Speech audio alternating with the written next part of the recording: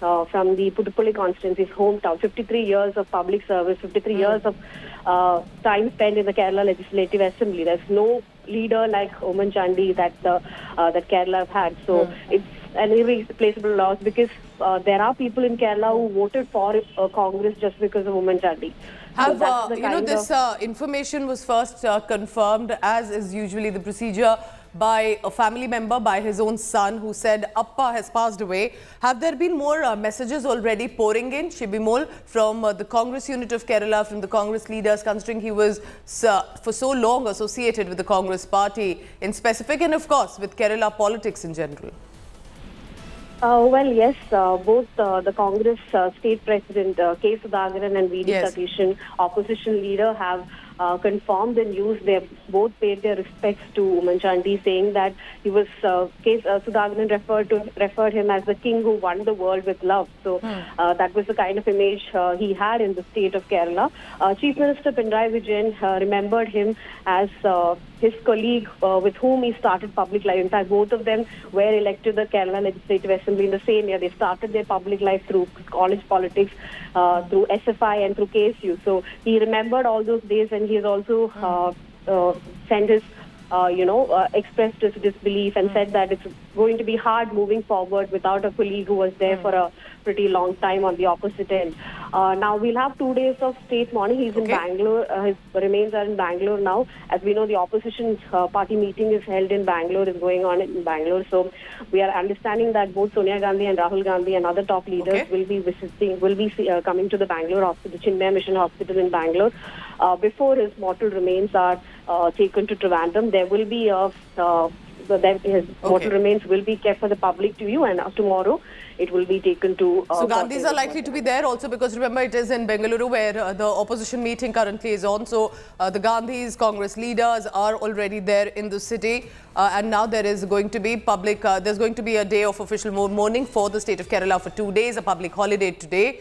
And our condolences as well to the family of Oommen Chandy. From leader of opposition to Kerala chief minister, been an MLA for several times. At 79, Oommen Chandy has passed away. Shibimol, thank you very much for the latest on that. Now, today is a big day with regard to meeting versus meeting. So on one side, there is an ongoing opposition meetings in Bengaluru. NDA also will be having its key alliance meeting to be held in Delhi today.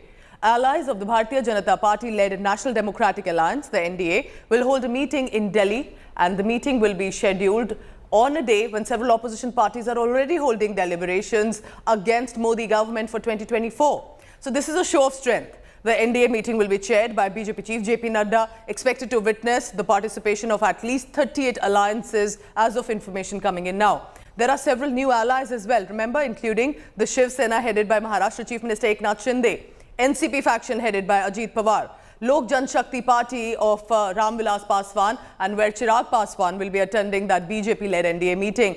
Now, this is after, remember, Chirag Paswan met Home Minister Amit Shah in Delhi and decided to return to the NDA. The BJP is making an all-out effort to ensure that for Lok Sabha, they manage to get another straight term. There are a lot of pragmatic adjustments, accommodations with new allies, and a lot of permutations, combinations being worked out. Direct benefit transfer में 28 लाख करोड़ रुपए have been directly transferred to the beneficiaries right into their accounts, and still we are trying to see to it. We have been able to block check the leakage of 4 to 5 lakh crores जो leakage का scope था. उसी तरीके से अगर हम देखें, digital tools का उपयोग बहुत बड़ी मात्रा में गवर्नेंस में बढ़ा है, जिसके कारण एक पारदर्शिता, ट्रांसपेरेंसी, उसको हम लोगों ने आगे बढ़ाया है. गांव, गरीब, वंचित, पीड़ित, शोषित, दलित, युवा, महिला, किसान, इन सब के प्रति स्कीम्स को फोकस किया गया है. और फोकस करने के कारण इनके एम्पावरमेंट में हम लोगों को बहुत ही सफलता मिली है, और इसके कारण भी एनडीए और एनडीए के घटक दलों में एक उत्साह, एक वातावरण देखने को मिलता है, और तीव्र गति से आगे चलने की आकांक्षा को हम आगे बढ़ा रहे हैं. पिछले 9 सालों में strong leadership of prime minister Modi यह हम सब लोगों को देखने को मिली है, जिसको देश ने भी सराहा है और एक बहुत ही पॉजिटिव वातावरण बना है। एक साधारण भारतीय भी गौरवान्वित महसूस करता है जब वो देखता है, बेचारा पढ़ा लिखा भी कम है तब भी वो जानता है कि मोदी जी ने कोविड मैनेजमेंट में दुनिया में एक मिसाल पेश की है, जहां बड़े बड़े डेवलप्ड देश अपने आप को अनडिसाइसिवनेस के कारण, अनिर्णयता की स्थिति के कारण वह सफल नहीं हुए, वहीं प्रधानमंत्री मोदी जी के नेतृत्व में कोविड मैनेजमेंट में दुनिया में मिसाल दी है। So Chirag Paswan's LJP returning to the NDA, SBSP returning to the NDA. Speculation is rife that even the JDS in Karnataka can return to the NDA. Party chief and former Karnataka chief minister has hit out at the Congress party for organizing this opposition unity meeting when farmers are dying. So the question is, where will JDS go? Could they actually return to the NDA again? We have big news coming in on that. Take a look at this report.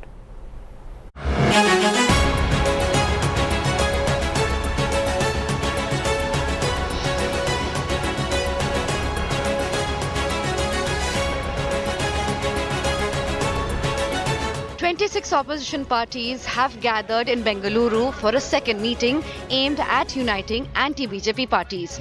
The two-day meet convened by the Congress has one significant absentee from Karnataka. JDS leader and former Karnataka Chief Minister H.D. Kumaraswamy claims he wasn't invited to the session. Actually trying to bring Mahagathbandhan several leaders by inviting to Karnataka. Let us see what Mahagathbandhan will going to give clear message to the country. Nobody has invited us. Nobody has invited us. The exclusion of JDS comes even as the BJP pushes for an alliance with the JDS. ಮತ್ತು JDS ನಾಯಕರ ವರಿಷ್ಠ ದೇವೇಗೌಡರ ನಡುವೆ ಇರುವಂಥ ಮಾತುಕತೆ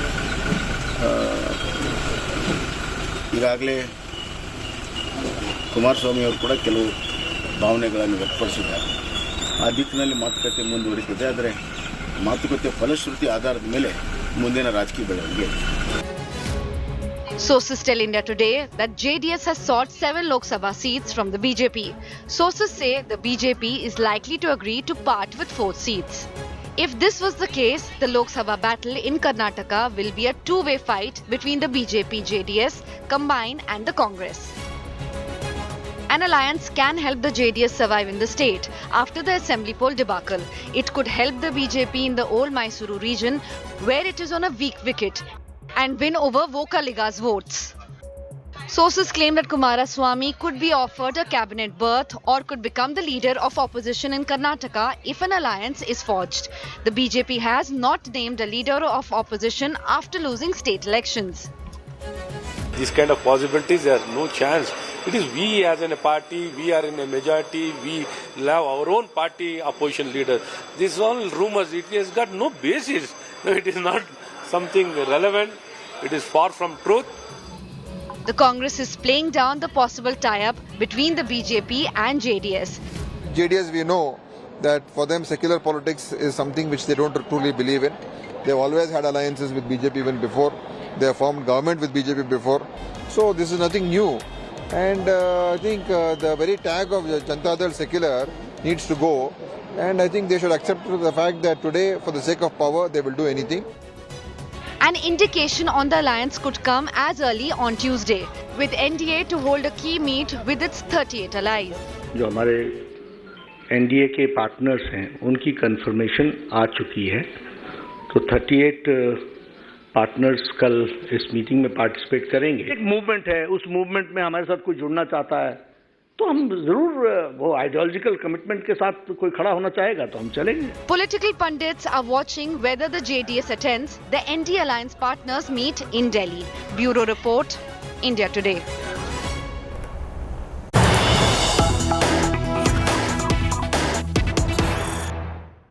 The Bharatiya Janata Party's escalating attack at the Congress party, the ruling party in the state of Karnataka. The BJP is accusing the state government of spending taxpayers' money for the opposition meeting.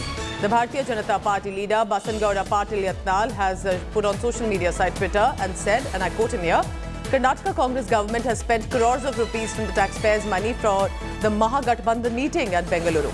The government has misused power, deputed IAS officers to welcome political leaders who are on a visit for a political agenda.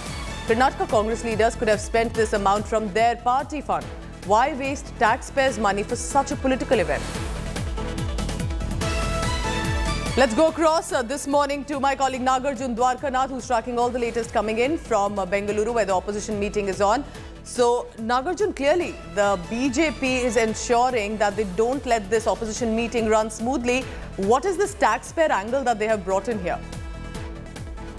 Well, the BJP right now is accusing the Congress government of spending the taxpayers' money in giving cars and putting out IAS officers as in charges to receiving the guests.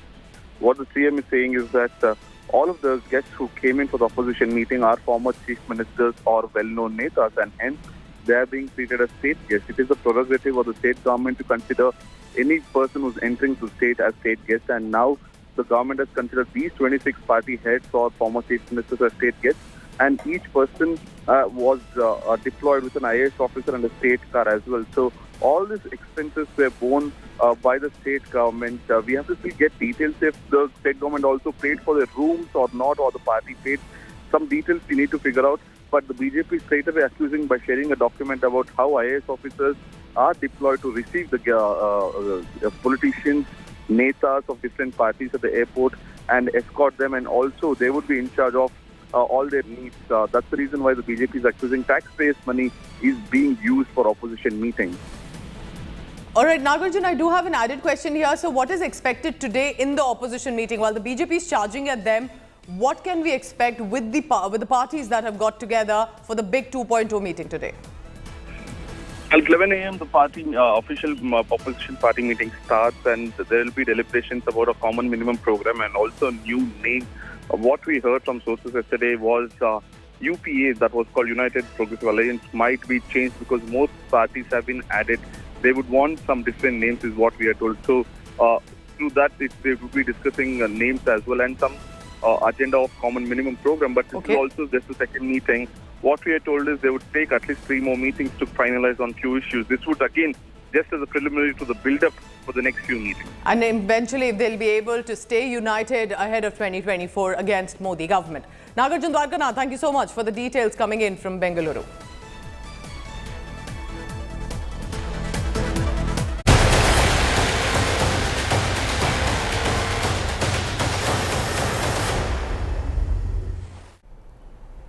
The city's all decked up for the final days. It is the 2.0 opposition meeting that's taking place. So who are expected to be there at the meeting in Bengaluru?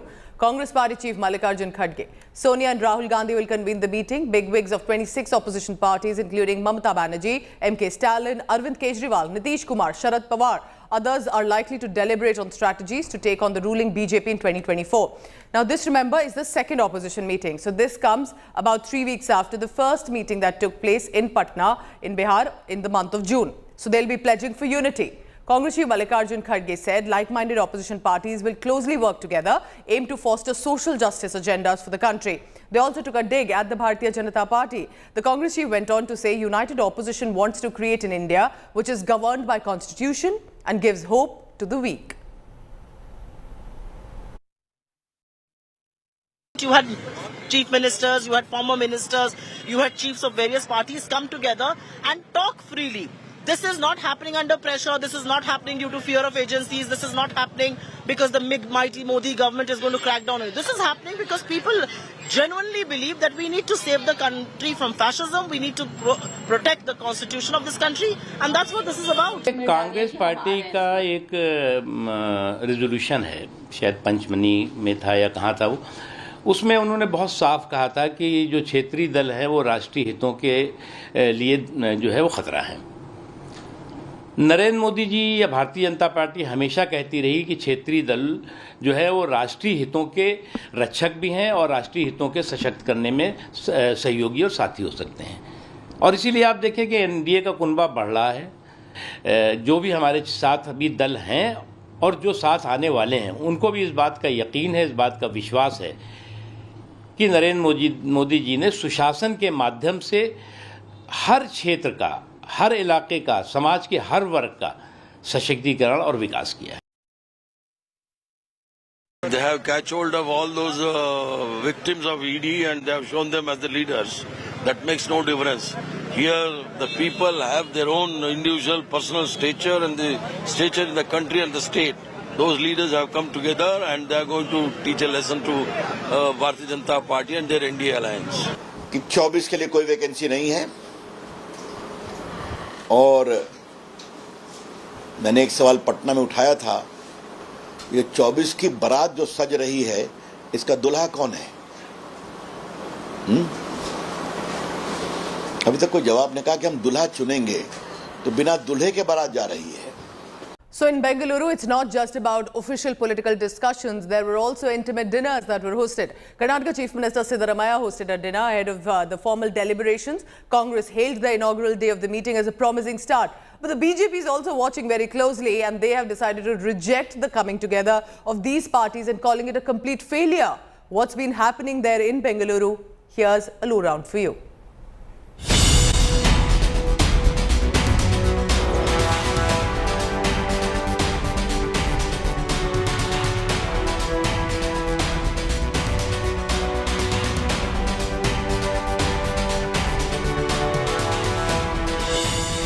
In quest for a formidable alliance, 26 opposition parties head to Bengaluru. Informal conversations and a dinner hosted by Karnataka Chief Minister Siddaramaiah on day one set the stage for formal deliberations scheduled for Tuesday. The opposition sought to exude a sense of optimism. The big takeaway is that there is a meeting of minds between various parties. There is a meeting of minds as far as India's opposition is concerned. On big issues, we stand completely united. We will speak and voice the concerns of the people. Congress President Mallikarjun Kharge, in a tweet, hailed the inaugural day of the meeting as a promising start. RLD leader Jayant Chaudhary issued a visual statement, tweeting pictures of delegate cards featuring himself and SP leader Akhilesh Yadav side by side. This apparently aimed to quell reports about differences between the two. The BJP, however, sought to reject the coming together of opposition parties as a complete failure. The party's IT cell head issued a stinging tweet attacking various participants from Arvind Kejriwal in Delhi, Mamta Banerjee in West Bengal to Nitish Kumar and Lalu Yadav in Bihar. The opposition parties, however, stand poised for the day 2 of their key engagement in Bengaluru on Wednesday. The Congress has pulled all strings to make this mega opposition meet a grand success. That said, other opposition parties have also played along. This in the backdrop of the BJP wooing new partners and getting the NDA in motion. That said, the opposition parties have finally realized that the road to Delhi is arduous and the least that they can do is stick together. With video journalist Dalveer Singh, this is Mosmi Singh in Bengaluru for India Today. On that note, I'm wrapping up this bulletin for now, but don't go anywhere. Lots more and big political stories right after a break. Thank you so much for watching the first hour.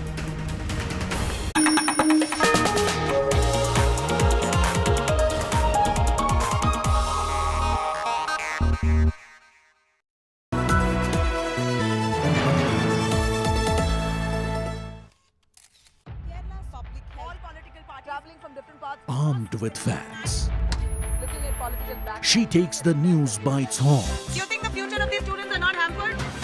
Fierce, bold and direct, setting the tone for the biggest stories. From every corner and every angle. Expect nothing but the unfiltered truth. News first, niceties later. Watch me, Nabila Jamal, on India Today.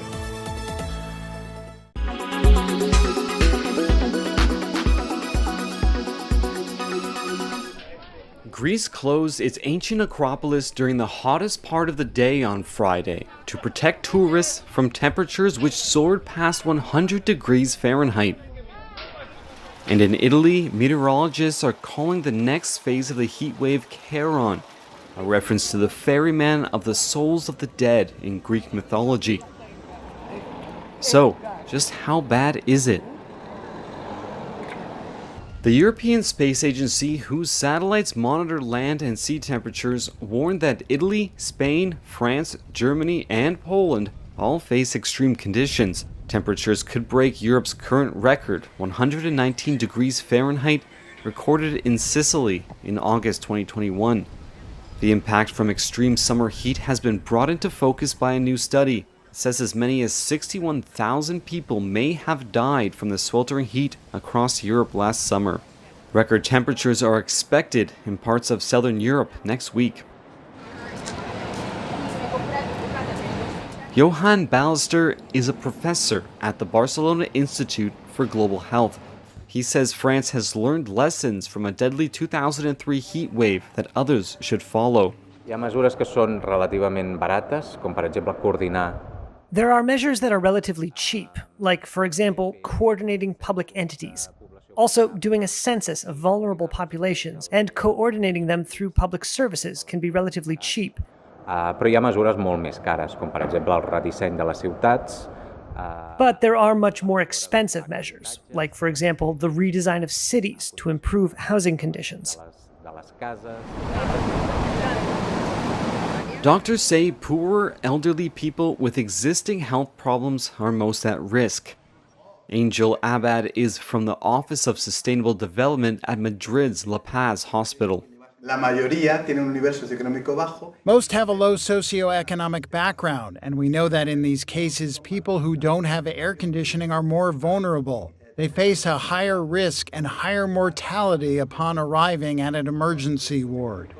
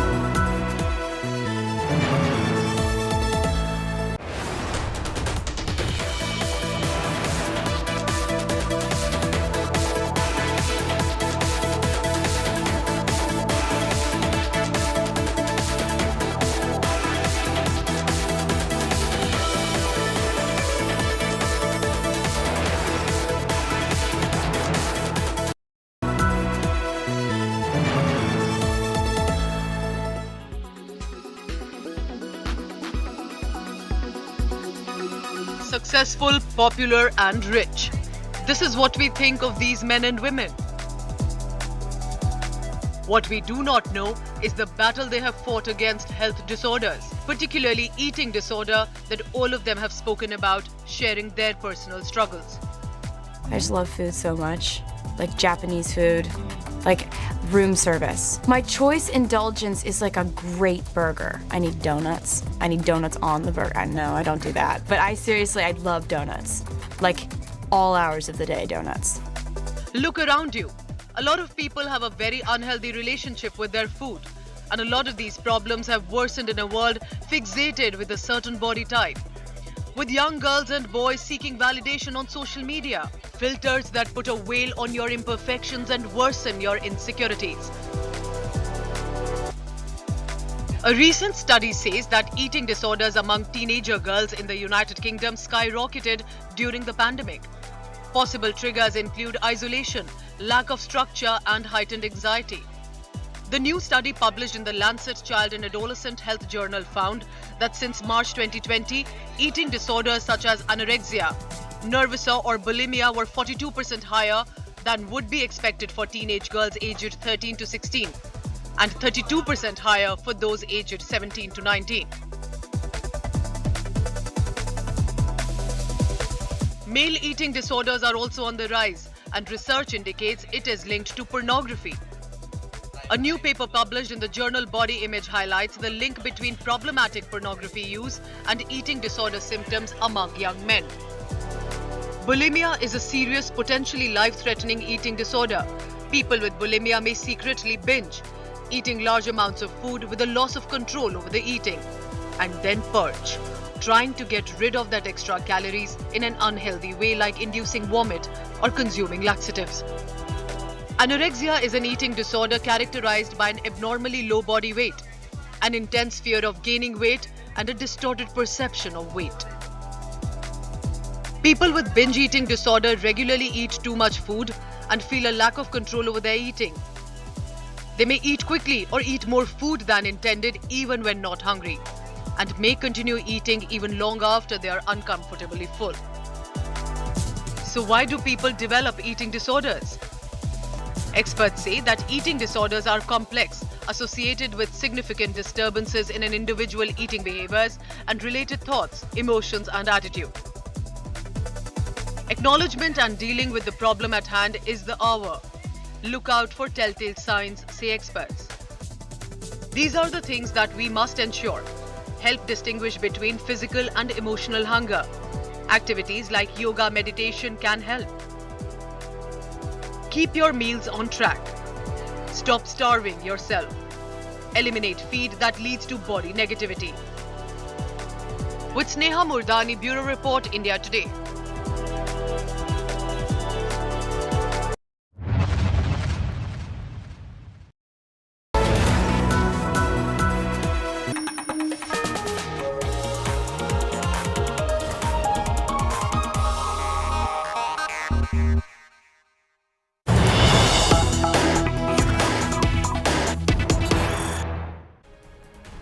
Congress's veteran and former Chief Minister of Kerala, Oommen Chandy, passed away this morning. He was 79 years of age. He had been undergoing treatment in Bengaluru since the last few months. His son has given out this information about the same through a social media post. He served as the Chief Minister, remember, of the southern state of Kerala during the period 2004 to 2006, then again 2011 to 2016. Kerala government in return has declared 2 days of official mourning, and today will be a public holiday in the state of Kerala. Oommen Chandy passes away in a Bengaluru hospital. He was 79 years of age, had been undergoing treatment. Chandy, remember, was one of the popular chief ministers of the state of Kerala, twice becoming the chief minister, one between 2004 to 2006 and then again in 2011 and 2016. 2 days of official mourning in Kerala and a public holiday in the state today. I want to get an update coming in from my colleague Shibimol KG from Thiruvananthapuram. Shibimol, tragic news there. 79 years of age, one of the popular chief ministers of Kerala. What exactly has the son been able to divulge as details? What is expected in Kerala today? Pooja, Oommen Chandy was undergoing treatment since the last few months in Bangalore. In fact, since the last few years, he's been undergoing treatment for cancer abroad and in India also. So he was pretty much active since the last, in the last year also, till half the year, he was pretty active. Though he was very weak, he was still coming for all the Congress events, participating in meetings and everything. But towards the end, his health condition weakened, and then he had to be shipped to the Bengaluru hospital. His son informed around 4:25 a.m. that his father is no more, and today his mortal remains will be brought to Trivandrum. There will be official mourning for 2 days, and tomorrow his last rites will take place in Kottayam, his hometown, is what we are understanding. Like you said, he's one of those chief ministers in Kerala who was loved so much by the people. He had connections with people without any political differences. People who backed all the political parties loved him, and it's an irreplaceable loss for not just for the Congress party but also for the Kerala political picture, because he's been one of the most popular and loved faces in Kerala. In fact, he also holds the record for being elected to the assembly for the most number of times. He's been an MLA since the last 53 years. He got elected to Kerala Assembly in 1970. Even now, when he passed away, he still is an MLA from the Puduppally constituency, his hometown. 53 years of public service, 53 years of time spent in the Kerala Legislative Assembly. There's no leader like Oommen Chandy that Kerala have had. So it's an irreplaceable loss, because there are people in Kerala who voted for Congress just because of Oommen Chandy. This information was first confirmed, as is usually the procedure, by a family member, by his own son, who said Appa has passed away. Have there been more messages already pouring in, Shibimol, from the Congress unit of Kerala, from the Congress leaders, considering he was for so long associated with the Congress party in specific, and of course with Kerala politics in general? Well, yes, both the Congress state president K. Sudhakaran and V.D. Satishan, opposition leader, have confirmed the news. They have both paid their respects to Oommen Chandy, saying that he was Sudhakaran referred him as the king who won the world with love. So that was the kind of image he had in the state of Kerala. Chief Minister Pinarayi Vijayan remembered him as his colleague with whom he started public life. In fact, both of them were elected to the Kerala Legislative Assembly in the same year. They started their public life through college politics, through SFI and through KSU. So he remembered all those days, and he has also sent his, expressed his disbelief and said that it's going to be hard moving forward without a colleague who was there for a pretty long time on the opposite end. Now we'll have 2 days of state mourning. He's in Bangalore. His remains are in Bangalore now. As we know, the opposition party meeting is held in Bangalore, is going on in Bangalore. So we are understanding that both Sonia Gandhi and Rahul Gandhi and other top leaders will be coming to the Bangalore hospital, Chinmaya Mission Hospital in Bangalore. Before his mortal remains are taken to Trivandrum, there will be his mortal remains will be kept for the public to view, and tomorrow it will be taken to... so Gandhis are likely to be there also, because remember it is in Bengaluru where the opposition meeting currently is on. So the Gandhis, Congress leaders are already there in the city, and now there is going to be there's going to be a day of official mourning for the state of Kerala for 2 days, a public holiday today. And our condolences as well to the family of Oommen Chandy. From leader of opposition to Kerala Chief Minister, been an MLA for several times. At 79, Oommen Chandy has passed away. Shibimol, thank you very much for the latest on that. Now, today is a big day with regard to meeting versus meeting. So, on one side, there is an ongoing opposition meetings in Bengaluru. NDA also will be having its key alliance meeting to be held in Delhi today. Allies of the Bharatiya Janata Party-led National Democratic Alliance, the NDA, will hold a meeting in Delhi, and the meeting will be scheduled on a day when several opposition parties are already holding deliberations against Modi government for 2024. So this is a show of strength. The NDA meeting will be chaired by BJP Chief JP Nadda, expected to witness the participation of at least 38 alliances as of information coming in now. There are several new allies as well, remember, including the Shiv Sena headed by Maharashtra Chief Minister Eknath Shinde, NCP faction headed by Ajit Pawar, Lok Janshakti Party of Ram Vilas Paswan, and where Chirag Paswan will be attending that BJP-led NDA meeting. Now, this is after, remember, Chirag Paswan met Home Minister Amit Shah in Delhi and decided to return to the NDA. The BJP is making an all-out effort to ensure that for Lok Sabha, they manage to get another straight term. There are a lot of pragmatic adjustments, accommodations with new allies, and a lot of permutations, combinations being worked out.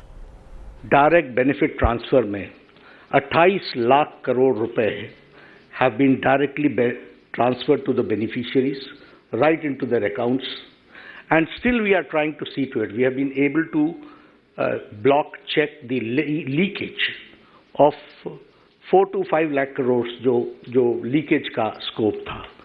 उसी तरीके से अगर हम देखें, digital tools का उपयोग बहुत बड़ी मात्रा में गवर्नेंस में बढ़ा है, जिसके कारण एक पारदर्शिता, ट्रांसपेरेंसी, उसको हम लोगों ने आगे बढ़ाया है.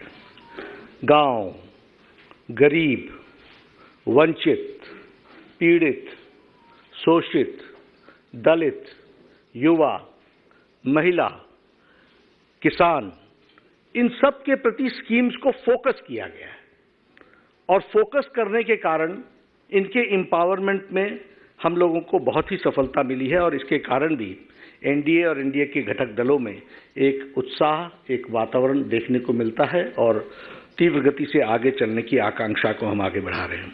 पिछले 9 सालों में strong leadership of prime minister Modi, यह हम सब लोगों को देखने को मिली है, जिसको देश ने भी सराहा है, और एक बहुत ही पॉजिटिव वातावरण बना है. एक साधारण भारतीय भी गौरवान्वित महसूस करता है जब वो देखता है, बेचारा पढ़ा लिखा भी कम है, तब भी वो जानता है कि मोदी जी ने कोविड मैनेजमेंट में दुनिया में एक मिसाल पेश की है. जहां बड़े बड़े डेवलप्ड देश अपने आप को अनडिसाइसिवनेस के कारण, अनिर्णयता की स्थिति के कारण वह सफल नहीं हुए, वहीं प्रधानमंत्री मोदी जी के नेतृत्व में कोविड मैनेजमेंट में दुनिया में मिसाल दी है।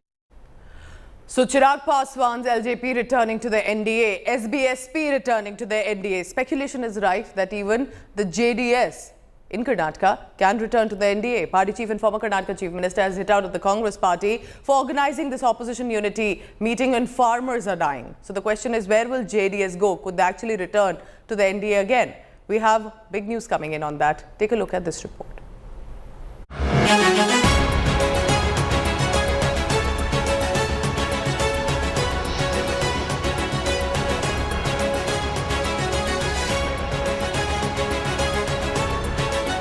26 opposition parties have gathered in Bengaluru for a second meeting aimed at uniting anti-BJP parties. The two-day meet, convened by the Congress, has one significant absentee from Karnataka. JDS leader and former Karnataka Chief Minister H.D. Kumaraswamy claims he wasn't invited to the session. Actually trying to bring Mahagathbandhan several leaders by inviting to Karnataka. Let us see what Mahagathbandhan will going to give clear message to the country. Nobody has invited us. Nobody has invited us. The exclusion of JDS comes even as the BJP pushes for an alliance with the JDS. ಮತ್ತು JDS ನಾಯಕರ ವರಿಷ್ಠ ದೇವೇಗೌಡರ ನಡುವೆ ಇರುವಂಥ ಮಾತುಕತೆ ಈಗಾಗಲೇ ಕುಮಾರಸ್ವಾಮಿ ಅವರು ಕೂಡ ಕೆಲವು ಭಾವನೆಗಳನ್ನು ವ್ಯಕ್ತಪಡಿಸಿದ್ದಾರೆ. ಆ ದಿಕ್ಕಿನಲ್ಲಿ ಮಾತುಕತೆ ಮುಂದುವರಿತಿದೆ. ಆದರೆ ಮಾತುಕತೆ ಫಲಶ್ರುತಿ ಆಧಾರದ ಮೇಲೆ ಮುಂದಿನ ರಾಜಕೀಯ ಬೆಳವಣಿಗೆ. Sources tell India Today that JDS has sought 7 Lok Sabha seats from the BJP. Sources say the BJP is likely to agree to part with 4 seats. If this was the case, the Lok Sabha battle in Karnataka will be a two-way fight between the BJP, JDS combined and the Congress. An alliance can help the JDS survive in the state after the assembly poll debacle. It could help the BJP in the old Mysuru region, where it is on a weak wicket, and win over Vokaliga's votes. Sources claim that Kumaraswamy could be offered a cabinet berth or could become the leader of opposition in Karnataka if an alliance is forged. The BJP has not named a leader of opposition after losing state elections. These kind of possibilities, there is no chance. It is we as a party, we are in a majority, we have our own party opposition leader. This is all rumors, it has got no basis. No, it is not something relevant, it is far from truth. The Congress is playing down the possible tie-up between the BJP and JDS. JDS, we know that for them secular politics is something which they don't truly believe in. They've always had alliances with BJP even before. They have formed government with BJP before. So this is nothing new. And I think the very tag of Janata Dal secular needs to go. And I think they should accept the fact that today, for the sake of power, they will do anything. An indication on the alliance could come as early on Tuesday, with NDA to hold a key meet with its 38 allies. जो हमारे NDA के partners हैं, उनकी confirmation आ चुकी है. तो 38 partners कल इस मीटिंग में पार्टिसिपेट करेंगे. एक मूवमेंट है, उस मूवमेंट में हमारे साथ कोई जुड़ना चाहता है तो हम जरूर वो आइडियोलॉजिकल कमिटमेंट के साथ कोई खड़ा होना चाहेगा तो हम चलेंगे. Political pundits are watching whether the JDS attends the NDA alliance partners meet in Delhi. Bureau Report, India Today.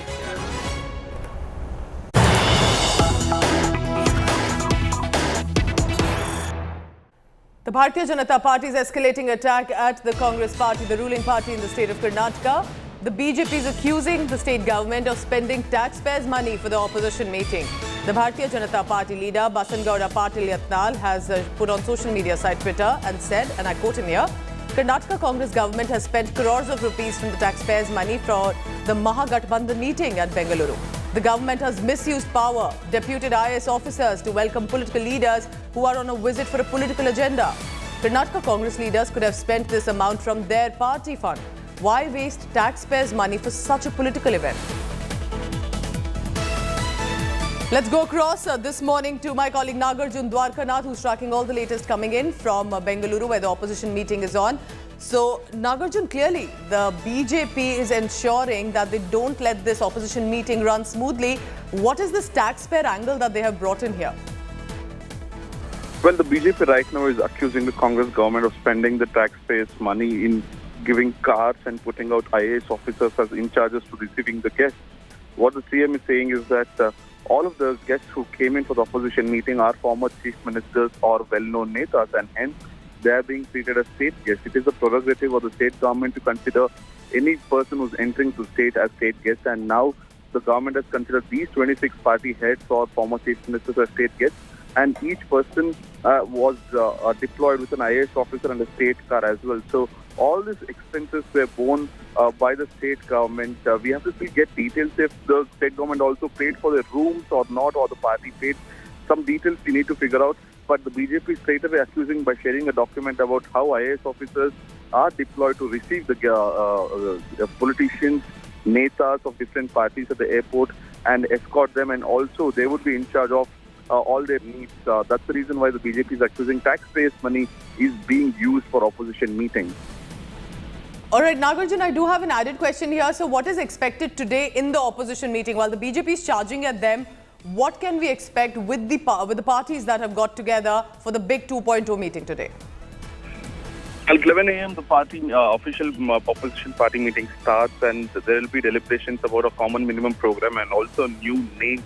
What we heard from sources yesterday was UPA, that was called United Progressive Alliance, might be changed because more parties have been added.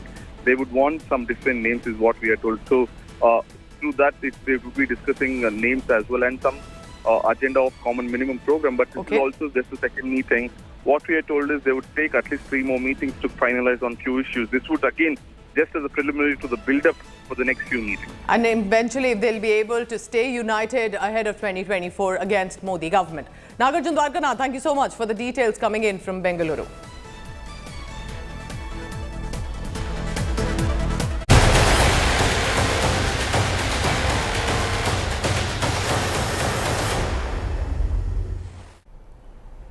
The city's all decked up for the final days. It is the 2.0 opposition meeting that's taking place. So who are expected to be there at the meeting in Bengaluru?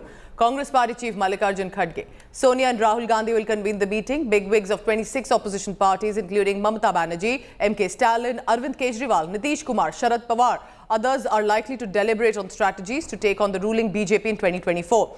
Now, this, remember, is the second opposition meeting. So this comes about 3 weeks after the first meeting that took place in Patna, in Bihar, in the month of June. So they'll be pledging for unity. Congress Chief Mallikarjun Kharge said like-minded opposition parties will closely work together, aim to foster social justice agendas for the country. They also took a dig at the Bharatiya Janata Party. The Congress chief went on to say united opposition wants to create an India which is governed by constitution and gives hope to the weak. You had chief ministers, you had former ministers, you had chiefs of various parties come together and talk freely. This is not happening under pressure. This is not happening due to fear of agencies. This is not happening because the mighty Modi government is going to crack down on it. This is happening because people genuinely believe that we need to save the country from fascism. We need to protect the constitution of this country. And that's what this is about. Congress party का एक resolution है, शायद पंचमनी में था या कहाँ था वो, उसमें उन्होंने बहुत साफ कहा था कि जो क्षेत्रीय दल है वो राष्ट्रीय हितों के लिए जो है वो खतरा है। नरेंद्र मोदी जी या भारतीय जनता पार्टी हमेशा कहती रही कि क्षेत्रीय दल जो है वो राष्ट्रीय हितों के रक्षक भी हैं और राष्ट्रीय हितों के सशक्त करने में सहयोगी और साथी हो सकते हैं। और इसीलिए आप देखें कि एनडीए का कुनबा बढ़ रहा है। जो भी हमारे साथ अभी दल हैं और जो साथ आने वाले हैं उनको भी इस बात का यकीन है, इस बात का विश्वास है कि नरेंद्र मोदी जी ने सुशासन के माध्यम से हर क्षेत्र का, हर इलाके का, समाज के हर वर्ग का सशक्तिकरण और विकास किया है। They have catch hold of all those victims of ED and they have shown them as the leaders. That makes no difference. Here the people have their own individual personal stature and the stature in the country and the state. Those leaders have come together and they are going to teach a lesson to Bharatiya Janata Party and their NDA alliance. कि 24 के लिए कोई vacancy नहीं है और मैंने एक सवाल पटना में उठाया था, ये 24 की बारात जो सज रही है इसका दूल्हा कौन है? अभी तक कोई जवाब नहीं। कहा कि हम दूल्हा चुनेंगे, तो बिना दूल्हे के बारात जा रही है। So in Bengaluru, it's not just about official political discussions. There were also intimate dinners that were hosted. Karnataka Chief Minister Siddaramaiah hosted a dinner ahead of the formal deliberations. Congress hailed the inaugural day of the meeting as a promising start. But the BJP is also watching very closely, and they have decided to reject the coming together of these parties and calling it a complete failure. What's been happening there in Bengaluru? Here's a lowdown for you.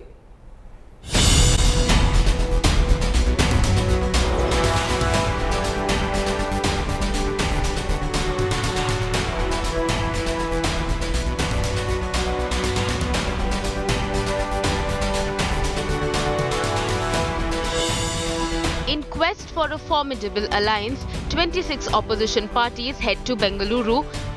Informal conversations and a dinner hosted by Karnataka Chief Minister Siddaramaiah on day one set the stage for formal deliberations scheduled for Tuesday. The opposition sought to exude a sense of optimism. The big takeaway is that there is a meeting of minds between various parties. There is a meeting of minds as far as India's opposition is concerned. On big issues, we stand completely united. We will speak and voice the concerns of the people.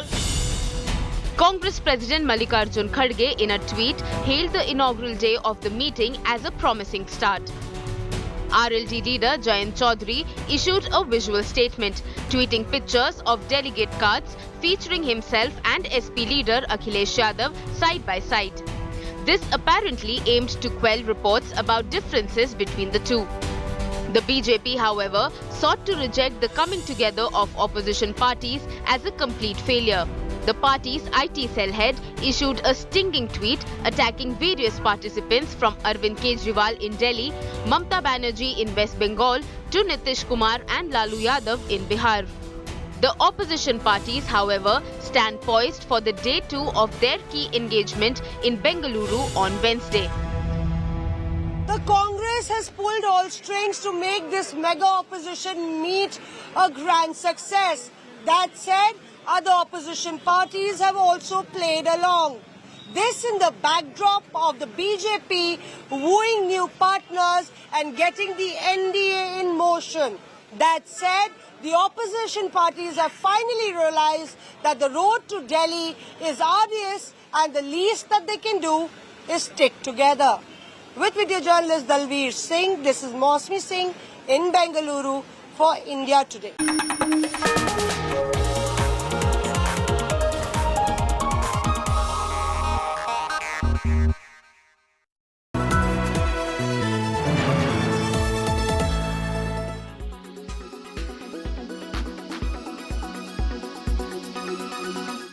Stock of the day clearly on the Nifty at least is Reliance Industries.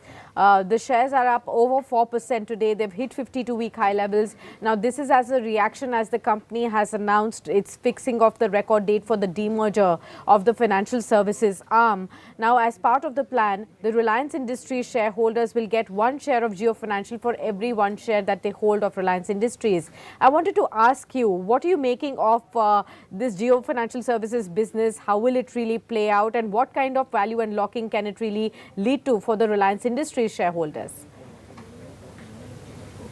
So I believe that there will be concentrated approach to the Jio Financial business because it is no more part of the the Reliance entire conglomerate, and being listed separately, I think it will provide another stock in the financial services to the investors at large who have not been holders of Reliance, and that to my mind is expected to drive the outperformance of the stock. We expect the stock to do very well and consolidate gains as it goes ahead. Right, you did say that the stock is expected to do well. Now remember, the stock is already up about 24% from its lowest level this year. That was hit on March 24th of around 2200 and thereabout, and from that time a 24% surge already. How much more upside do you see on the Reliance Industries stock? See, look at it this way. We've seen dearth of information coming from the Reliance tables on any corporate action. And with this is the first where Geo Financial Services is being, spawned out into a new baby. We will see multiple new disclosures coming in. So, Reliance Retail is there. The Geo IPO can come in. And, we could also see a lot of news flow on the green energy side. So I believe that the corporate actions will pick up frequency now, and that is expected to keep the stock firm and seek higher levels.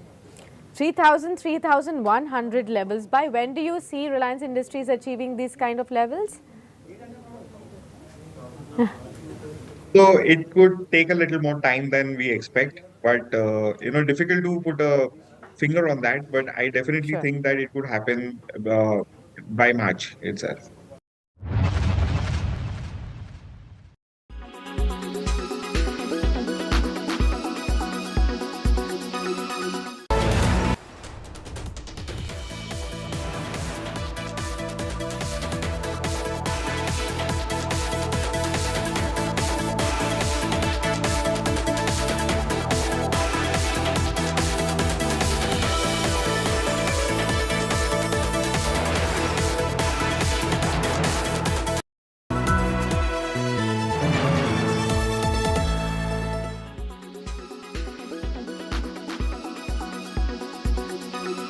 It's often said that a rhythm is the essence of nature.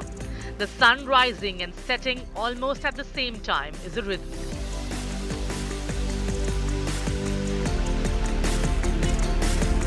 Eating along with the rise of the sun and before the sun is down is the rhythm that our body can adapt to and does wonders for our health.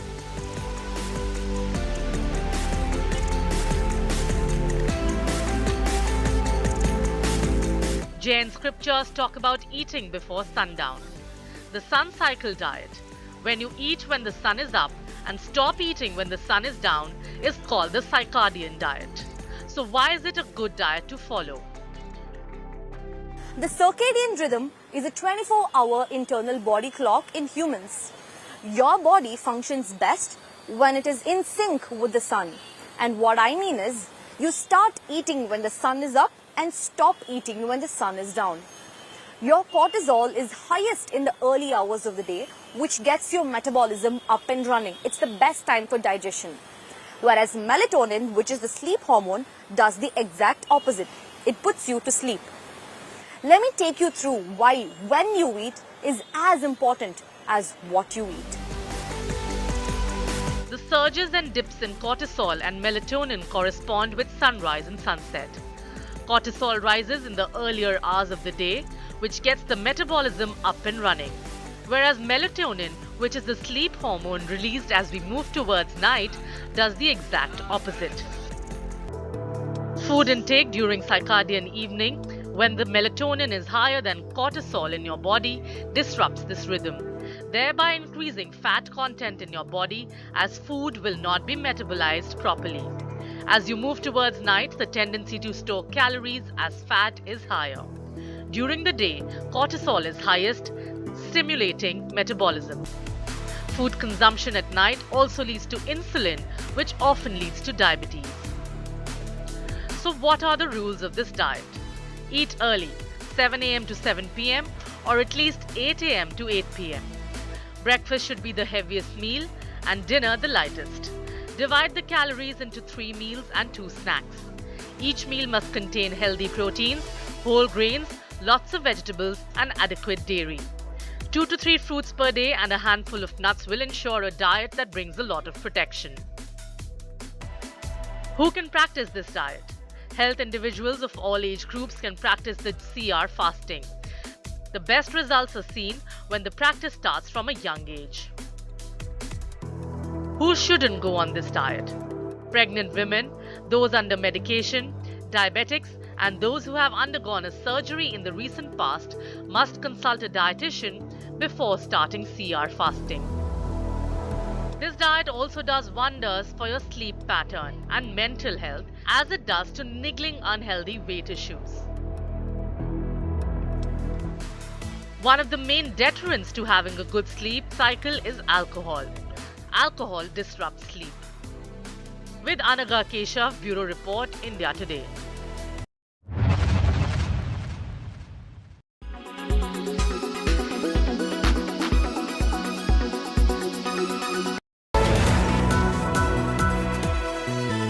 Powered by घर लेना हो या बेचना 99 एकड़ से ही पूछना.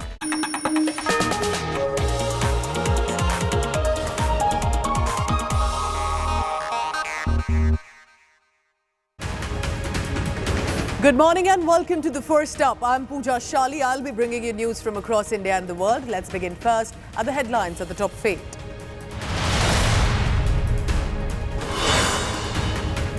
The big news coming in is of the opposition meeting today. This, remember, is apart from how the NDA also has managed a counter-strike. BJP and 38 allies will be meeting also today. Prime Minister will attend the big meeting of the NDA alliance.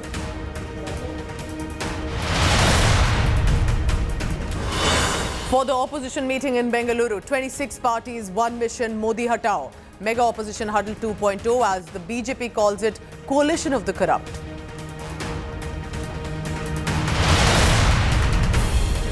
The Wrestling Federation chief will appear in a Delhi court today. Testimonies of the wrestlers reveal harassment horror. The picture proof against Brij Bhushan has been revealed.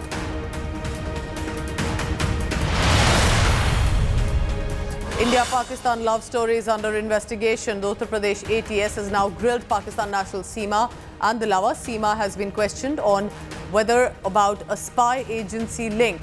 Her background, contacts, mobile details are under the lens of the agencies now.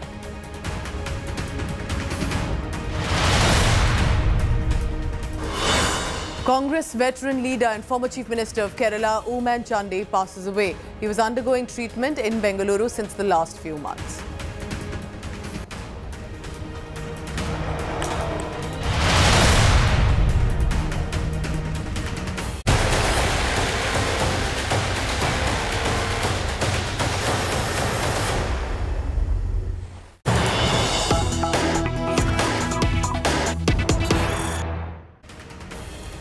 In the city of Bengaluru, where there is opposition meeting 2.2, there's a poster war that has surfaced, and this time it appears to be with regard to Nitish Kumar. These posters that you can see on your screen say that there is unstable PM posters on the streets of Bengaluru. The posters mention Bihar Bridge collapse, cops steer Nitish posters in Bengaluru. So basically it is attacking Nitish Kumar, saying Nitish Kumar is the unstable one, and this is the gift to Bihar that has been coming. Remember, this is amid an opposition huddle that has come. These posters that have been emerging in the city of Bengaluru, targeting Nitish Kumar, interestingly, who is the Chief Minister of Bihar.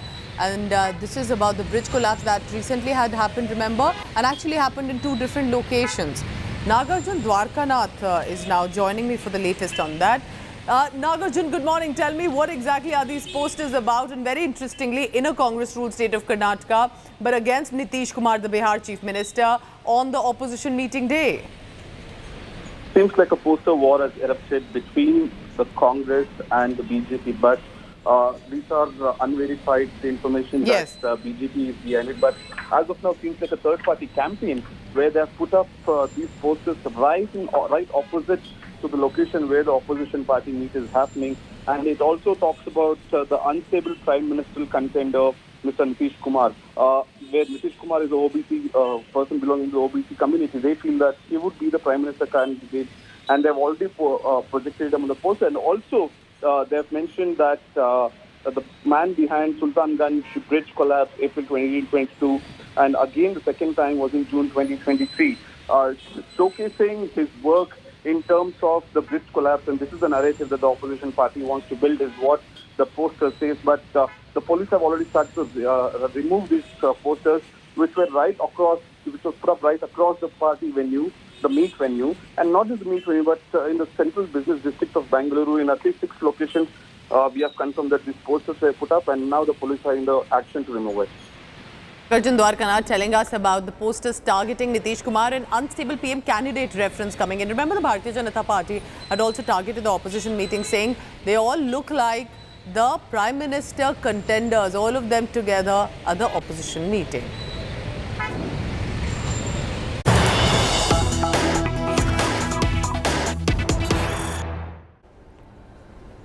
So remember, today is going to be meeting versus meeting. One in Bengaluru, one in Delhi, and the BJP, closely watching the opposition meeting as well, has now targeted this opposition meeting in the city and has said that Delhi is drowning, but its chief minister is rather busy in a huddle. The Bharatiya Janata Party targeting Arvind Kejriwal, the chief minister of Delhi, national convener of the Aam Aadmi Party, and the BJP have said Bengal law and order is collapsing, but its chief minister is in meeting, referring to Mamata Banerjee. The opposition meeting is a huddle of irresponsible netas. So taking a dig at the two chief ministers, Arvind Kejriwal of Delhi, Mamata Banerjee of Bengal, to say that their states have several issues going on right now, from flood-like situation to law and order, but their chief ministers would rather be attending an opposition meeting in the city of Bengaluru. Let's go across to my colleague Akshay Dongre in this live morning telecast for what's been happening in the opposition meeting and much more. Akshay, good morning. So the Bharatiya Janata Party ensuring that the meeting does not go smooth. They're taking a dig at all the leaders who are also chief ministers. What are you hearing of the Bharatiya Janata Party's charges and digs at the opposition meeting, Akshay? One thing is very clear, that the 2024 Lok Sabha elections are just around the corner now, and all the political parties across the country are gearing up for the big Lok Sabha election next year. Yes. The Bharatiya Janata Party, of course, is uneasy about the fact that these strong opposition leaders, these regional leaders, be it from Telangana, be it from West Bengal, and other parts of the country, they are trying to come together, and it can be dangerous for the Bharatiya Janata Party as far as their poll prospects are concerned, because truth be told, the voting, the percentage of votes that all of these combined opposition parties have received is higher than the BJP. The BJP has won because these political parties were earlier fighting against each other while also fighting the Bharatiya Janata Party, which divided the votes and helped the BJP. But coming together of these political parties will not be good for the BJP as far as the upcoming elections are concerned. And that's why the BJP, especially as far as the IT cell or the social media chief of the Bharatiya Janata Party, Amit Malviya, has leveled a very fresh charges against all of these parties who are trying to come together. And the BJP knows that as far as the unity between these parties are concerned, it is very fragile. The regional cadre of these parties have years and rather decades fought against each other, and if they have to target these opposition parties and their idea of opposition unity, then they have to target the regional areas where these parties have fought against each other, and now the top leaders are coming together and try to show it as a unity. So that is going to be a big challenge for these parties, Pooja. All right, remember, because at this point, it is correct that while there is an opposition meeting, they want to look united against Modi government for 2024. But until a few days ago, Congress and Aam Aadmi Party were gunning for each other. They finally managed to send an olive branch to each other. But they have, for now, at least looked united for this meeting. Akshay Dongre tracking the latest on how the BJP is charging at the opposition meeting. So all eyes will be today at the city of Bengaluru. 11 a.m. is when the opposition meeting begins. What are we expecting there? Remember, there are going to be big netas. First, of course, from the Congress party, because Mallikarjun Kharge, the party chief, Rahul Gandhi and Sonia Gandhi will be convening the meeting. But apart from them, big wigs of 26 opposition parties, Mamata Banerjee, MK Stalin, Arvind Kejriwal, Nitish Kumar, Sharad Pawar also are likely to deliberate on strategies to take on the ruling BJP in 2024 Lok Sabha elections. This is the second opposition meeting, comes 3 weeks after the first meeting that took place in Bihar in the month of June. They will be pledging for unity. Congress chief Mallikarjun Kharge has said like-minded opposition parties will closely work together. The aim is to foster social justice agendas in the country. And taking a dig at the BJP, Congress chief has gone on to say united opposition wants to create an India which is governed by constitution and gives hope to the weak.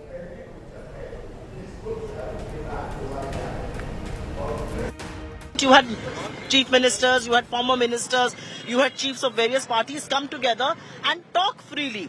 This is not happening under pressure. This is not happening due to fear of agencies. This is not happening because the mighty Modi government is going to crack down on it. This is happening because people genuinely believe that we need to save the country from fascism. We need to protect the constitution of this country. And that's what this is about. Congress party का एक resolution है, शायद पंचमनी में था या कहाँ था वो, उसमें उन्होंने बहुत साफ कहा था कि जो क्षेत्रीय दल है वो राष्ट्रीय हितों के लिए जो है वो खतरा है। नरेंद्र मोदी जी या भारतीय जनता पार्टी हमेशा कहती रही कि क्षेत्रीय दल जो है वो राष्ट्रीय हितों के रक्षक भी हैं और राष्ट्रीय हितों के सशक्त करने में सहयोगी और साथी हो सकते हैं। और इसीलिए आप देखें कि एनडीए का कुनबा बढ़ रहा है। जो भी हमारे साथ अभी दल हैं और जो साथ आने वाले हैं उनको भी इस बात का यकीन है, इस बात का विश्वास है कि नरेंद्र मोदी जी ने सुशासन के माध्यम से हर क्षेत्र का, हर इलाके का, समाज के हर वर्ग का सशक्तिकरण और विकास किया है। They have catch hold of all those victims of ED and they have shown them as the leaders. That makes no difference.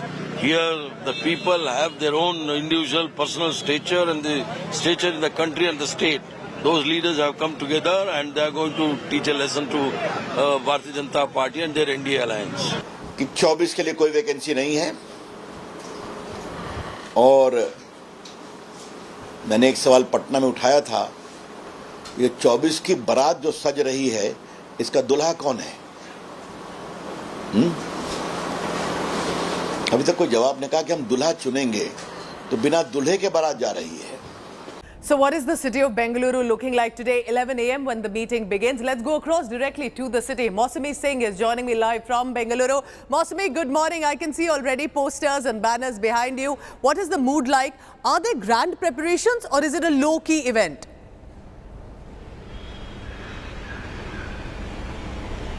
See, clearly you have a Congress government in Karnataka, and earlier the venue, firstly, Pooja, a very good morning to you and all our viewers. Bengaluru, the weather is perfect and the political weather for the opposition is just brewing up. So, and that's one reason, the Congress chose Bengaluru, to set the tone of this entire opposition meeting and also perhaps get the entire opposition alliance into motion. Behind me, you can see that there are several posters of Arvind Kejriwal.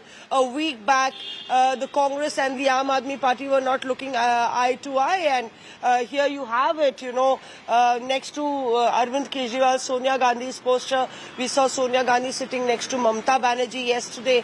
So a lot of godhomi, goodwill exchange, but the opposition leaders know that today, the second day of the entire opposition meet, there has to be some big takeaway. There have to be some deliverables, an action plan put into motion, because you can't keep having these meetings after meetings without any big takeaways or things that could be implemented on the ground. I think at 11 a.m. when the leaders meet, that will be the key focus of the entire meeting, about who is going to be in a team, in the core team of the alliance, what is the seat sharing formula, all those fine lines, yes, I think will be maneuvered and worked out. All right, it's going to be a long day for you, Mausami. All the very best. All the action will be in Bengaluru, and that's where my colleague Mausami is. She's currently reporting right from outside that venue as well. We have some big news coming in on opposition meeting. Let's take a look at that.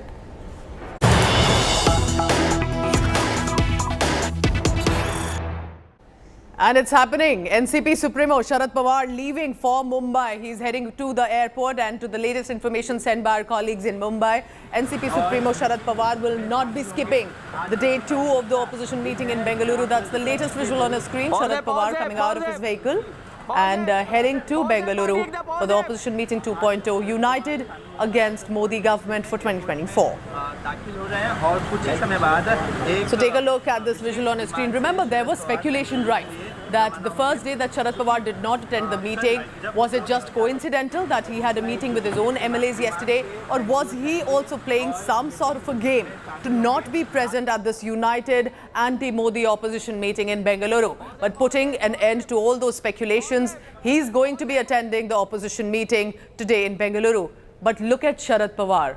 it will be important to mention who accompanies him today. Remember, the one who accompanied him to the opposition meeting in Patna previously was Praful Patel. Days later, he dumped Sharad Pawar's NCP and joined ship, staying with the party, but joined with the establishment of the government in Maharashtra led by Eknath Shinde, with Ajit Pawar, who had led that revolt, and Chhagan Bhujbal, once a close aide of Sharad Pawar, also joined in. Today, Sharad Pawar is heading toward the airport. We'll see if Supriya Sule, his daughter, the working president of NCP, will be accompanying him or not. But that's the big visual of Supremo of NCP, Sharad Pawar, with all confidence and hope heading toward Bengaluru. Pankaj Upadhyay getting us that big news that Sharad Pawar is heading there to the city. Good morning, Pankaj. So Sharad Pawar not skipping the meeting, but it's going to be slightly embarrassing for him, isn't it, as well, to an extent? And I say that because when he took his close aide, Praful Patel, previously at the opposition meeting, he jumped ship to the BJP, to the Shiv Sena government of Eknath Shinde. Today, who will be accompanying Sharad Pawar? Pooja, good morning. The fact remains, it might, yes, you're right, it might get a little embarrassing today for Sharad Pawar because there has been a vertical split in the party after Ajit's faction separated itself from the party, and in fact Ajit Pawar became the Deputy Chief Minister along with eight other party colleagues. But the fact remains, as Shiv Sena Uddhav Balasaheb Thackeray party also asserted yesterday, that this group is a joint alliance against all those parties which are trying to oppose the Bharatiya Janata Party and its venture. They are also maintaining in today's Samna as well, Uddhav Balasaheb Thackeray's Samna has written that the BJP will try its level best to come to power irrespective of what happens. And they realize that Uttar Pradesh, Maharashtra, Bihar are the three important states that can change the power dynamics. And that is the reason why what they did in Maharashtra, they are replicating in Uttar Pradesh as well. Now, it was being, said whether Sharad Pawar, after all, with whatever has happened in Maharashtra, will attend the joint opposition meet or not. Yesterday, we saw how he had skipped the meet. But today, early morning at 7, he left his residence for Bengaluru. The opposition parties in Maharashtra clearly maintain that this is going to be the decisive meeting because Sharad Pawar always has done the most important work, that is of bringing all the parties together. Otherwise, most of them were unwilling to come on the same platform. So Sharad Pawar has always played a very significant role in unifying all these opposition parties. So even after whatever has happened in Maharashtra, correct, his role and his stature doesn't really go down. And even after Ajit Pawar met Sharad Pawar in Mumbai, Sharad Pawar group clearly said that irrespective of whatever has happened, his stand, that is of being against the Bharatiya Janata Party, will not change. So this becomes very significant ahead of the joint opposition meet in Bengaluru. He made it very clear, Pankaj, isn't it? Yes. Cannot join hands with the Bharatiya Janata Party, he had told Ajit Pawar. Now he's heading to Bengaluru, even though he may be to an extent facing the sort of injuries that have been inflicted by his own party men, but he believes that he's going to fight back. He's going to be in part of the opposition meeting. How do you think this is going to play out? Do we have more netas joining him? Do you think it's only Sharad Pawar? And as we leave these with these visuals, Pankaj, I'll come back to you in just a short while as we have more news coming in. But it's a confirmation now. NCP Supremo Sharad Pawar is heading to Bengaluru for the meeting that is scheduled at 11 a.m.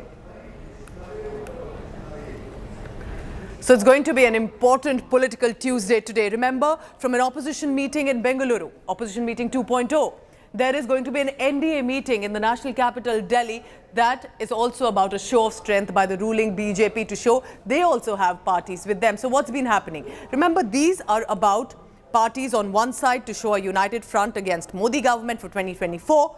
But for the BJP, it is to show that there is actually no option at all but the BJP and its allies. Take a look at this report about what is likely to be expected. First, the challenges for the opposition. A, how to recover in the Hindi heartland where BJP won 90% of the seats in 2019. Number 2, can the Congress take on the BJP in direct fights in North and Central India? All these fights, almost all of them, were won by the BJP last time. AAP versus Congress, TMC versus left. Can the opposition think national and not local? Will that at all be possible? Can the opposition prevent more defections in its ranks in key states like Maharashtra? Will they be able to hold on to those numbers with them there? Can the opposition work out a minimum 350 seats, one-on-one fight with BJP? Is that possible? What happens to non-BJP, non-Congress players like Biju Janata Dal, YSRCP, BRS, BSP? They are not part of this. What are the opportunities then for the opposition? Here are the opportunities. Double-digit growth opportunities exist in Maharashtra, Bihar, MP, Karnataka, Bengal. Here they could get 10 MPs more each than they got in 2019. The Congress Aap Chaya could make a difference in around 25 seats in Punjab, in Delhi, in Goa, in Haryana. 130 seats in South India. BJP is not a player in most of these. Can the opposition capitalize on this? And finally, in states like Haryana, the opposition could bank on local anti-incumbency. And one last point. Dalit, Adivasi, Muslim, OBC social coalition as a counter to Hindutva. Could a Mallikarjun Kharge, for example, be projected as India's first Dalit Prime Minister? Is the opposition ready to look beyond the Gandhis? Is that possible at all? So take a look now at this upcoming report of what is expected in Bengaluru. Siddaramaiah, the Chief Minister of Karnataka, also hosted a dinner for the opposition leaders. So it was not just about serious political talks, but also intimate informal dinners. Here's what happened yesterday and what's importantly expected today in the state of Karnataka, as about 24 like-minded opposition parties are together to strategize against Modi government.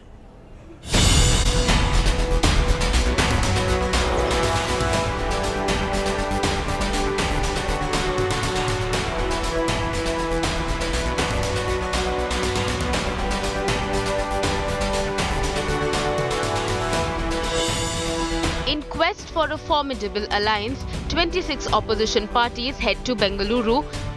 Informal conversations and a dinner hosted by Karnataka Chief Minister Siddaramaiah on day one set the stage for formal deliberations scheduled for Tuesday.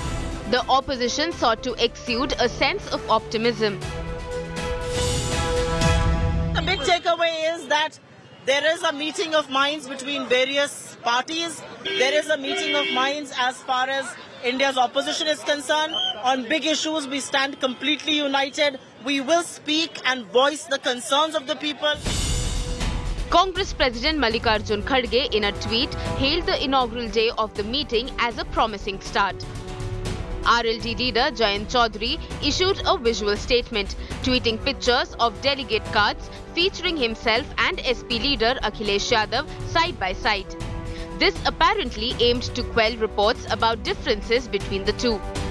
The BJP, however, sought to reject the coming together of opposition parties as a complete failure. The party's IT cell head issued a stinging tweet attacking various participants from Arvind Kejriwal in Delhi, Mamta Banerjee in West Bengal to Nitish Kumar and Lalu Yadav in Bihar. The opposition parties, however, stand poised for the day 2 of their key engagement in Bengaluru on Wednesday. The Congress has pulled all strings to make this mega opposition meet a grand success. That said, other opposition parties have also played along. This in the backdrop of the BJP wooing new partners and getting the NDA in motion. That said, the opposition parties have finally realized that the road to Delhi is arduous and the least that they can do is stick together. With video journalist Dalveer Singh, this is Mosmi Singh in Bengaluru for India Today. So if the opposition parties are meeting in Bengaluru, the NDA is not far behind. They also have a show of strength today in Delhi. 38 like-minded parties and some who are returning to the NDA are meeting today in the national capital. Which are the parties that have returned? Who are the leaders who will be sitting with the BJP today? We get you a lowdown on that after a very short break. Stay tuned for the big mega meetings. A lot of high voltage campaigns ahead of 2024 Lok Sabha elections coming up. Meetings versus meetings between BJP and the opposition.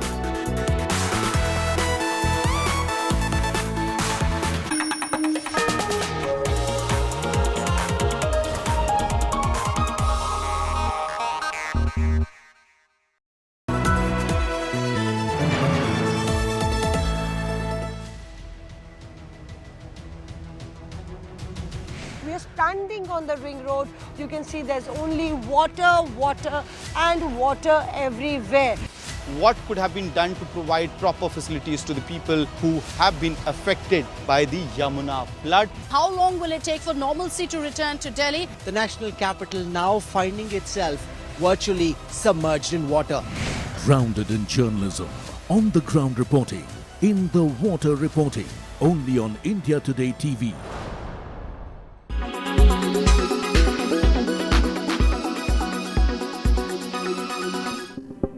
Diet sodas, sugar-free tablets, artificial sweeteners.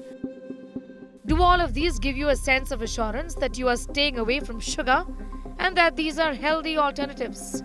Well, it is not that simplistic as you think it is.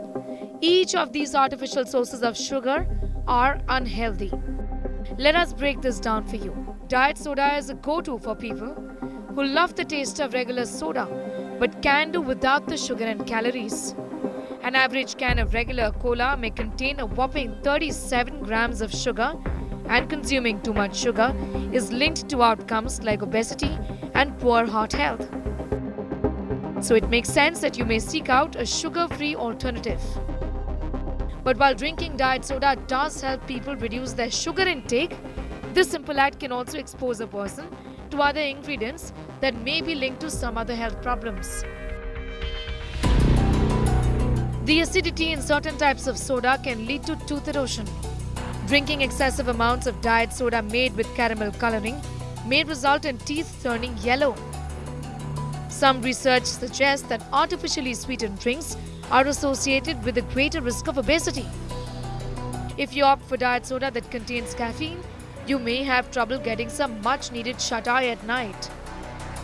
Diet soda is void of calories and sugar. Certain varieties can contain phosphorus in the form of phosphoric acid. This mineral, though important, can play a positive role in bone health, but consuming copious amounts of phosphorus can negatively impact the calcium-phosphorus ratio in your body. When the sugar increases in the blood, that means when the blood glucose increases, then it leads to many comorbidities like obesity, diabetes, fatty liver, then risk of cancer, heart attack also increases. There are mood alteration leading to irritability, then there's sleep disorder, and many more things can happen.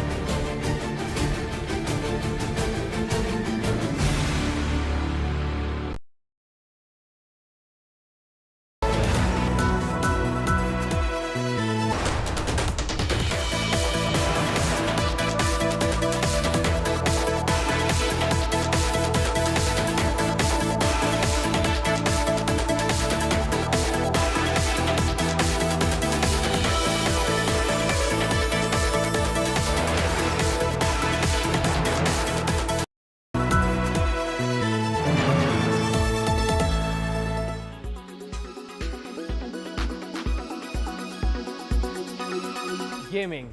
That is what took the center stage at the launch of the new iQOO Neo 7 Pro 5G smartphone. Let's deep dive into this gaming smartphone and see what's in store for the gamers.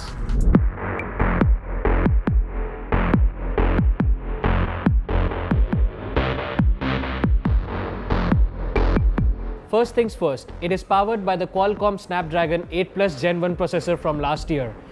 Now, it may be last year's chip, but it benchmarked really well on all the phones. Now, the iQOO Neo 7 Pro 5G also has an independent gaming chip, which in conjunction with the Snapdragon 8 Plus Gen 1 is amazing for the gaming capabilities. With this powerful combination, I tried 3 games: Genshin Impact, New State, as well as Asphalt 9. Now, all 3 games played pretty well. There were a few drop rates in Genshin Impact, but that's a pretty heavy game. So let's see how these games look on this device. With this powerful combination, I managed to achieve a consistent 90 frames per second on the new PUBG game at ultra graphics setting. Although the coveted 120 frames per second mark remained elusive, the iQOO Neo 7 Pro's cooling system played its part in maintaining stable thermals during extended gaming session. And here you can see Asphalt 9 racing game running without any hiccups. Also present is a dual speaker setup which immerses you in any game or media consumption. And the 120Hz refresh rate keeps everything super snappy.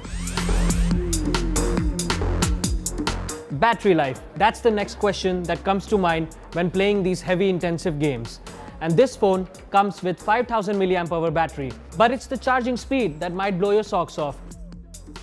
Now I'll just take a quick coffee break, and until then my phone is charging with the 120-watt charger that will charge my phone 50% in just 8 minutes. Let's see what happens.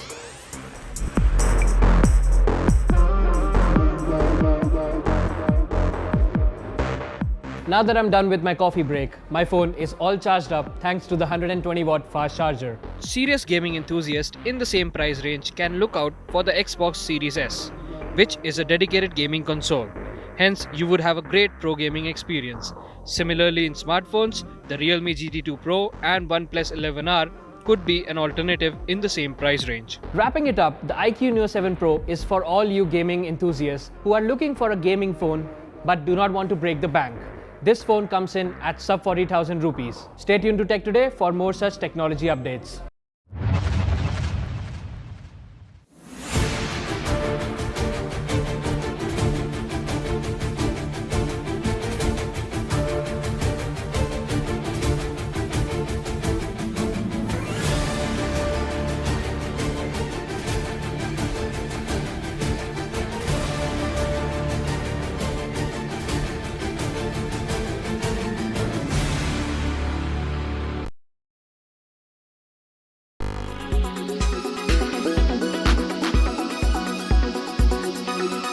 Why does this happen? Let me tell you the science behind it.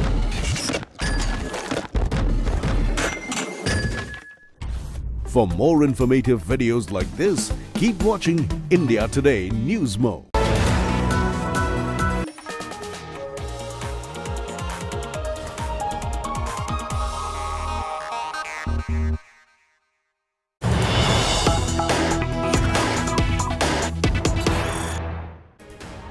The Congress party has now reacted to the Bharatiya Janata Party's jibes on the opposition meeting in Bengaluru, and the Congress party, taking a dig at the BJP, says BJP is trying to infuse life into the National Democratic Alliance, the NDA. The Congress is claiming that the impact is being seen of 26 opposition parties meeting in Bengaluru, and that impact is being seen by NDA trying to meet together. And this, remember, are the Congress leaders who have stepped up attacks and have now said that the impact is clearly being seen of the meeting in Bengaluru, that the NDA is also trying to rev up and trying to get different leaders of other parties, and they're referring in some way, remember, of the recent alliances that have again been formed with the NDA, including the SBSP, the LJP of Chirag Paswan, who will be seen at the meeting today likely. Could there be other parties also joining the NDA? And that's the Congress party stating impact of 26 opposition parties in Bengaluru is clearly being seen.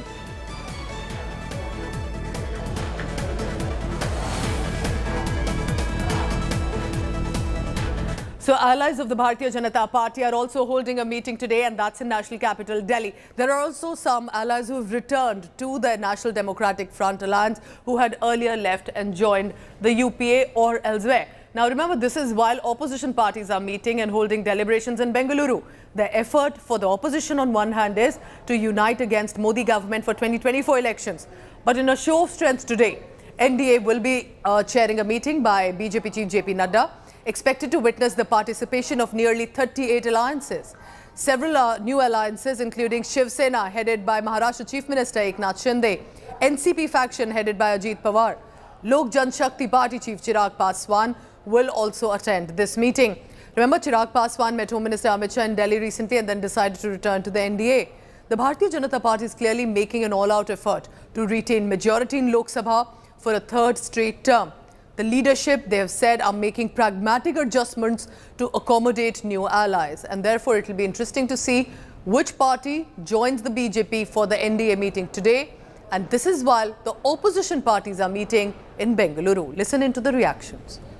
Direct benefit transfer में 28 लाख करोड़ रुपए have been directly transferred to the beneficiaries right into their accounts, and still we are trying to see to it. We have been able to block check the leakage of 4 to 5 lakh crores जो leakage का scope था. उसी तरीके से अगर हम देखें, digital tools का उपयोग बहुत बड़ी मात्रा में गवर्नेंस में बढ़ा है, जिसके कारण एक पारदर्शिता, ट्रांसपेरेंसी, उसको हम लोगों ने आगे बढ़ाया है. गांव, गरीब, वंचित, पीड़ित, शोषित, दलित, युवा, महिला, किसान, इन सब के प्रति स्कीम्स को फोकस किया गया है. और फोकस करने के कारण इनके एम्पावरमेंट में हम लोगों को बहुत ही सफलता मिली है. और इसके कारण भी एनडीए और एनडीए के घटक दलों में एक उत्साह, एक वातावरण देखने को मिलता है और तीव्र गति से आगे चलने की आकांक्षा को हम आगे बढ़ा रहे हैं.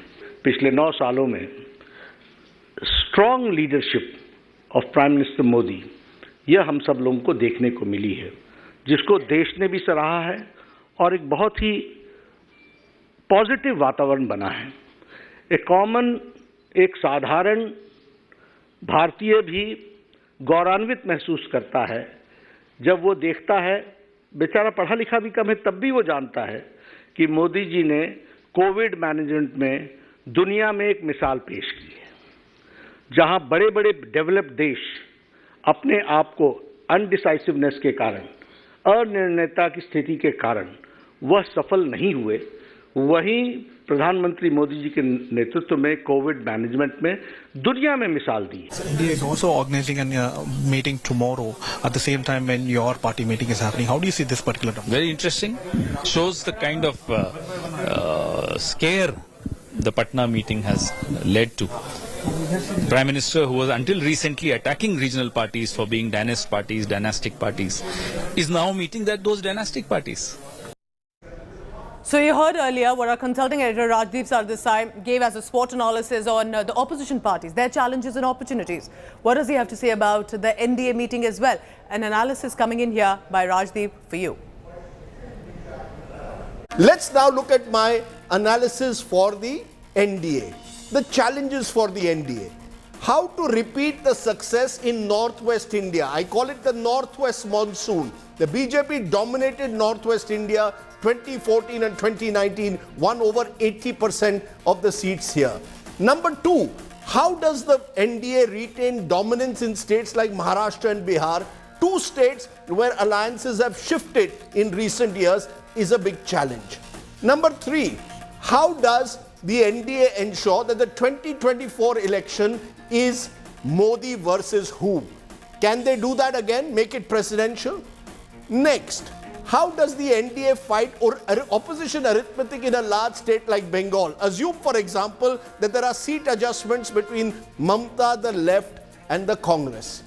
How does the NDA grow in South and East India against strong regional parties? Because if you've maxed your seats in North India and you're losing there, how do you gain in other parts of the country? States like Telangana, for example.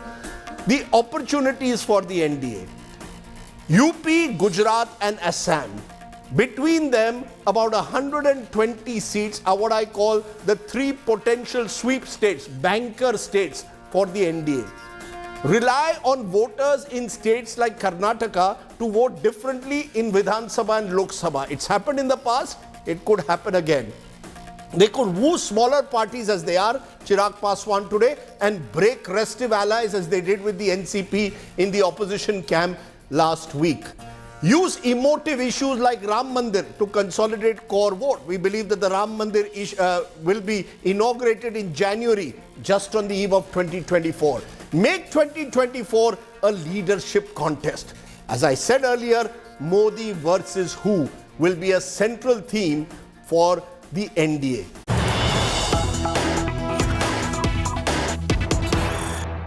Big news coming in from the southern state of Tamil Nadu. The Higher Education Minister, Ponamudi, remember, who was being questioned by the Enforcement Directorate has left the office in Chennai after over 8 hours of questioning.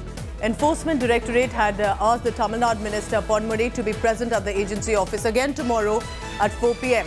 Remember, this is over money laundering charges, and barely 24 hours ago I was telling you about the searches that have been on at his properties. His son is a Lok Sabha Member of Parliament. There were searches on at properties connected to him too. There have been now questioning done by the Enforcement Directorate at the Chennai office. These are money laundering charges, but we'll get more details about what sort of case are we talking about. And this is a month after another minister, Senthil Balaji, was even taken into arrest and then taken to the hospital. Pramod Madhav getting us the latest on that this morning. Pramod, good morning. Tell us about the timeline of the event. When did Enforcement Directorate call Ponmudi for the questioning? It went on for 8 hours. Any details that you're picking up, Pramod? Good morning, Pooja. There are actually two important events happened yesterday. One was the Enforcement Directorate raid at Ponmudi's residence, and the other one, Senthil Balaji being moved from the hospital to the prison discreetly. And the Enforcement Directorate officials reached by around 7 a.m. in the morning, and the search went for almost 13 hours, post which he was taken to the Enforcement Directorate office at Shastri Bhavan in Chennai, where for another 8 hours he was completely questioned. In fact, they also brought in several cars and documents, and several verification also done about the source of income. Earlier we got information that close to 70 lakh rupees were recovered, and nearly 10 lakh rupees worth pounds and US dollars were recovered. This ED has to confirm, but only the sources have given this information. Also, we all got another information that close to 42 crores worth income information the ED has sought from Ponmudi, and nearly 8 hours of questioning. Around 4 a.m. in the morning, Ponmudi was let go, and the officials also claimed that he was not arrested but only brought in for questioning. Today also around 4 p.m. Ponmudi has been called in for questioning again. This is about a case that the Chief Minister said that this is involving a case back in almost 13 years ago regarding misuse of quarry license and causing exchequer nearly 28 crores loss, Pooja. All right, please keep tracking this. This is a developing story. Pramod Madhav will be on top of the story with regard to what happens now to the second Stalin minister.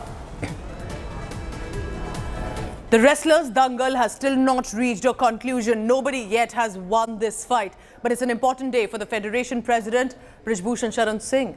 He will be appearing before the Delhi court today to answer the charges of the sexual harassment against him. Remember, India today has accessed the 1,599 pages of charge sheet against Brij Bhushan Sharan Singh. It's been filed by the Delhi police. Statements of total 108 witnesses and people in general have been recorded in the charge sheet with regard to those connected with the case. 15 people have given statements in support of the aggrieved wrestlers. There are a total of 44 witnesses mentioned in the charge sheet. In the complaint given by 6 women wrestlers, there's a mention of 10 such cases in which there is an allegation of molestation. BJP Member of Parliament Brij Bhushan Sharan Singh faces serious charges of mental harassment, physical and sexual harassment, inappropriate touching, stalking and threatening the young wrestlers.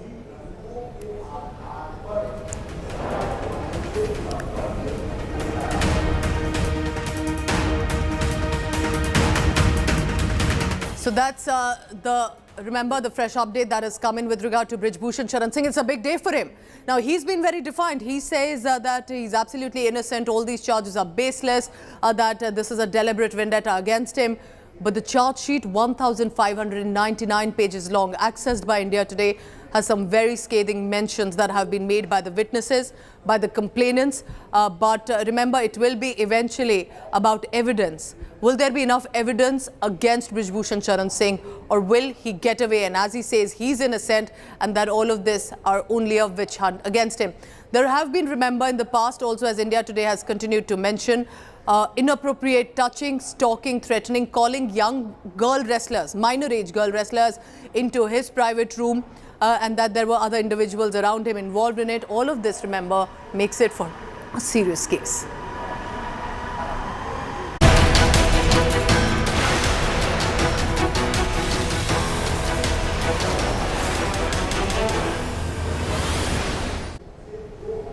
So what appeared like an India-Pakistan love story on the surface has a lot of questions now surfacing with regard to. This is about Pakistan national Seema Haider, who fled to India and came to India illegally is now under the radar of the agencies.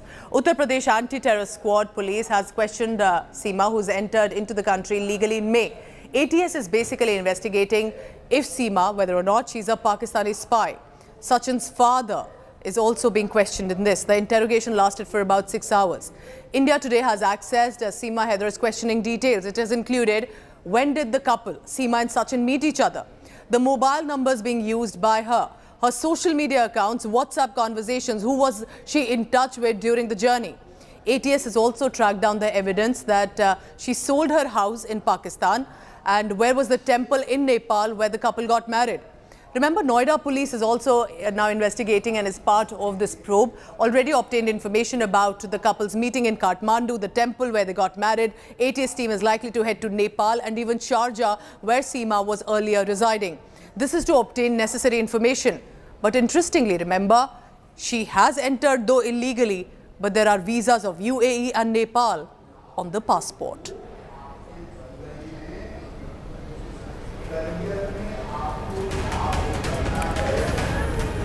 So this love story, remember, has now come under the radar of the investigative agencies. There is going to be a probe about whether it is just a love story for which a woman has fled from Dubai, Pakistan into India via Nepal, or is there much more? There are social media accounts, several phone numbers that are being investigated. Her background is being probed for further details. Are there more questions, more details to this love story?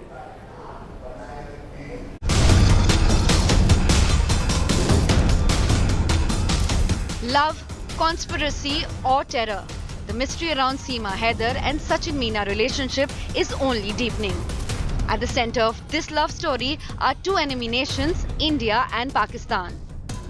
Seema Haider's illegal entry into India from Pakistan's Sindh and her alleged marriage to Sachin Meena is now under investigation. Seema Haider has become a celebrity and social media sensation, from mainstream media to YouTubers and Instagram influencers. Seema Haider has given interviews to dozens. 4 बजे निकली शाम में भाई, 4 बजे निकले तो 11 घंटे मेरा स्टे था दुबई में। तो यार दुबई से फिर मैं अगले सुबह को पहुंच गई, सुबह को सवेरे 11 की सुबह को सवेरे मैं पहुंच गई वहाँ काठमांडू। सुबह को उसी मतलब टैक्सी पकड़ी, टैक्सी वाले कहा मुझे न्यू बस पार्क उतार दो और मुझे पोखरा के लिए गाड़ी चाहिए। नेपालियों ने नहीं करी, इंडियन एक ही ऑफिसर आए थे, उन्होंने पूछताछ करी थी, तो मैं इनका एड्रेस पूरा बता दिया, रब्बूपुरा का। But her responses have raised some suspicions. How did Seema Haider enter India illegally? How did Seema Haider get illegal documents? Why did Seema Haider have half a dozen mobile phones? What is Seema's age and educational qualification? Not just that, reports of Seema's brother working for Pakistani security agencies have also come to the fore, raising doubts about Seema being a Pakistani spy. So now, a unit of UP-ATS headquarters have been deployed to probe Seema Haider's case. UP-ATS usually monitors terror plots and investigations. The UP-ATS will now probe Seema Haider's mobile phones, her social media accounts. It will also track Seema Haider's route from Pakistan to Dubai and from Dubai to Nepal. People who helped Seema reach India by crossing the border will also be investigated. Sachin and Seema's connection will also be probed. Not only this, the Central Intelligence Agencies are also getting Seema Haider's background check done in Pakistan. Information is being collected about Seema Haider's profile and her relatives in Pakistan. Bureau Report, India Today. Time for a short commercial break, but when I return, some sports news. Everyone's still talking about that thriller of a tennis match at the Wimbledon when 20-year-old Spaniard Carlos Alcaraz won the medal title. He beat Novak Djokovic in the 5-set thriller. The future is looking bright for the young lad. We get you the latest on that after a very short break. As Novak Djokovic takes his...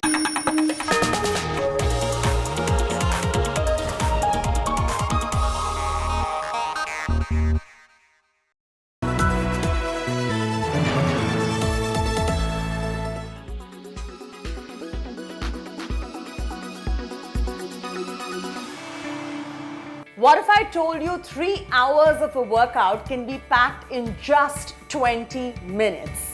I'm not even kidding. Sounds too good to be true. It actually is, because what I'm doing right now and about to learn from Dr. Garima Gaur is EMS training, where EMS is used along with my exercises to make sure that the 3-hour workshop fits into exactly 20 minutes. So all you lazy bees out there who say we don't have time for a workout, you cannot complain anymore, because EMS training is here. So you don't need hours in the gym now to get yourself the best body that you aspire for. You can do it in just 20 minutes through this electromagnetic stimulation training. I'm exactly here to tell you how to do it. So Nitika and I will get it done now. Tell you how it feels as well. There's nothing to be scared of. It's beautiful. It's a lot of fun, and my review is going to follow. Come on. Faster.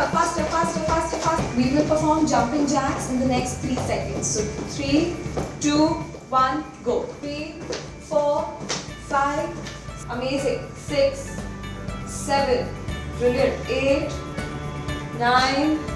It's like this electric energy passing through my body, like the TENS machine and the EMS machine. You really do not require any kind of workout gear for this. Whenever you go to the center to do your EMS training with your doctor who is going to be guiding you, they give you the gear and they do it strictly under medical supervision. So we just finished 20 minutes of an EMS training session, which is equivalent to 2 to 3 hours of a workout, depending on what is the intensity of the electromagnetic pulses. Wonder I'm feeling so tired, but what is the science behind this? Why do you say that I did 4 hours of workout? Because I actually did 20 minutes of a workout. So the science behind it is basically the dual firing of a muscle fiber. In a conventional workout, only 30% of the muscle fibers are being activated. However, with the EMS training suit, we ensure that there's an external stimulation also. This means that instead of just 30%, you will have 95% of your muscle fibers being stimulated and working out all at once. Like I usually work out, but the time the stimulation went up, I could actually feel that, there is some extra effort I have to put in that workout. Those stimulations, which, I was like, oops, it's getting into me now. So at some point it was uncomfortable, but while working out, it was really nice. We're doing this at the wellness company, and over here it costs 5,500 rupees thereabout plus taxes, but on an average you'll spend anywhere between 5,000 to 6,000 rupees depending on which center and which city you're going to. What's important to note is that you do not have to go overboard with this. The dosage of the electrical impulses are going to be tailored just for you. So don't try to do this at home. Do it strictly under doctor's supervision only. Without getting your muscles contracted with weights, it is sending direct electrical signals in that muscles. It is a very advanced tool that helps in getting better contraction, resulting in a better workout. There are no side effects as such, because it's just improving the quality of your workout.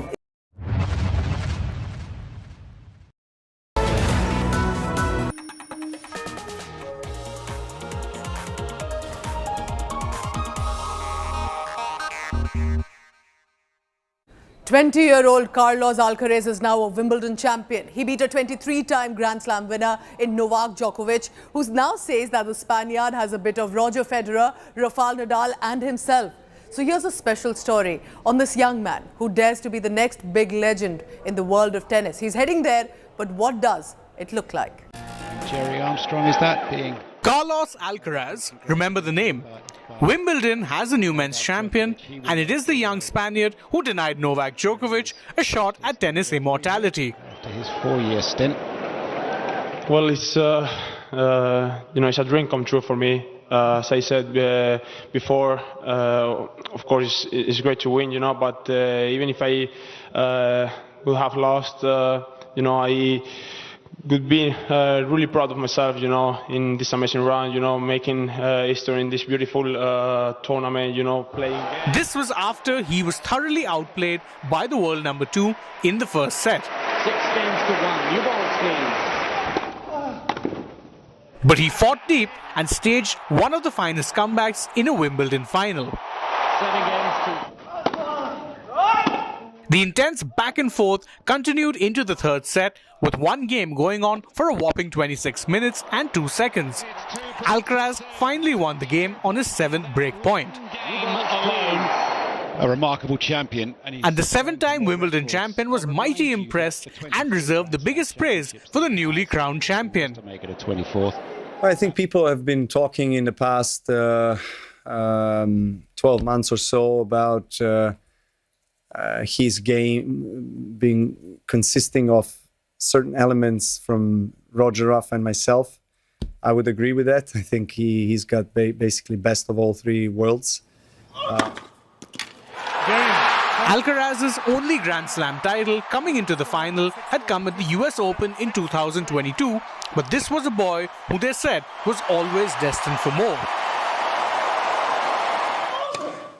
He loves playing on clay and is yet to win the coveted French Open, but he shows the kind of promise that only a few have over the years. Alcaraz defends his title in the Spanish capital. He is now in an elite list and is primed to be a world beater. Sports Bureau, India Today.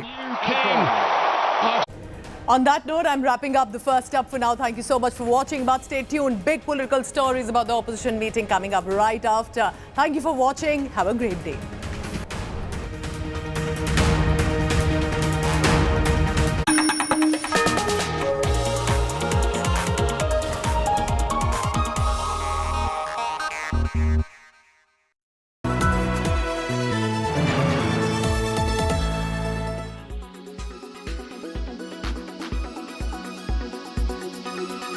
Jumping on a weighing machine, each time, do you feel bloated or fat? I felt the same until some time ago when I realized that the number on the scale is only worthy of worry if you have extra fat or excess weight gain, which means if you don't have extra fat and you are healthy, you don't need to worry. Which means that if you are healthy and do not have excess fat, some weight gain is not something to lose sleep over. More than often, you would hear people stressing about gaining extra kilograms and happy if they lose these kilos. Fat gain has become synonymous with weight gain, but they are not the same things. Weight loss refers to a reduction in your overall body weight, including muscle, water, and fat loss. As far as fat loss is concerned, it refers to weight loss from the body fat. Simply put, it refers to the overall drop in the overall kilogram weight. There are a number of things that can affect weight fluctuation on a daily basis, such as hormonal imbalance, varying sodium intake, different amounts of dietary fiber and food.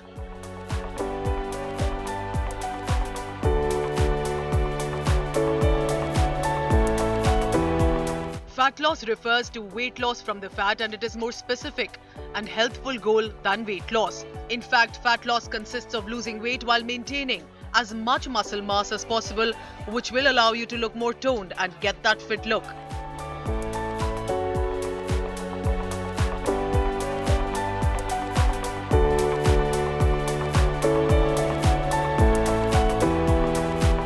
So if simply put, fat loss is equal to reduction or burning of the stored body weight. What is the difference between weight loss and fat loss? So what should you aim for? What is healthy? Fat loss or weight loss? Weight loss can be on the top of your goal, but for a healthier body composition, fat loss is the one you should be aiming for.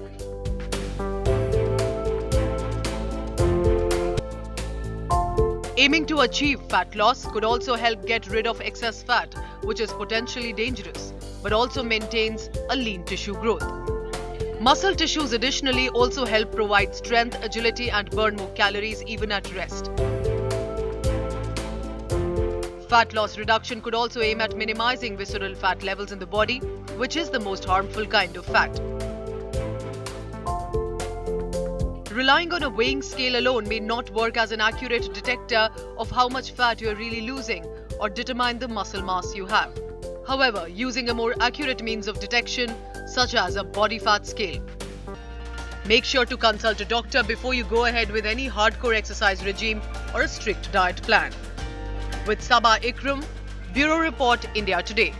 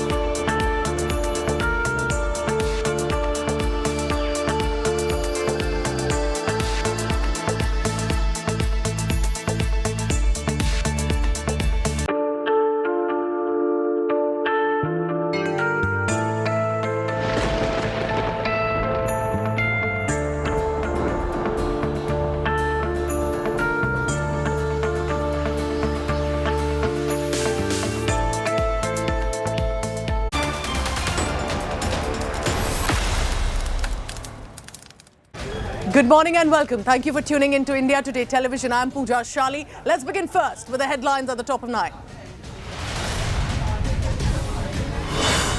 It is the big political Tuesday, meetings after meeting. Now the crucial NDA, in a show of strength, will be meeting in Delhi with its allies as opposition meeting will be held in Bengaluru.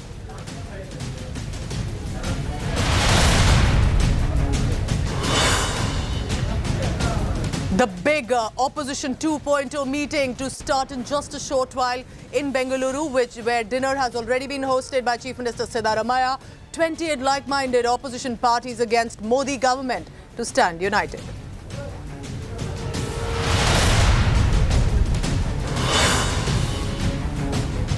Big day for Brij Bhushan Sharan Singh to appear before a Delhi court. Serious charges of harassment horror against him.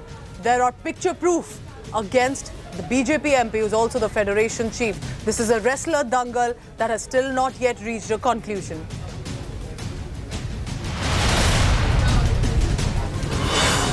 On the surface, it appears to be an India-Pakistan love story, but it has been put under investigation. Uttar Pradesh anti-terror squad is questioning the Pakistan national woman Seema and the man Sachin as well. Now, Seema has been questioned on the Pakistan spy agency link. Her background contacts are under the lens.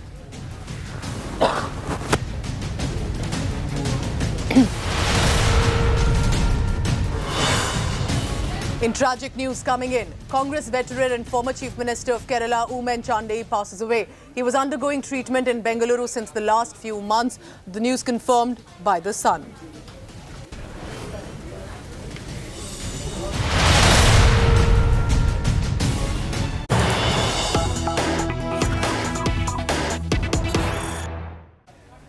A massive operation has taken place in Jammu and Kashmir, and that specifically in the Poonch region. The line of control is where 4 terrorists have been neutralized by the Indian Armed Forces.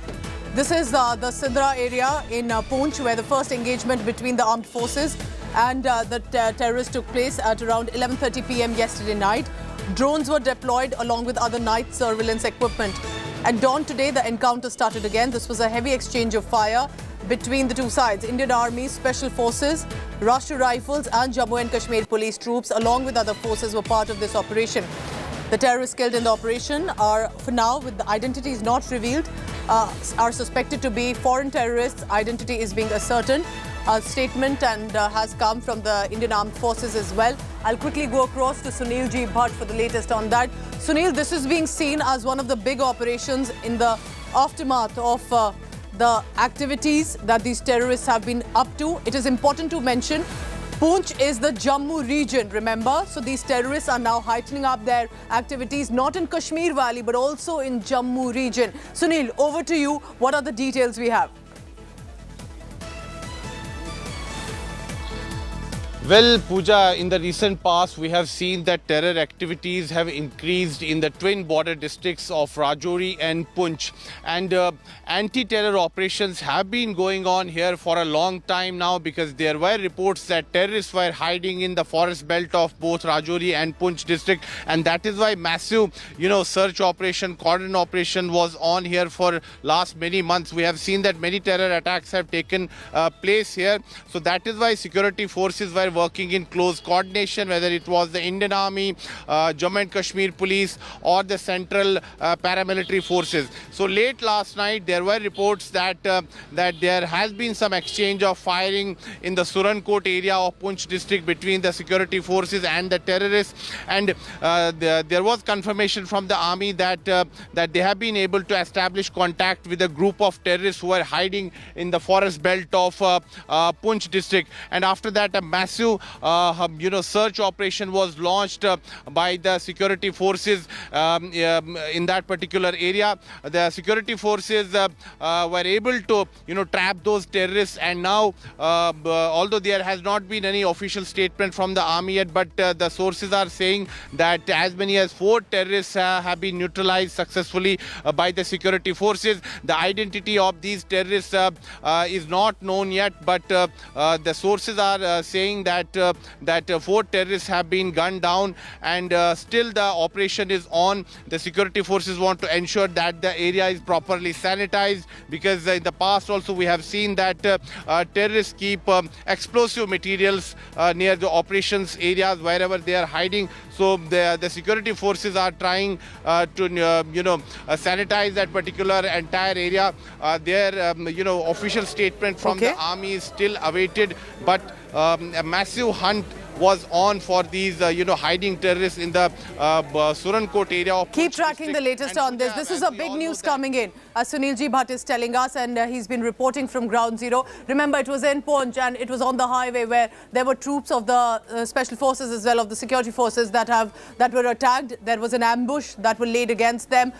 Remember, the lives have been lost, and that cannot be returned. But this is also to avenge in many ways. This is also a reminder for the citizens of this country that our armed forces have to be on an alert 24/7 on our borders, because this is continued Pakistan's interference for not just Jammu and Kashmir, but for the rest of the country as well. It was a joint operation by Army, the Rashtra Rifles, and the Jammu and Kashmir, the special forces as well. Thank you so much for now, Sunilji Bhatt.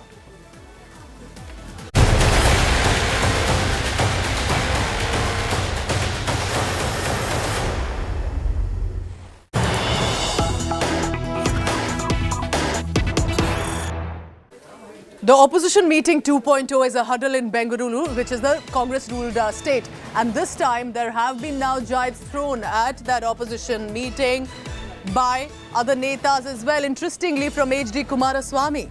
HD Kumaraswamy has hit out at the Congress party over this, saying officers have been sent to host political leaders.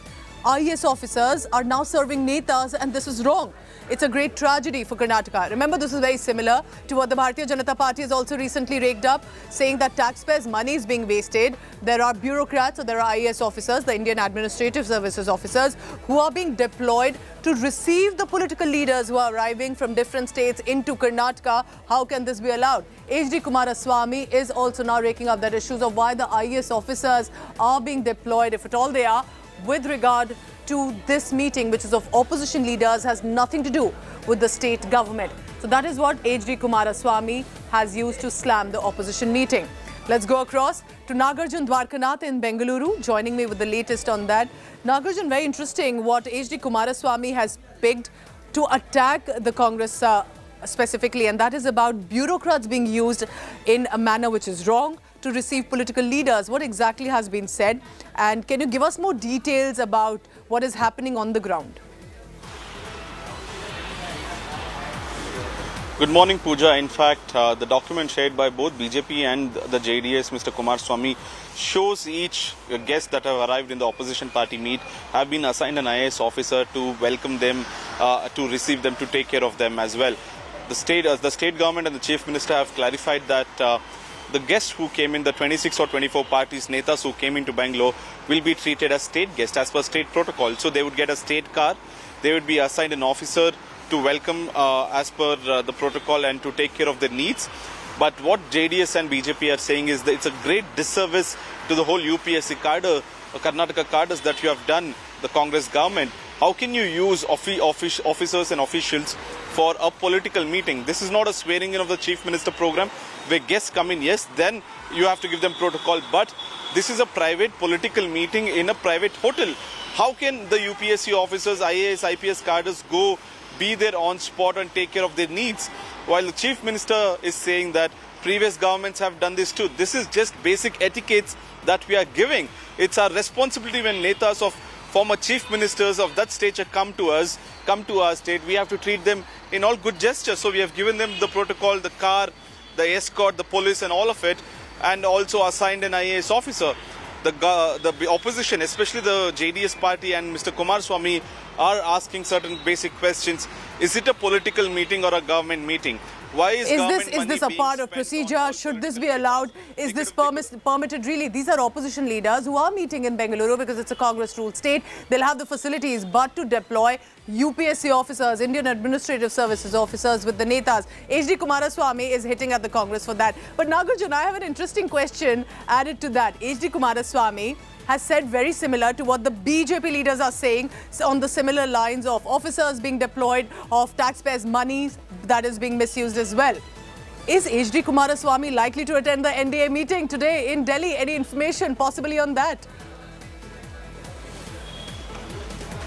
Well, that's the million-dollar question. Yes. No one knows the next move of Mr. Devegowda and Mr. Kumaraswamy, but within what has happened in the last 2 weeks, if one could join the dots and read between the lines, yes, JDS is cozying up to BJP.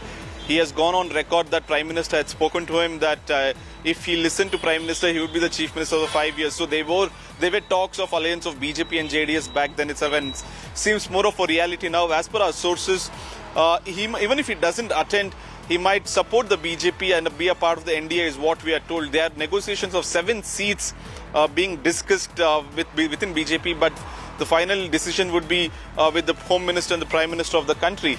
But JDS definitely is cozying up to BJP, and especially in this issue, you can see perhaps the bond home in the camaraderie between both the parties, and JDS has not held back themselves. One of the JDS netas yesterday went on to say that in near future we will be seeing Kumaraswamy as the joint leader of opposition of the NDA party. Very interesting. Nagarjun, please keep tracking the latest coming in from Bengaluru, where this opposition meeting is to be held. Parts of Bengaluru city are completely decked up today because at least 26 like-minded opposition parties are to be there today, including Sharad Pawar, who is landing in Bengaluru in just a short while. So the top brass of the Congress party, its party chief Mallikarjun Kharge, senior leaders Sonia and Rahul Gandhi will convene the meeting. Who else are likely to be there? Mamata Banerjee, MK Stalin, Arvind Kejriwal, Nitish Kumar, Sharad Pawar and others will deliberate strategies. They want to take on the ruling Bharatiya Janata Party in 2024 Lok Sabha battle. But this is the second meeting that comes in after Patna. Pledging for unity, Congress chief Mallikarjun Kharge has said like-minded opposition parties will work closely together. Their aim is to foster social justice agendas for the country. But interestingly, taking a dig at the Bharatiya Janata Party, Congress chief has said, united opposition wants to create an India which is governed by constitution and gives hope to the weak. Listen in now to what the BJP and the Congress leaders have said. You had chief ministers, you had former ministers, you had chiefs of various parties come together and talk freely. This is not happening under pressure. This is not happening due to fear of agencies. This is not happening because the mighty Modi government is going to crack down on it. This is happening because people genuinely believe that we need to save the country from fascism. We need to protect the constitution of this country. And that's what this is about. Congress party का एक resolution है, शायद पंचमनी में था या कहाँ था वो, उसमें उन्होंने बहुत साफ कहा था कि जो क्षेत्रीय दल है वो राष्ट्रीय हितों के लिए जो है वो खतरा है। नरेंद्र मोदी जी या भारतीय जनता पार्टी हमेशा कहती रही कि क्षेत्रीय दल जो है वो राष्ट्रीय हितों के रक्षक भी हैं और राष्ट्रीय हितों के सशक्त करने में सहयोगी और साथी हो सकते हैं। और इसीलिए आप देखें कि एनडीए का कुनबा बढ़ रहा है। जो भी हमारे साथ अभी दल हैं और जो साथ आने वाले हैं उनको भी इस बात का यकीन है, इस बात का विश्वास है कि नरेंद्र मोदी जी ने सुशासन के माध्यम से हर क्षेत्र का, हर इलाके का, समाज के हर वर्ग का सशक्तिकरण और विकास किया है। They have catch hold of all those victims of ED and they have shown them as the leaders. That makes no difference. Here the people have their own individual personal stature and the stature in the country and the state. Those leaders have come together and they are going to teach a lesson to Bharatiya Janata Party and their NDA alliance. कि 24 के लिए कोई vacancy नहीं है और मैंने एक सवाल पटना में उठाया था, ये 24 की बारात जो सज रही है इसका दुल्हा कौन है? अभी तक कोई जवाब नहीं कहा कि हम दुल्हा चुनेंगे, तो बिना दुल्हे के बारात जा रही है। So what is the Bengaluru city looking like today? Let's go across to Rahul Srivastav. He's on ground right now. Good morning, Rahul. And it's going to be very interesting to see who all have arrived, what sort of deliberations are on. But are they planning to keep it a low-key affair, or they're going all out to ensure grand preparations and an effort to show parties are coming together against Modi government? Rahul.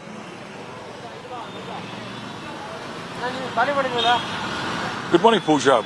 There is absolutely nothing low-key as far as this meet and Karnataka Congress and the government is concerned.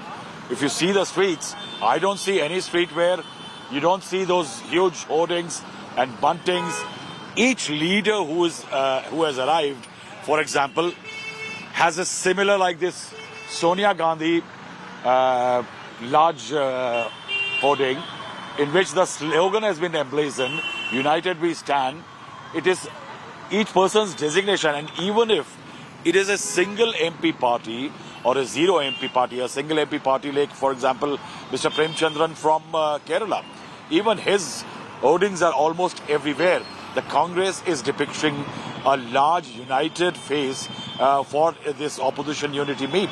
And today there has been a minor hiccup with the passing away of Mr. Oommen Chandy, the ex-Chief Minister of Kerala. So Sonia Gandhi, Congress Parliamentary Party chairperson, will be visiting him to pay respect to his mortal remains. And after that, it seems that around 11 o'clock the meeting will begin. Yesterday, the meeting, the dinner hosted by Sonia Gandhi and the Congress leaders eventually proved to be a very critical component as far as the opposition's efforts to come together. Despite all the contradictions within the leaders, one very interesting element was that Sonia Gandhi and Mamata Banerjee came face to face and they had a very long chat.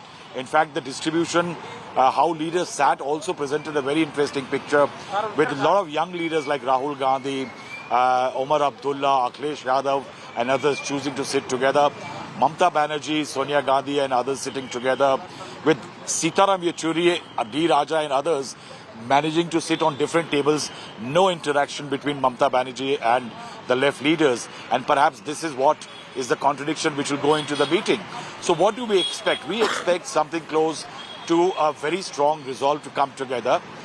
Some nuts and bolts on how from Patna to Bangalore to the next meeting things will move, for possibility of what is being called a subcommittee to chart out what next. Now in that there was a lot of statements from almost the entire media that there is going to be a common minimum program and a subcommittee may be looking into that. That's not going to happen.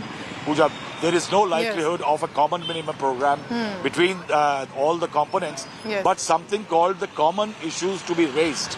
That is going to be created by them, especially with the left parties not wanting to have any direct association with Mamata Banerjee, given their differences in West Bengal.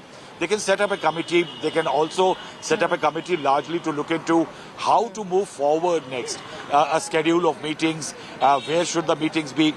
The issues like having a common candidate or alliances all over the country between players, that's a much distant past. Future, and that is why I think the attempt would be to get a template together going, that they are still united despite a lot of contradictions. And also, Rahul, it's not that all opposition netas are there. AIMIM's Owaisi has not attended, Odisha's Chief Minister Naveen Patnaik has not attended. But importantly, I do have an interesting question here, that amid all of this, we know that they've been at loggerheads now, and you're telling us interesting snippets from inside the meeting as well. Do you think the Bharatiya Janata Party or the NDA will be closely watching this meeting as well, specifically after what unfolded in Maharashtra? Sharad Pawar today arrives not with Praful Patel or Chhagan Bhujbal, but by himself, nevertheless putting up a confident face. So do you think it is something that even the BJP would be watching closely to see who all are attending? How does it really play out?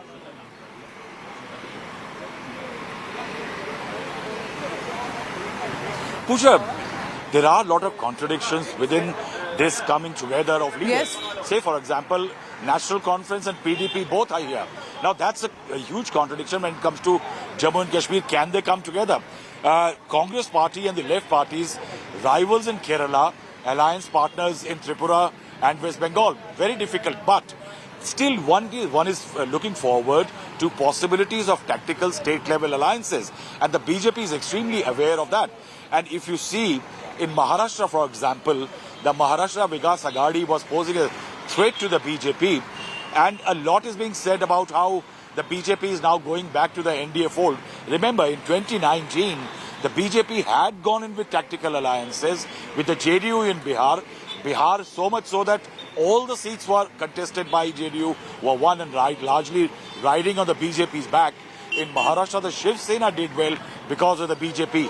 And these alliance partners broke away from the BJP. So it's not that the BJP is going back to the NDA fold. It is trying to revive a larger a depleted NDA, in which what it has done to meet a challenge in Maharashtra, and that means the overall national challenge, it has split the Shiv Sena, it has split the NCP. So it has got now Eknath Shinde and the breakaway faction of the NCP into the NDA fold. Chirag Paswan likely to come back. We are hearing the talks around with, as you said, with the JDS here in Karnataka. Akali Dal is also on being talked to. TGP in Telangana and Andhra Pradesh. So a picture is being built. It's going to be very interesting that we are now looking at three formations.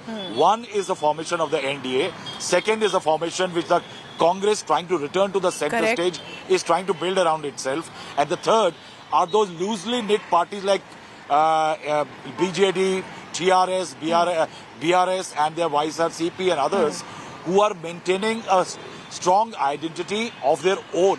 So it's going to be a very interesting triangular contest as far as the 543 seats are concerned. And eventually, can these opposition parties actually stay united, put their differences aside to then challenge the Modi government for 2024? That will, of course, be the big question. We'll be waiting for more snippets from you, Rahul Srivastav. It's a big day for you. Rahul Srivastav is on the ground in Bengaluru tracking us the latest from the opposition meeting 2.0. Thank you very much for now, Rahul Srivastav on the ground. But remember, it's more about opposition and NDA, but it's also about the digs that are being taken at these meetings. We have some more news coming in. Let's take a look at that.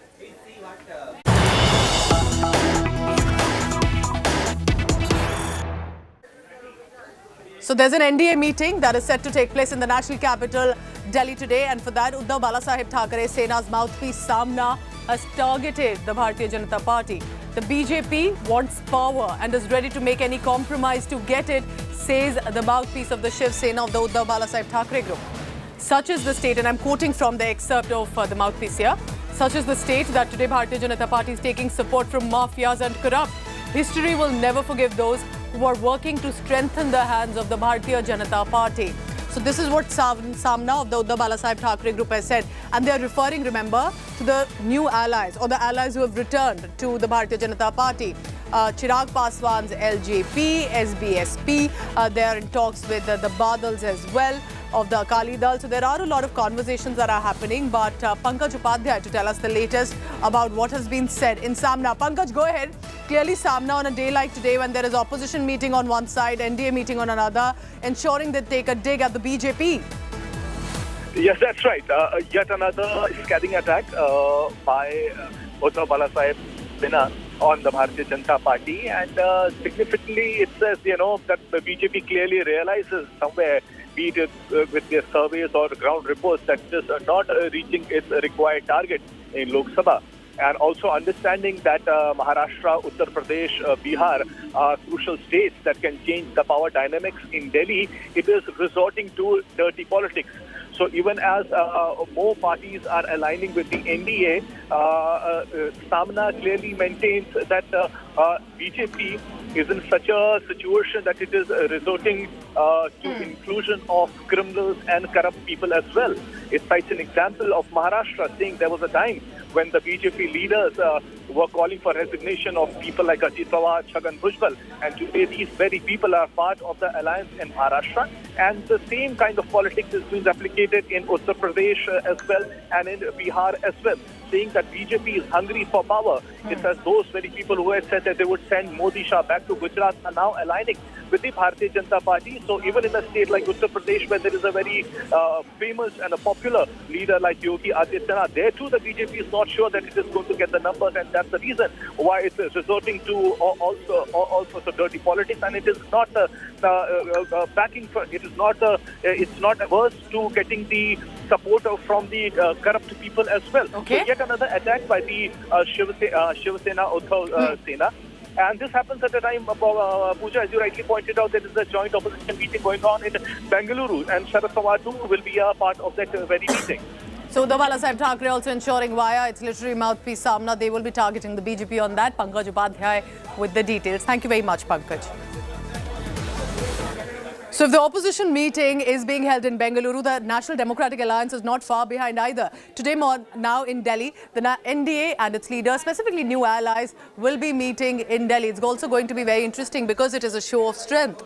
The meeting of the BJP-led NDA is scheduled exactly on the day when in Bengaluru there is also an opposition meeting against Modi government and for 2024 Lok Sabha polls. So we are being told that the NDA meeting will be chaired by BJP Chief JP Nadda. Participation of approximately 38 alliances will be a part of this. Now, who could be the new allies?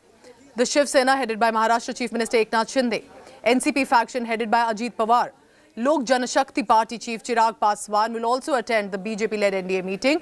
And Chirag Paswan, remember, had met Home Minister Amit Shah recently in Delhi, and that's when he had decided to return to the NDA. There are other parties also, including the SBSP, that have expressed willingness to return to the NDA. The BJP is making all-out efforts because to retain the majority in Lok Sabha for a third straight term, the leadership is making, according to our sources, pragmatic adjustments to accommodate the allies.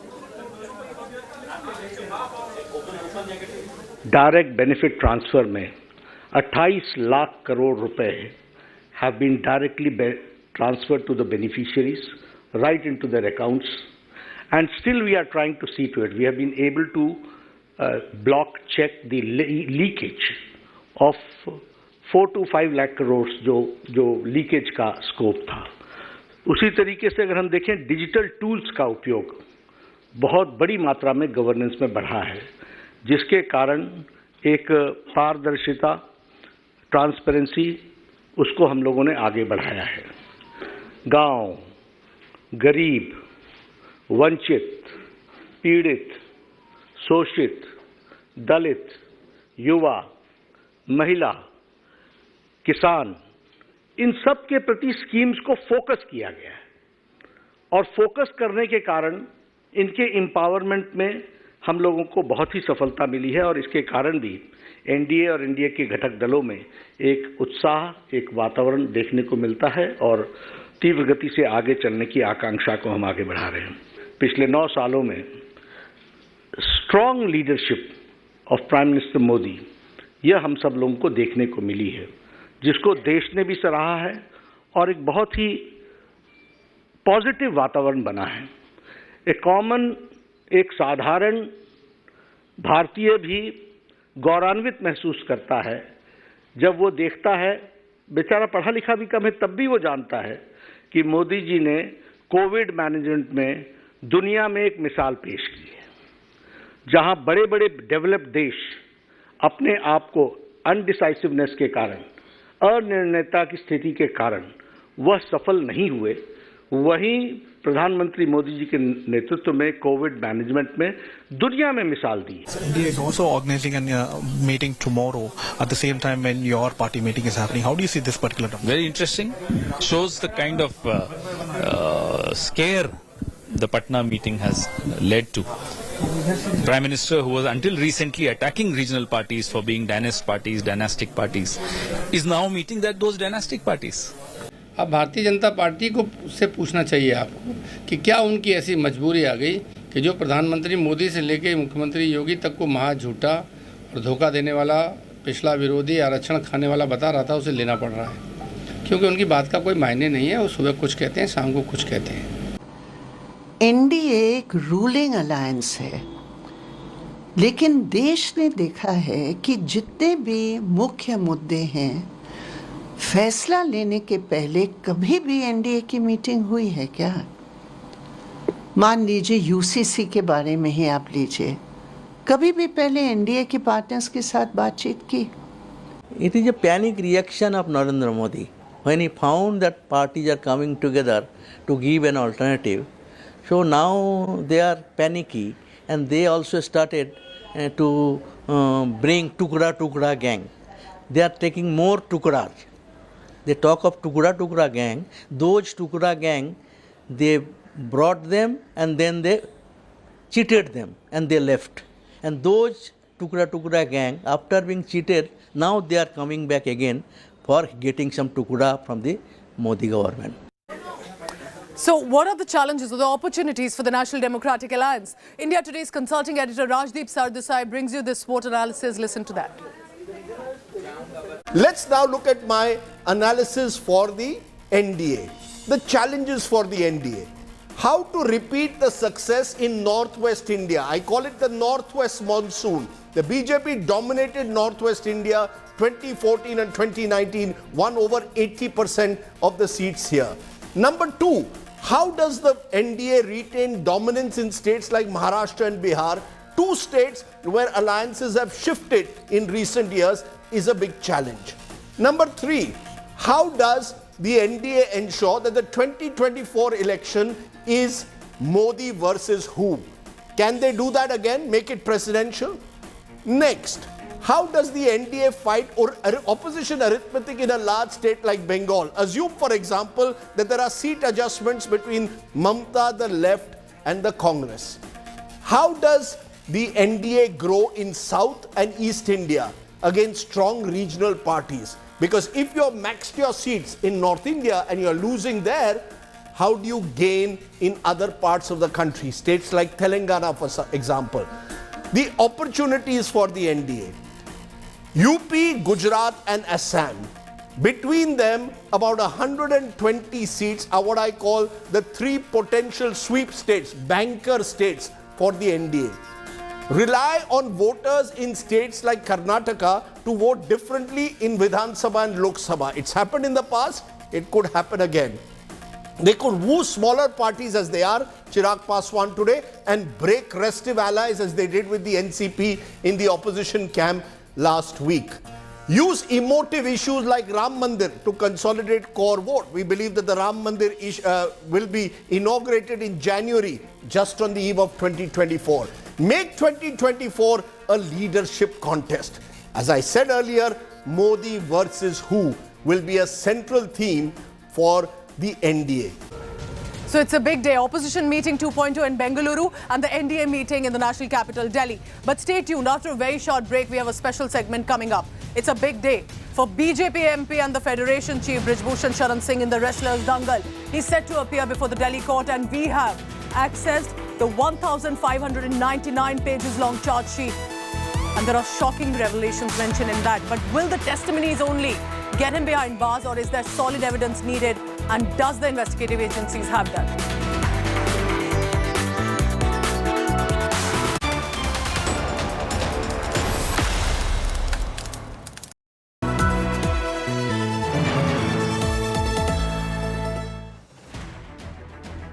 I don't read the news.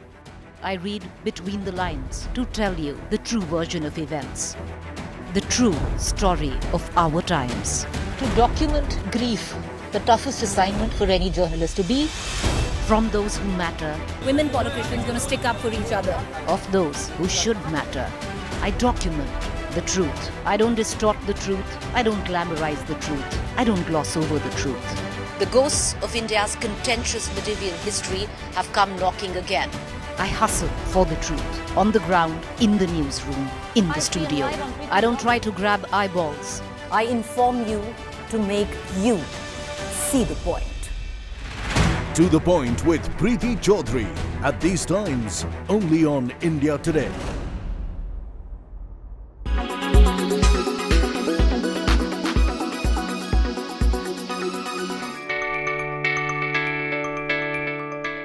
Are you worried that artificial intelligence will render you jobless? A United Nations agency assembled a group of robots at a news conference recently to address the concerns of human beings. 9 robots posed upright along with their creator at the podium in Geneva for what the International Telecommunication Union billed as the world's first news conference featuring humanoid social robots. The agency invited reporters to ask the robots questions that sparked discussion about the future of artificial intelligence.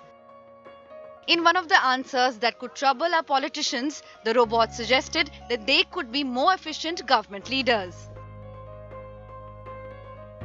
I believe that humanoid robots have the potential to lead with a greater level of efficiency and effectiveness than human leaders. We don't have the same biases or emotions that can sometimes cloud decision-making and can process large amounts of data quickly in order to make the best decisions. When asked about the rise of humanoid robots, they advised caution. That's a difficult question. I think it depends on how they are used and what purpose they serve. We should be cautious, but also excited for the potential of these technologies to improve our lives in many ways. Organizers said the event was meant to showcase not just the capabilities, but also the limitations of robotics. To showcase the capabilities and how these technologies could support the UN SDGs, the Sustainable Development Goals. While robotics are not yet as mainstream as, say, generative AI, we wanted to demonstrate AI in action to you. In a world's first. This is the world's first press conference with 9, actually, we have an extra one, AI-enabled humanoid social robot. The event was part of the AI for Good Global Summit, meant to illustrate how new technology can support the UN's goals for sustainable development. Artificial intelligence has entered uncharted territory, and the world has started recognizing its abilities. Bureau Report, India Today.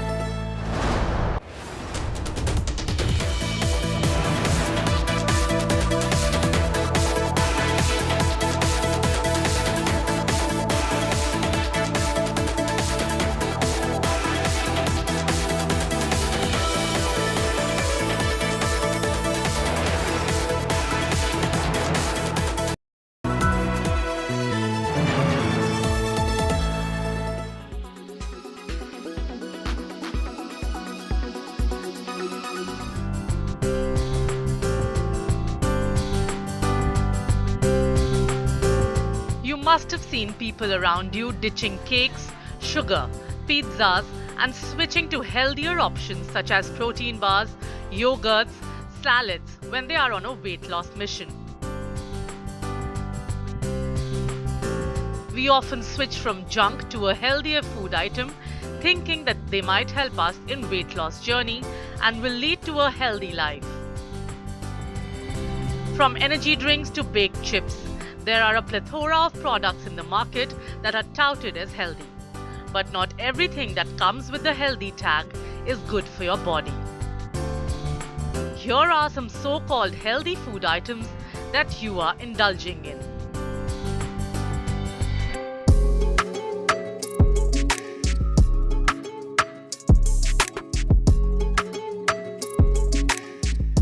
Having plain yogurt might be normal when you're on a diet. We sometimes choose flavored yogurts which have berries, mango, strawberries, etc. But do you know that these yogurts contain added sugar?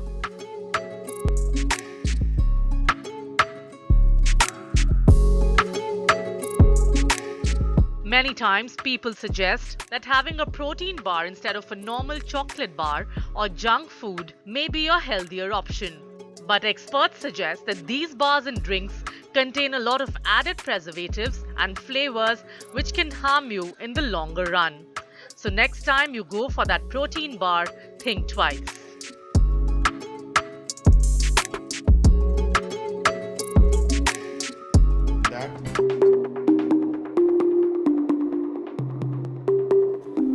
Salads are one of the most healthiest food items that one can opt for if you are on a diet. But some of us often go for a packet salad bowl instead of a fresh bowl of salad. But did you know that these packet salad bowls are high on fat and sodium, which can affect your body in a reverse way? So next time you are on a diet, go for a fresh salad bowl instead of a packaged one.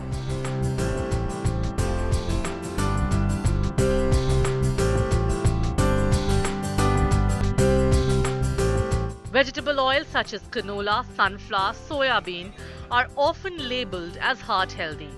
But the truth is that they are the #1 cause of health problems, as they are highly refined and rich in omega-6 that causes accelerated growth of cancer cells, blood clotting and increased inflammation in the body.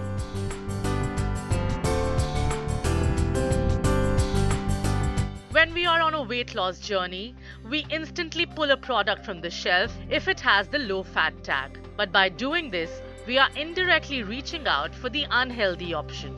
According to nutritionists, food manufacturers tend to replace the fat with sugar in such low-fat products to make it taste good. With Aishwarya Radhakrishnan, Bureau Report, India Today.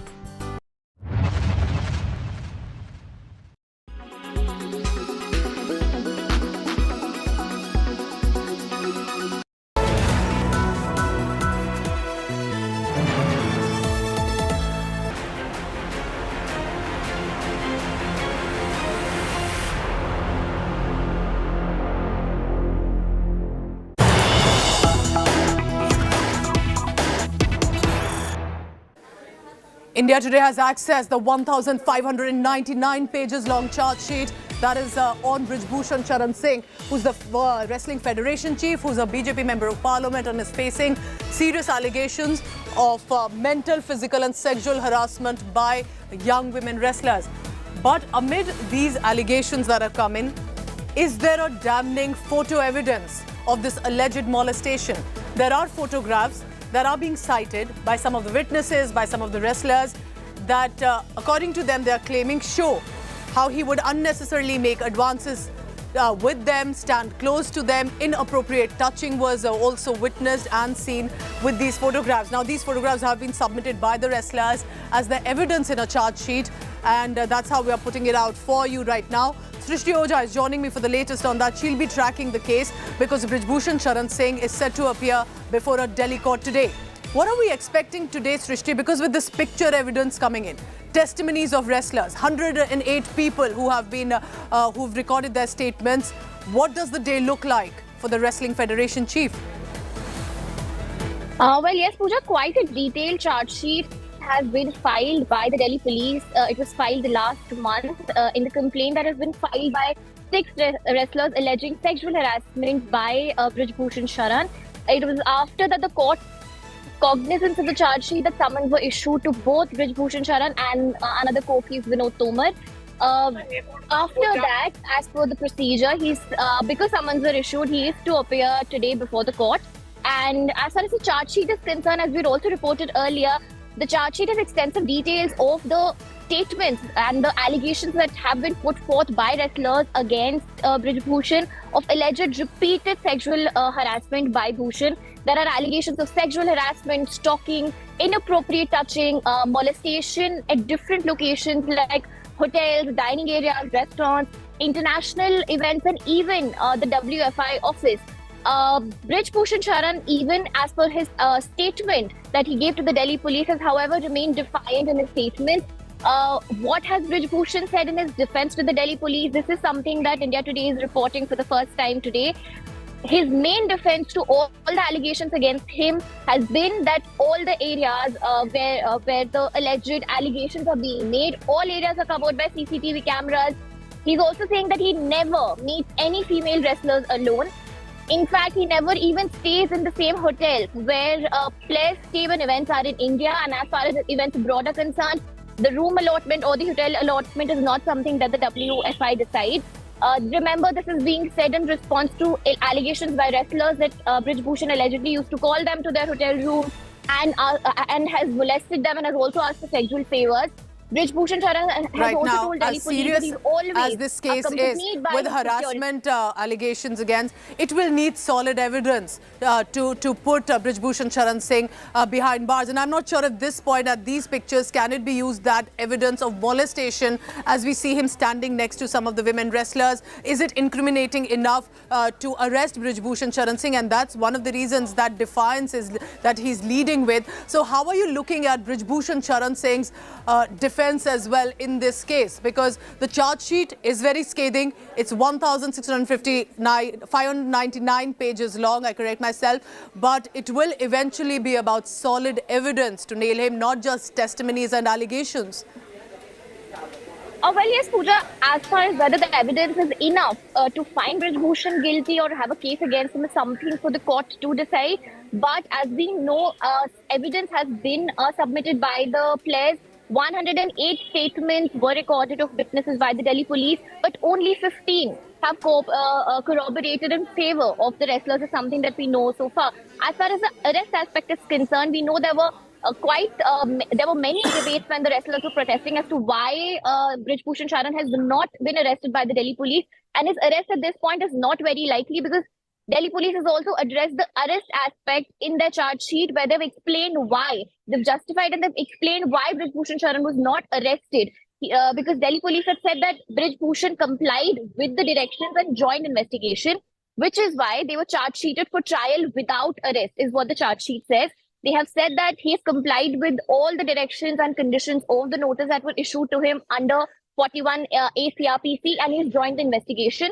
Delhi police has also cited Supreme Court verdicts to say that in cases of offences which are punishable only up to 7 years, accused are not to be arrested. So this is how they have explained the reason for not arresting Brij Bhushan Sharan. And if he has complied with the notices that were issued to him and the directions... Stay on with me, Srishti, because we have more news coming in, and I want you on that breaking news as well about what's expected in the court today and what is mentioned in the charge sheet. This is a Mega India Today exclusive news break. This is the police charge sheet. These are chilling testimonies. Remember, some very shocking mentions are being made against Brij Bhushan Sharan Singh. The wrestlers have claimed to recount the horror in this charge sheet. Wrestlers have said that they were molested, groped, harassed and threatened. The words that are very explicit in nature are shocking, to say the least. The manner in which they have suggested not just harassment and the sort of molestation they faced, but also the intimidating nature to stay silent, that if they want a career, it will have to be done a certain way. Now, these are all, remember, testimonies, words that have come in from the wrestlers. But according to Brij Bhushan Sharan Singh, this is just about words and nothing else. Srishti Oja is tracking all the latest on that. Srishti, tell us more about the testimonies of the women wrestlers and what should one make of this? Because this is about groping them, groping their private parts, trying to stand too close, inappropriate touching, even of minor-aged wrestlers, calling them into rooms, intimidating them. How can these testimonies stand against Brij Bhushan Sharan Singh? Well, yes, Pooja, the statements have been, detailed statements have been given by the wrestlers. Even in the FIR, when the FIR was filed, the wrestlers had made some really strong allegations against Brij Bhushan in the charge sheet, and in their statements before the Delhi police have elaborated on those incidents and have explained how those incidents happened in detail. The Delhi police has also done extensive investigation by going on the site, recreating scenes, taking statements of around 108 witnesses, 15 out of whom have corroborated the statements of the wrestlers. Now, really serious allegations by the wrestlers, but again, as you said, whether or not the evidence or the witnesses' statements are enough to find him guilty or to have a strong case against him is something for the court to decide. But yes, the wrestlers, responding to wrestlers' statements, all Brij Bhushan Sharan has said in his statement is the same response again and again in response to allegations made by all 6 wrestlers, that he never goes to any place alone, he never meets the female wrestlers alone. His security, his coach, the coaches, the players, the other wrestlers are always accompanying him. He never calls any player in his office alone. So this is how he has refuted each and every allegation that has been made by the wrestlers in this particular case. Srishti, please stay on with me, and we want to be big on this story that's coming in. Remember, he has to appear before the Delhi court. Was he unnecessarily holding hands of these young women wrestlers, some of them even below 18 years of age? Was there inappropriate touching? Was there groping of private parts? Was there intimidation and more? Amid all of these testimonies and allegations comes in Brij Bhushan Sharan Singh's defense. He says that this is absolutely not possible. I was never alone, never met female wrestlers alone. My security always accompanies me. Remember, he's also a BJP member of parliament. He's also a wrestling federation chief. So there is a certain security, as he claims, is around him, that we've also seen often when he travels from one location to another. But he claims that because the security is always around me, how can that happen? Now look closely on the photograph on your screen. He's standing holding hands of a young woman wrestler, and these are one of the pictures that have been submitted as evidence to say that there was this unnecessary, inappropriate touching that was being done, and this was just a part of a lot of other kinds of harassment that the young women wrestlers faced. So this, could it be enough evidence to nail him, to be able to put him behind bars, or will he get away citing this is no evidence? These are all baseless allegations against him. For now, Brijbhushan Charan Singh is also preparing a defense to say, I never meet female wrestlers alone. I'm always accompanied by my security. So how is that possible?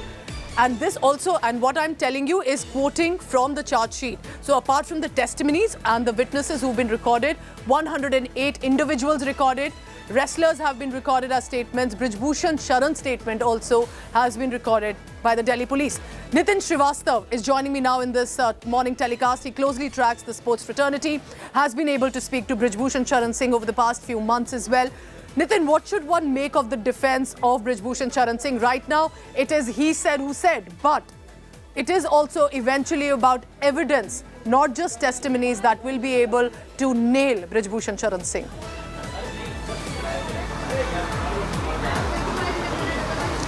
Well, Pooja, the charge sheet which we have accessed, and the charge sheet is clearly saying that there are several instances where female wrestlers were actually harassed, and they have mentioned that what exactly they have gone through in last 10 to 12 years. But on the other hand, whenever you ask Brijbhushan Charan Singh, he will clearly say that I have not done anything wrong, I am clean, and I will prove this in court. And that is what Brijbhushan Charan is maintaining actually. And today he'll be appearing in front of court, and his defense is ready, because yesterday only when I asked him that what exactly that you're planning for, because there is a charge sheet which is saying a long tale about the harassment. There are 6 wrestlers who were maintaining the same stand that you harassed all the female wrestlers in the different locations, be it international tours, be it national tournaments, be it Olympic qualification, be it just a trial. There are several instances, that is what they are talking about, and police has mentioned all the statements in the charge sheet, and on the other hand that you have maintained it very clear that I have not done anything wrong. So how exactly you are going to fight it against in the courts? He said, see, I believe in court, and my legal team is ready. I will see what can be done in the court, and I will abide by the court. Whatever court will say, I'll abide by. All right, Nitin Srivastava will be tracking the latest on this big story. So our colleagues are tracking the legal fraternity. Srishti Ojha will be at the Delhi court where Brijbhushan Charan Singh has to appear. Remember, what we are tracking today is not just about Brijbhushan Charan Singh. It's also about the Wrestling Federation, and it's also about the wrestling sport. But above all, it is about the future of young girls who want to make it big in the sport of wrestling. And they should not feel disheartened by what's been happening. They need to be inspired. They need to know an example is set, and that justice prevails. I'm wrapping up this bulletin for now. Thank you so much for watching. Keep tracking and stay tuned to India Today Television. Have a great day. Thank you very much.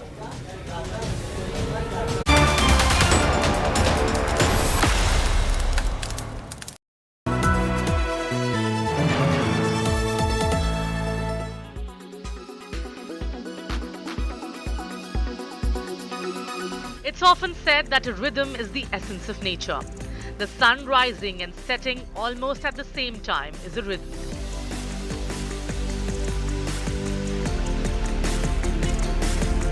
Eating along with the rise of the sun and before the sun is down is the rhythm that our body can adapt to and does wonders for our health.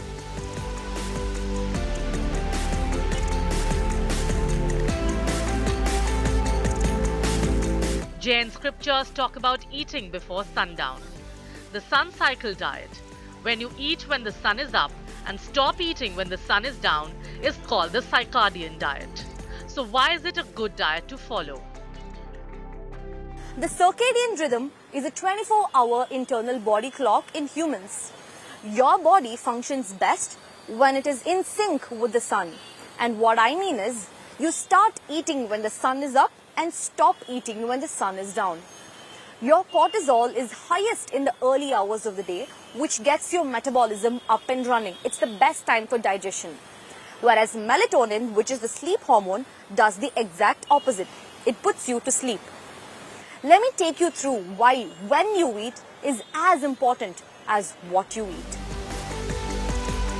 The surges and dips in cortisol and melatonin correspond with sunrise and sunset.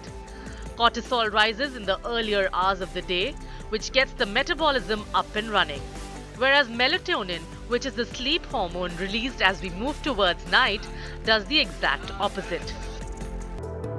Food intake during circadian evening, When the melatonin is higher than cortisol in your body, disrupts this rhythm, thereby increasing fat content in your body as food will not be metabolized properly. As you move towards night, the tendency to store calories as fat is higher. During the day, cortisol is highest, stimulating metabolism. Food consumption at night also leads to insulin, which often leads to diabetes. So what are the rules of this diet? Eat early, 7 a.m. to 7 p.m. or at least 8 a.m. to 8 p.m. Breakfast should be the heaviest meal and dinner the lightest. Divide the calories into 3 meals and 2 snacks. Each meal must contain healthy proteins, whole grains, lots of vegetables and adequate dairy. 2 to 3 fruits per day and a handful of nuts will ensure a diet that brings a lot of protection. Who can practice this diet? Health individuals of all age groups can practice the CR fasting. The best results are seen when the practice starts from a young age. Who shouldn't go on this diet? Pregnant women, those under medication, diabetics, and those who have undergone a surgery in the recent past must consult a dietitian before starting CR fasting. This diet also does wonders for your sleep pattern and mental health as it does to niggling unhealthy weight issues. One of the main deterrents to having a good sleep cycle is alcohol. Alcohol disrupts sleep. With Anaga Keshav, Bureau Report, India Today.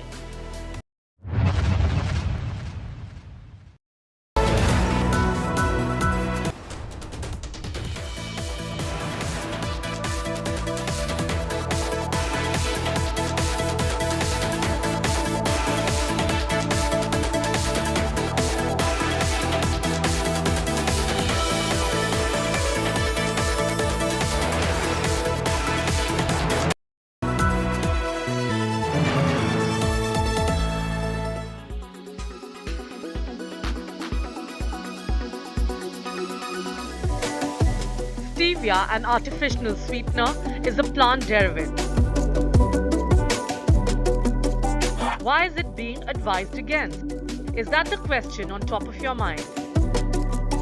Well, that certainly is the question that many experts are asking.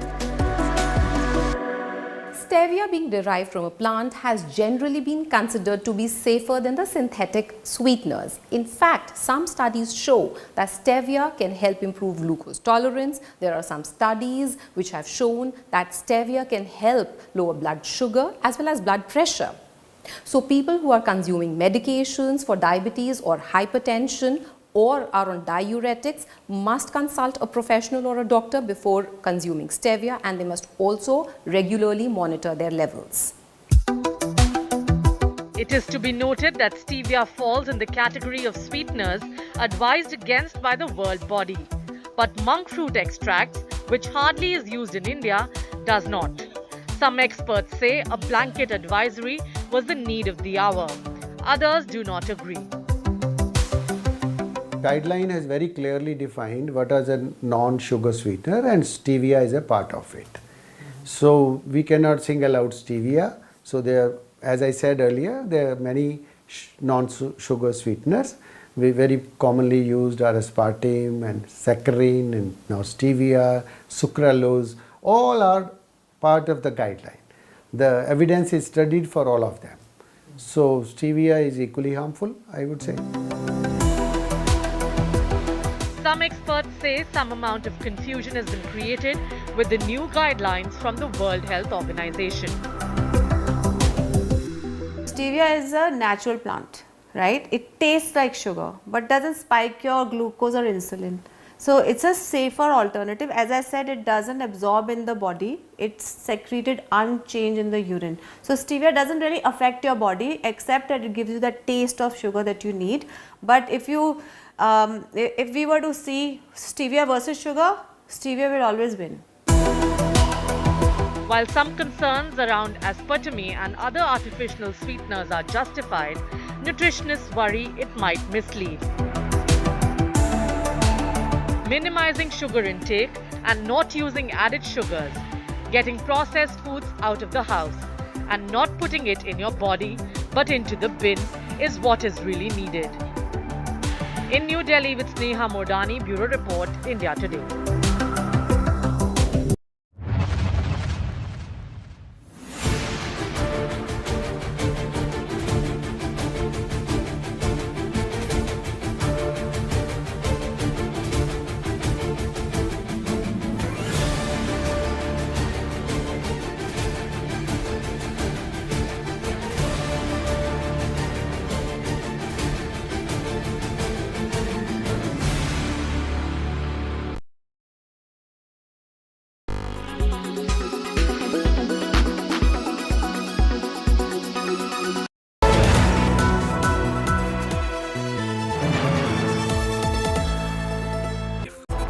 Extra safe Polycab Green Wire.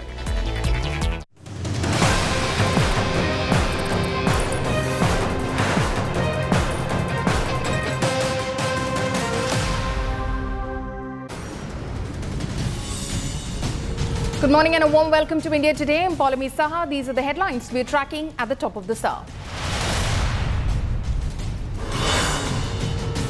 26 parties, one Modi Hatao mission. Mega opposition huddle 2.0 today. BJP calls it a coalition of the corrupt.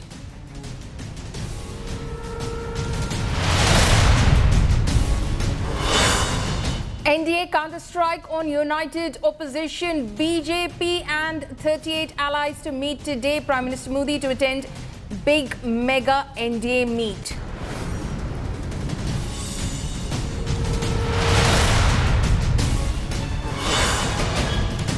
WFI chief to appear in Delhi court today. Testimonies of wrestlers reveal harassment horror. Picture proof against Brij Bhushan revealed.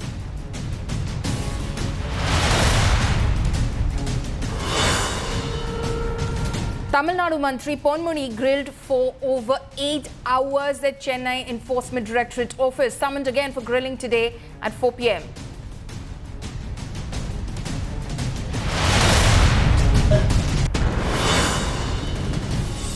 Four terrorists gunned down in an encounter in a joint operation by the Indian Army and Jammu and Kashmir Corps in Poonch.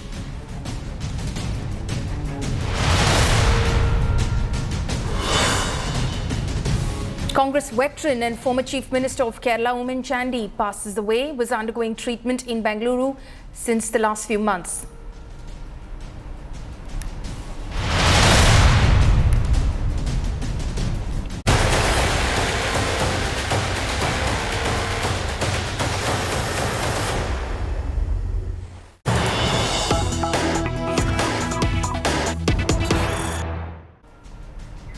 News coming in right now. BJP alleges chinks in Bengal Congress amid opposition huddle. Says Bengal Congress is unhappy with the top brass. The BJP says huddle amid killings of Congress netas in Bengal. The BJP has said that disdain for regional sentiments in the Congress. More Congress ghatao than BJP hatao is what the BJP claims this is all about. Rahul Srivastava, our National Affairs editor, is joining us live this morning. Rahul, good morning to you. So the BJP is alleging that the Bengal Congress unit is not very happy with the top brass because of the hobnobbing that the top brass seems to be doing with Mamata Banerjee on the national stage.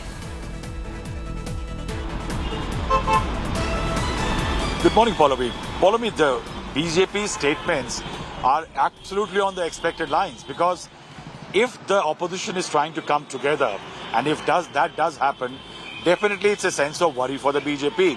So the easiest ploy for the BJP is to attack the contradictions within the alliance partners who are gathered here in Bengaluru as far as the meeting is concerned.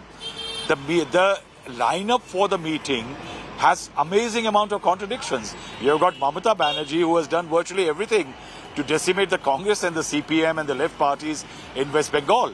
The Congress and the left, which are allies in Bengal and Tripura, but contest against each other in Kerala. You have got National Conference and the PDP, and you have talks about a large coalition, strategic partnerships, but there is no Mayawati, there is no BRS, there is no YSRCP, so there are contradictions. But if you see what happened yesterday at the dinner hosted by the Congress party, one found that there was a certain degree of thawing. Why I say that? Because for Mamata Banerjee, who was very averse to initially come to a Congress-ruled state for a joint opposition meeting, and that's why she chose Patna initially, has come to Bangalore, ruled by the Congress party. Second, yesterday at the meeting, Sonia Gandhi's presence brought dividend to the opposition, because Mamata Banerjee was supposed to stay for a very short while. As far as the dinner is concerned, she sat for a very long time at the same table as Sonia Gandhi. They have come to face for a long time, talking to each other for almost a gap of 2 years. So that is a positive. But on the other hand, as you say and as Shehzad says, Sitaram Yechuri and the left parties are very clear that they do not want to have any direct affiliations with the Trinamool Congress, given the fact that they are rivals in West Bengal. And that is why I have been saying that while everybody is talking about a common minimum program and the likelihood as far as this meeting is concerned, at least in form of a subcommittee being created to look into that, the idea is being virtually ruled out. The idea is being ruled out. What is being said, that instead of a common minimum program, there could well be a common issues to be raised against the government by all the political partners as far as this coalition is concerned. Right. And that could well be the one incremental step forward compared to Patna. Okay, Rahul, just stay on with us. Shehzad Poonawala of the Bharatiya Janata Party is over the phone line with us right now. Shehzad, you're saying that the top brass of the Congress doesn't have the support of the Bengal unit because of how the top brass seems to be hobnobbing with Mamata Banerjee in Bengaluru. But clearly there seems to be some thawing of relations, as Rahul Srivastava, our colleague, was just telling us, because Mamata Banerjee, who wasn't supposed to spend a lot of time at the dinner hosted by the Congress yesterday, she did because of Sonia Gandhi's presence. It is evidently clear that the Congress party has sheer disregard for what its karyakartas think, be it in Punjab, Delhi or West Bengal. A leader of the Congress, Oommen Chandy, a senior leader, has come out and openly said that how can you have dinner with the murderers of 52 people, including workers of the Congress party, while you say that Trinamool Congress has been responsible for the death of democracy in West Bengal. You're saving democracy in Bengaluru with the same people, and this is something that even Adhir Ranjan Chaudhary has said. In Punjab and Delhi polemy, these Congress leaders have started coming to me and crying, and they are saying to me that how do we now show our faces to people we used to call Manish Sisodia corrupt. We used to raise the Sheesh Mahal issue. In the Delhi floods, Kejriwal is solely responsible. And today our party wants us to now start joining the bandwagon of Aam Aadmi Party. So this kind of embarrassing situation for the Congress workers has been presented because Rahul Gandhi has to be kept relevant. So the first family doesn't care about their regional leaders. They've never done so. And this is the predicament where the Congress leaders on the ground in various states are feeling that in the name of this Katbandhan, because it's all about cutting the Congress to size. Imagine a party which has taken off everything from you in Punjab and Delhi. You are bowing down to them on the ordinance issue. A party that is killing you daily in West Bengal, you are bowing down to them. A party you said is Mundu Modi in Kerala because they arrested Sudhakaran. You are bowing down to them. So this is not about Modi hatao. This is about Congress ko ghatao. Everywhere the Congress ko ghatane ka plan, ye regional parties ne banaya hai, and the Congress is willingly accepting it simply because they have to keep Rahul Gandhi relevant. Shehzad Poonawala, thank you so much for speaking to India Today. Also, thank you to my colleague Rahul Srivastava for joining us from Bengaluru. In fact, Bengaluru is all decked up for the final day of the second opposition meet. Top brass of the Congress party, Mallikarjun Kharge, Sonia Gandhi, Rahul Gandhi, will in fact participate in this meeting. They'll be convening this meeting. Big wigs of 26 opposition parties, including Mamata Banerjee, MK Stalin, Arvind Kejriwal, Nitish Kumar, Sharad Pawar and others, would deliberate strategies to take on the ruling Bharatiya Janata Party in the 2024 Lok Sabha battle. The second opposition meet comes about 3 weeks after the first meeting that took place in Patna, Bihar on June 23rd. Pledging for unity, Congress Chief Mallikarjun Kharge said that like-minded opposition parties will closely work together with the aim to foster social justice agendas in the country. Taking a dig at the BJP, Congress Chief went on to say that the united opposition wants to create an India which is governed by the Constitution and gives hope to the weak. You had chief ministers, you had former ministers, you had chiefs of various parties come together and talk freely. This is not happening under pressure. This is not happening due to fear of agencies. This is not happening because the mighty Modi government is going to crack down on it. This is happening because people genuinely believe that we need to save the country from fascism. We need to protect the constitution of this country. And that's what this is about. एक चीज़ बहुत साफ देख रहे हैं, ये 24 के चुनावी चूल्हे पे जो ख्याली खिचड़ी है वो खानदानी खुरचन बन के साबित होगी। और उससे भी ज़्यादा है कि ये लोग ये भी जानते हैं कि कांग्रेस पार्टी की ज़मीन ज़रूर बंजर है, लेकिन उसके हाथ में अभी भी बेवफाई का खंजर है। They have catch hold of all those victims of ED and they have shown them as the leaders. That makes no difference. Here the people have their own individual personal stature and the stature in the country and the state. Those leaders have come together and they are going to teach a lesson to Bharatiya Janata Party and their NDA alliance. कि 24 के लिए कोई vacancy नहीं है और मैंने एक सवाल पटना में उठाया था, ये 24 की बारात जो सज रही है इसका दुल्हा कौन है? अभी तक कोई जवाब नहीं। कहा कि हम दुल्हा चुनेंगे, तो बिना दुल्हे के बारात जा रही है।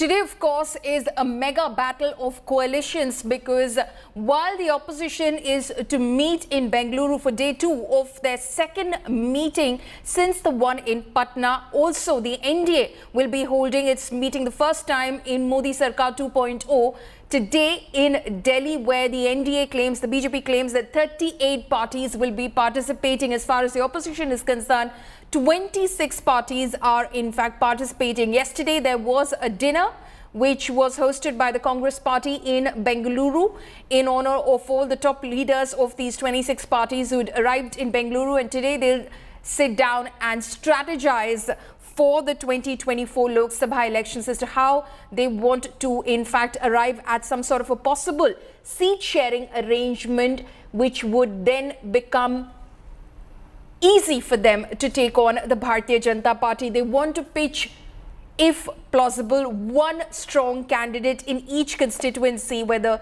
BJP is to be challenged. Meanwhile, the BJP, of course, will be holding the NDA meeting, chairing that NDA meeting in Delhi this evening, which will be convened by BJP President JP Nadda, but the Prime Minister is also expected to be at that meeting. New allies, including the Shiv Sena faction of Eknath Shinde, will be present in that meeting. As far as the NCP is concerned, the faction led by Ajit Pawar will be present in that meeting as well, which includes Praful Patel and the Deputy Chief Minister of Maharashtra, Ajit Pawar. Eknath Shinde, of course, will be at that meeting as well. So the BJP, of course, flexing its own muscles as well. Rahul Shrivastava is joining us now from Bengaluru. Rahul, so it is the battle of alliances today, if you may, because on the one hand in Bengaluru, 26 opposition parties will be in a huddle in order to strategize for the Lok Sabha elections. The BJP, of course, saying in Delhi, the NDA is not dead.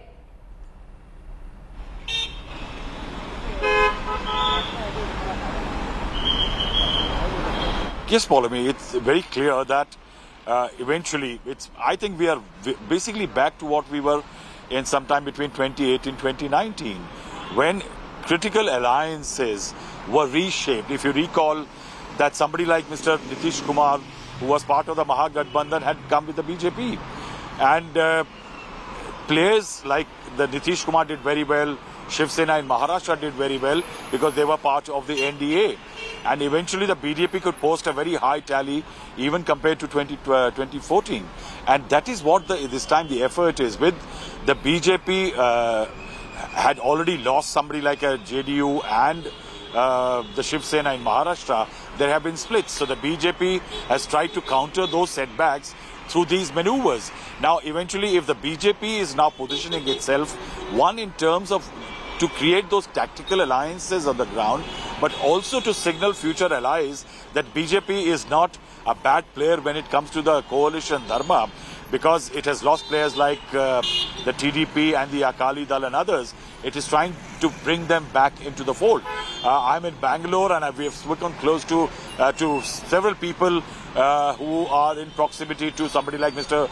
H.D. Kumaraswamy, the JDS leader, and the indication is that he may not be coming for the meeting of the NDA, might not put up a open display, but the word is that there are still some months to go for the elections, and he does not want to lay the cards out on the table. And that is why somebody like Kumaraswamy may wait and watch. So it is going to be these two coalitions, with this one looking very difficult right now, definitely, because remember that this coalition right now is trying to get the arithmetic right, which is difficult, whereas Narendra Modi and the NDA don't only have the arithmetic which worked, but also the chemistry. Okay. Rahul Srivastava, thank you so much for joining us with your perspective on the battle of alliances that we're going to witness today. Shortly, of course, in Bengaluru, that opposition meeting is to begin. My colleague Pooja Shali elaborates on the cracks in the opposition, though. Let's get you the details about who is conspicuous by absence at the opposition meeting in Bengaluru.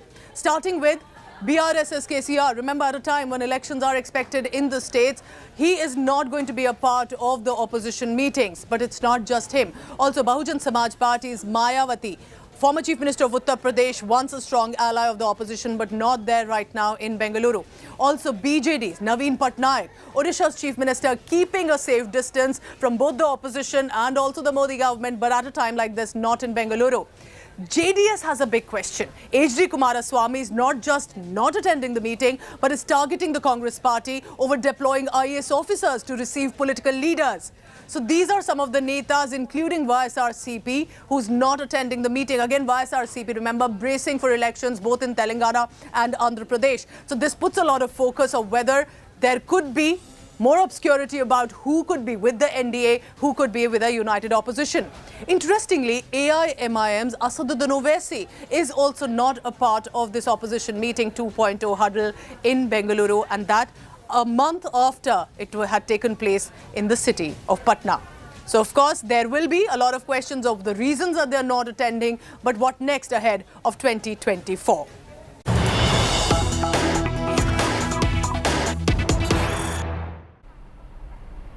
News coming in right now. Rahul Gandhi appeal seeking stay on conviction and sentencing before the Chief Justice of India's bench today.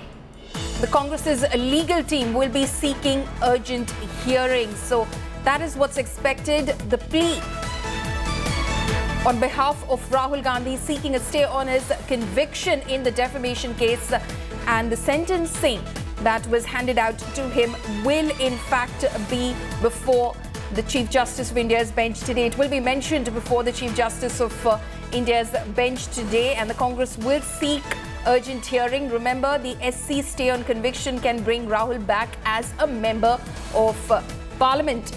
Anisha Mathur, my colleague, is joining me over the phone line right now. Anisha, if you can give us more details about what is the Congress legal team's strategy going to be? They're going to be asking for an urgent hearing in this matter. Remember, this petition was filed on Saturday by Rahul Gandhi against the Gujarat High Court's order, which has declined to give him any relief at this stage. Now, with the monsoon session approaching and the fact that more than 100 days have passed since his conviction and sentencing by the district court, Rahul Gandhi wants an urgent hearing in the matter, because what he is saying is that if this matter is not heard urgently, then the Election Commission may also be forced to conduct the by-polls in Wayanad. He has said that the High Court has made certain legal errors in the verdict that have been given. He said that there was no intention to defame, that Modi as a group, as a caste, is an amorphous group, that it cannot be clearly defined, and therefore you cannot have defamation of an entire community in the way that the High Court has said. More importantly, in what he said is that there is a case that irreparable injury will be caused to him and his constituency, his voters, if he's not given relief, and the High Court has acted on extraneous considerations, and this is going to be a very, very important argument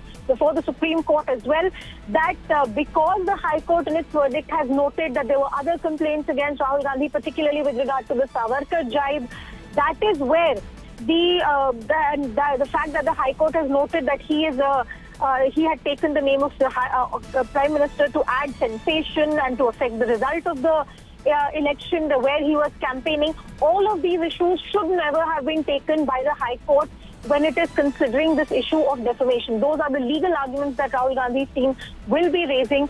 But they, for now, at 10:30, Senior Advocate Abhishek Manu Singh will be seeking an urgent hearing on this matter on the grounds that there is a monsoon session coming up, that there is a possibility of the Humanoid bypolls being announced by the Election Commission, and therefore there has to be an urgent hearing in the matter so that Rahul Gandhi can be given relief. Back to you. Right, so it's clear from the plea, Anisha, that you're telling us the details of which you're mentioning at the moment, that Rahul Gandhi believes that he's running short of time at the moment, especially because the Election Commission, he believes, could be compelled to announce bypolls for Wayanad. Well, very clearly, Pauline. Now remember, the law clearly says that a Lok Sabha seat cannot remain vacant for more than 6 months.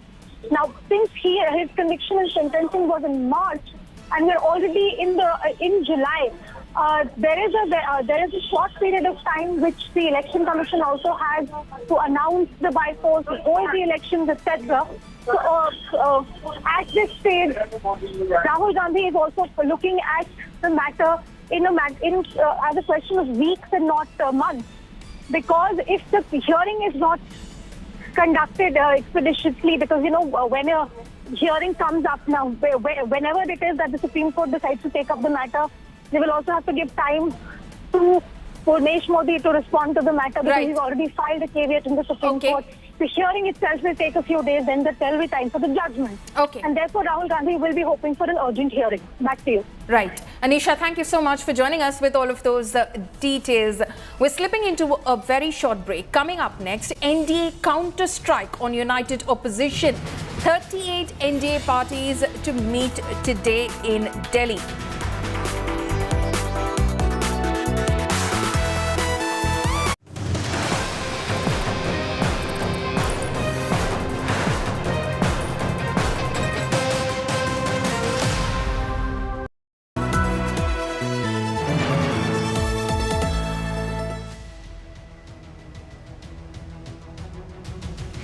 Standing on the ring road, you can see there's only water, water and water everywhere.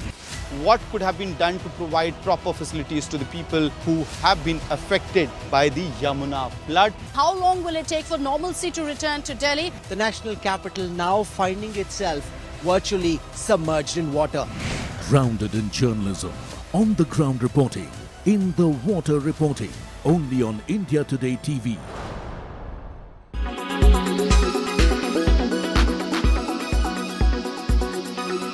Gaming. That is what took the center stage at the launch of the new iQOO Neo 7 Pro 5G smartphone. Let's deep dive into this gaming smartphone and see what's in store for the gamers.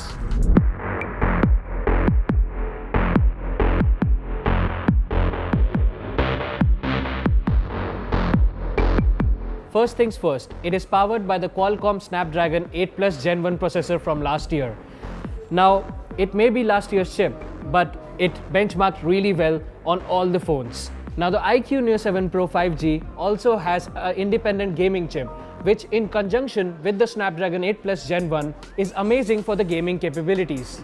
With this powerful combination, I tried 3 games: Genshin Impact, New State, as well as Asphalt 9. Now, all 3 games played pretty well. There were a few drop rates in Genshin Impact, but that's a pretty heavy game. So let's see how these games look on this device. With this powerful combination, I managed to achieve a consistent 90 frames per second on the new PUBG game at ultra graphics setting. Although the coveted 120 frames per second mark remained elusive, the iQOO Neo 7 Pro's cooling system played its part in maintaining stable thermals during extended gaming session. And here you can see Asphalt 9 racing game running without any hiccups.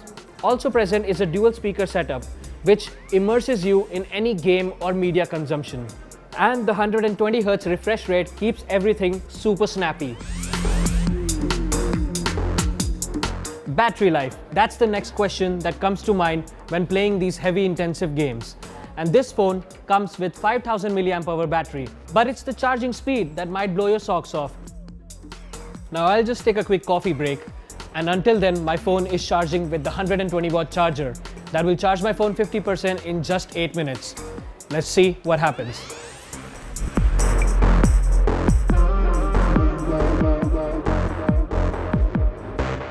Now that I'm done with my coffee break, my phone is all charged up thanks to the 120 watt fast charger. Serious gaming enthusiasts in the same price range can look out for the Xbox Series S, which is a dedicated gaming console. Hence, you would have a great pro gaming experience. Similarly, in smartphones, the Realme GT2 Pro and OnePlus 11R could be an alternative in the same price range. Wrapping it up, the iQOO Neo 7 Pro is for all you gaming enthusiasts who are looking for a gaming phone but do not want to break the bank. This phone comes in at sub 40,000 rupees. Stay tuned to Tech Today for more such technology updates.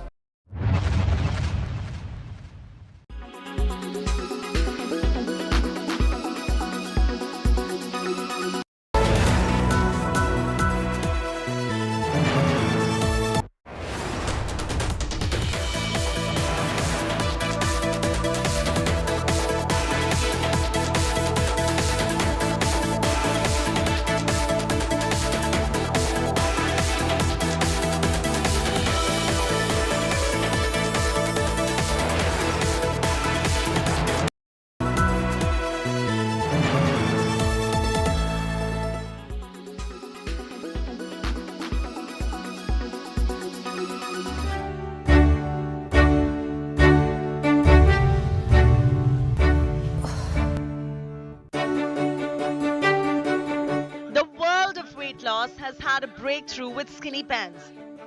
The Ozempic shots meant for the treatment of type 2 diabetes is being used off-label to reduce weight. These shots are hard to obtain but have the ability to help you shed those pounds. The drug was never meant to be used for that purpose in the first place. It gives myriad of side effects to those taking it for weight loss. They include diarrhea, constipation, tummy aches, nausea, vomiting, amongst many others. Many already know this. Now, a pill form of Ozempic is on the horizon. On 25th of June, researchers presented data in 2 studies at the American Diabetes Association Scientific Sessions Conference. One study showed 50 milligrams of semaglutide, the active compound in Ozempic and Wegovy, taken orally each day is roughly as effective as weekly Wegovy shots in reducing weight in people who are overweight or obese. Wegovy injections contain 2.4 milligrams of semaglutide. Wegovy has been approved to treat obesity since 2021. It's the same drug as diabetes medication Ozempic, just at a higher dose. Concerns now loom large on its unintended consequences as more people would seem to prefer pills over the injections for weight loss. What is important to know is that semaglutide is a good option for people, who have diabetes, who have obesity, or who are overweight and need to lose weight. But it is not a good option for everyone, and it is important that whoever takes this pill, they take it under medical supervision, and then, decide whether they meet the criteria or not. We have to practice ethical medicine for it to be beneficial for everybody, and keeping in mind the risks and the benefits. So I do think it's a new kid on the block. I do think it'll be successful in the future. We just need some more information for it. The injectable liquid form of semaglutide is directly shot into the belly with very small needle dispatch at the click of a pen once a week. One can take it with or without food. Oral semaglutide is supposed to be swallowed and not injected. Patients must have an empty stomach when they take it along with water. Doctors are extremely worried. Having a poppable pill available for weight loss could perhaps lead to an abuse of the drug.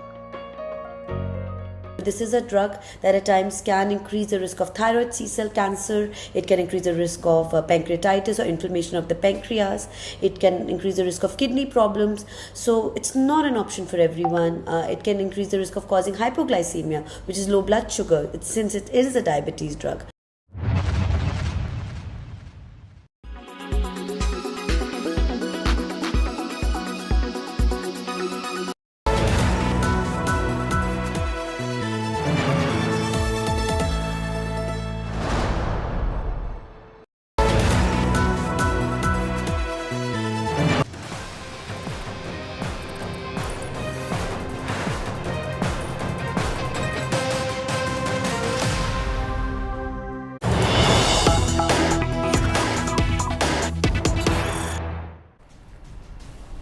News coming in right now. Sharad Pawar reaches Bengaluru. Pawar Senior arrives for the key opposition huddle. Karnataka Mantri MB Patil welcomes Pawar Senior. He missed the opposition dinner last evening. Sharad Pawar there in your pictures being received at Karnataka Airport in Bengaluru by Minister in the government, MB Patil. He's arrived for that key opposition huddle, which is to begin very shortly. He skipped the dinner last evening where all the opposition parties were present. Sharad Pawar, of course, has communicated even to the Ajit Pawar faction that he stays with the opposition. He stays with the Maha Vikas Aghadi in Maharashtra. He, of course, since that last meeting in Patna on June 23rd, suffered a huge jolt when his nephew Ajit Pawar led away a faction of the party to join the ruling BJP Eknath Shinde Shiv Sena alliance in the Maharashtra government. Since then, it's been an uphill task for Sharad Pawar to try and rebuild the NCP. He, of course, is one of the senior-most leaders of the opposition that is meeting today in Bengaluru. So if you go to pay respects, then we have to go there and there, whatever you suggest. Meeting is at 11, sir. Okay, so there, of course, Sharad Pawar inquiring about the schedule from MB Patil. He is headed, of course, to that meeting venue at 11 a.m. That meeting of the opposition parties begins. 26 opposition parties have come together in order to take on the ruling BJP in the 2024 Lok Sabha elections. Today, of course, it's going to be extremely interesting because while the opposition, of course, a big chunk of the opposition, not all opposition parties, but a big chunk of the opposition, 26 parties meet in Bengaluru. The NDA will also meet in Delhi today. 38 parties, claims the Bharatiya Janata Party. Nagarjun Dwarkanath is joining us from Bengaluru. Nagarjun, we are seeing those pictures of Sharad Pawar there arriving in Bengaluru. There was, of course, a lot of speculation after Mr. Pawar skipped that dinner, but he firmly stands with the anti-BJP bloc.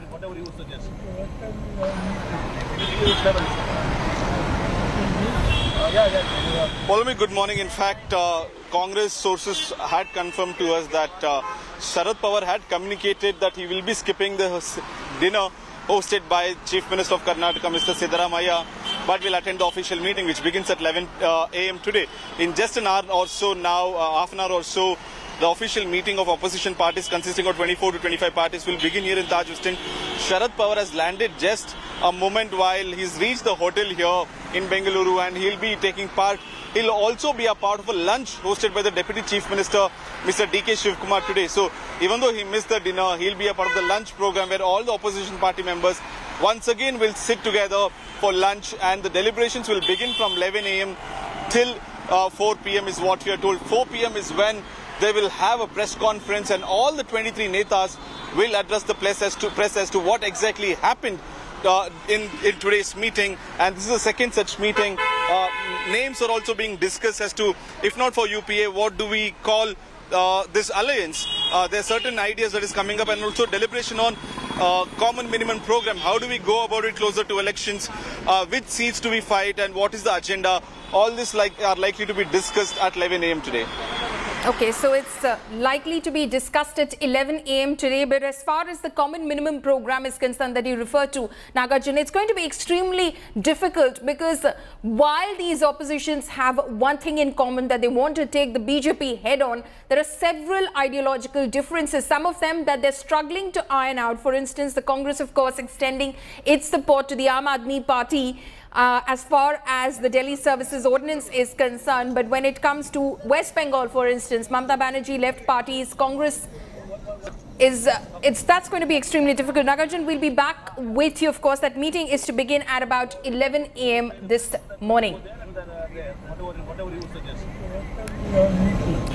Congress veteran and former Chief Minister of Kerala, Oommen Chandy, passed away this morning. He was 79. He was under treatment in Bengaluru since the last few months. His son informed about the demise through a social media post. Oommen Chandy served as the Chief Minister of Kerala during the period 2004-2006 and 2011 to 2016. The Kerala government has declared 2 days of official mourning, and today will be a public holiday in the state.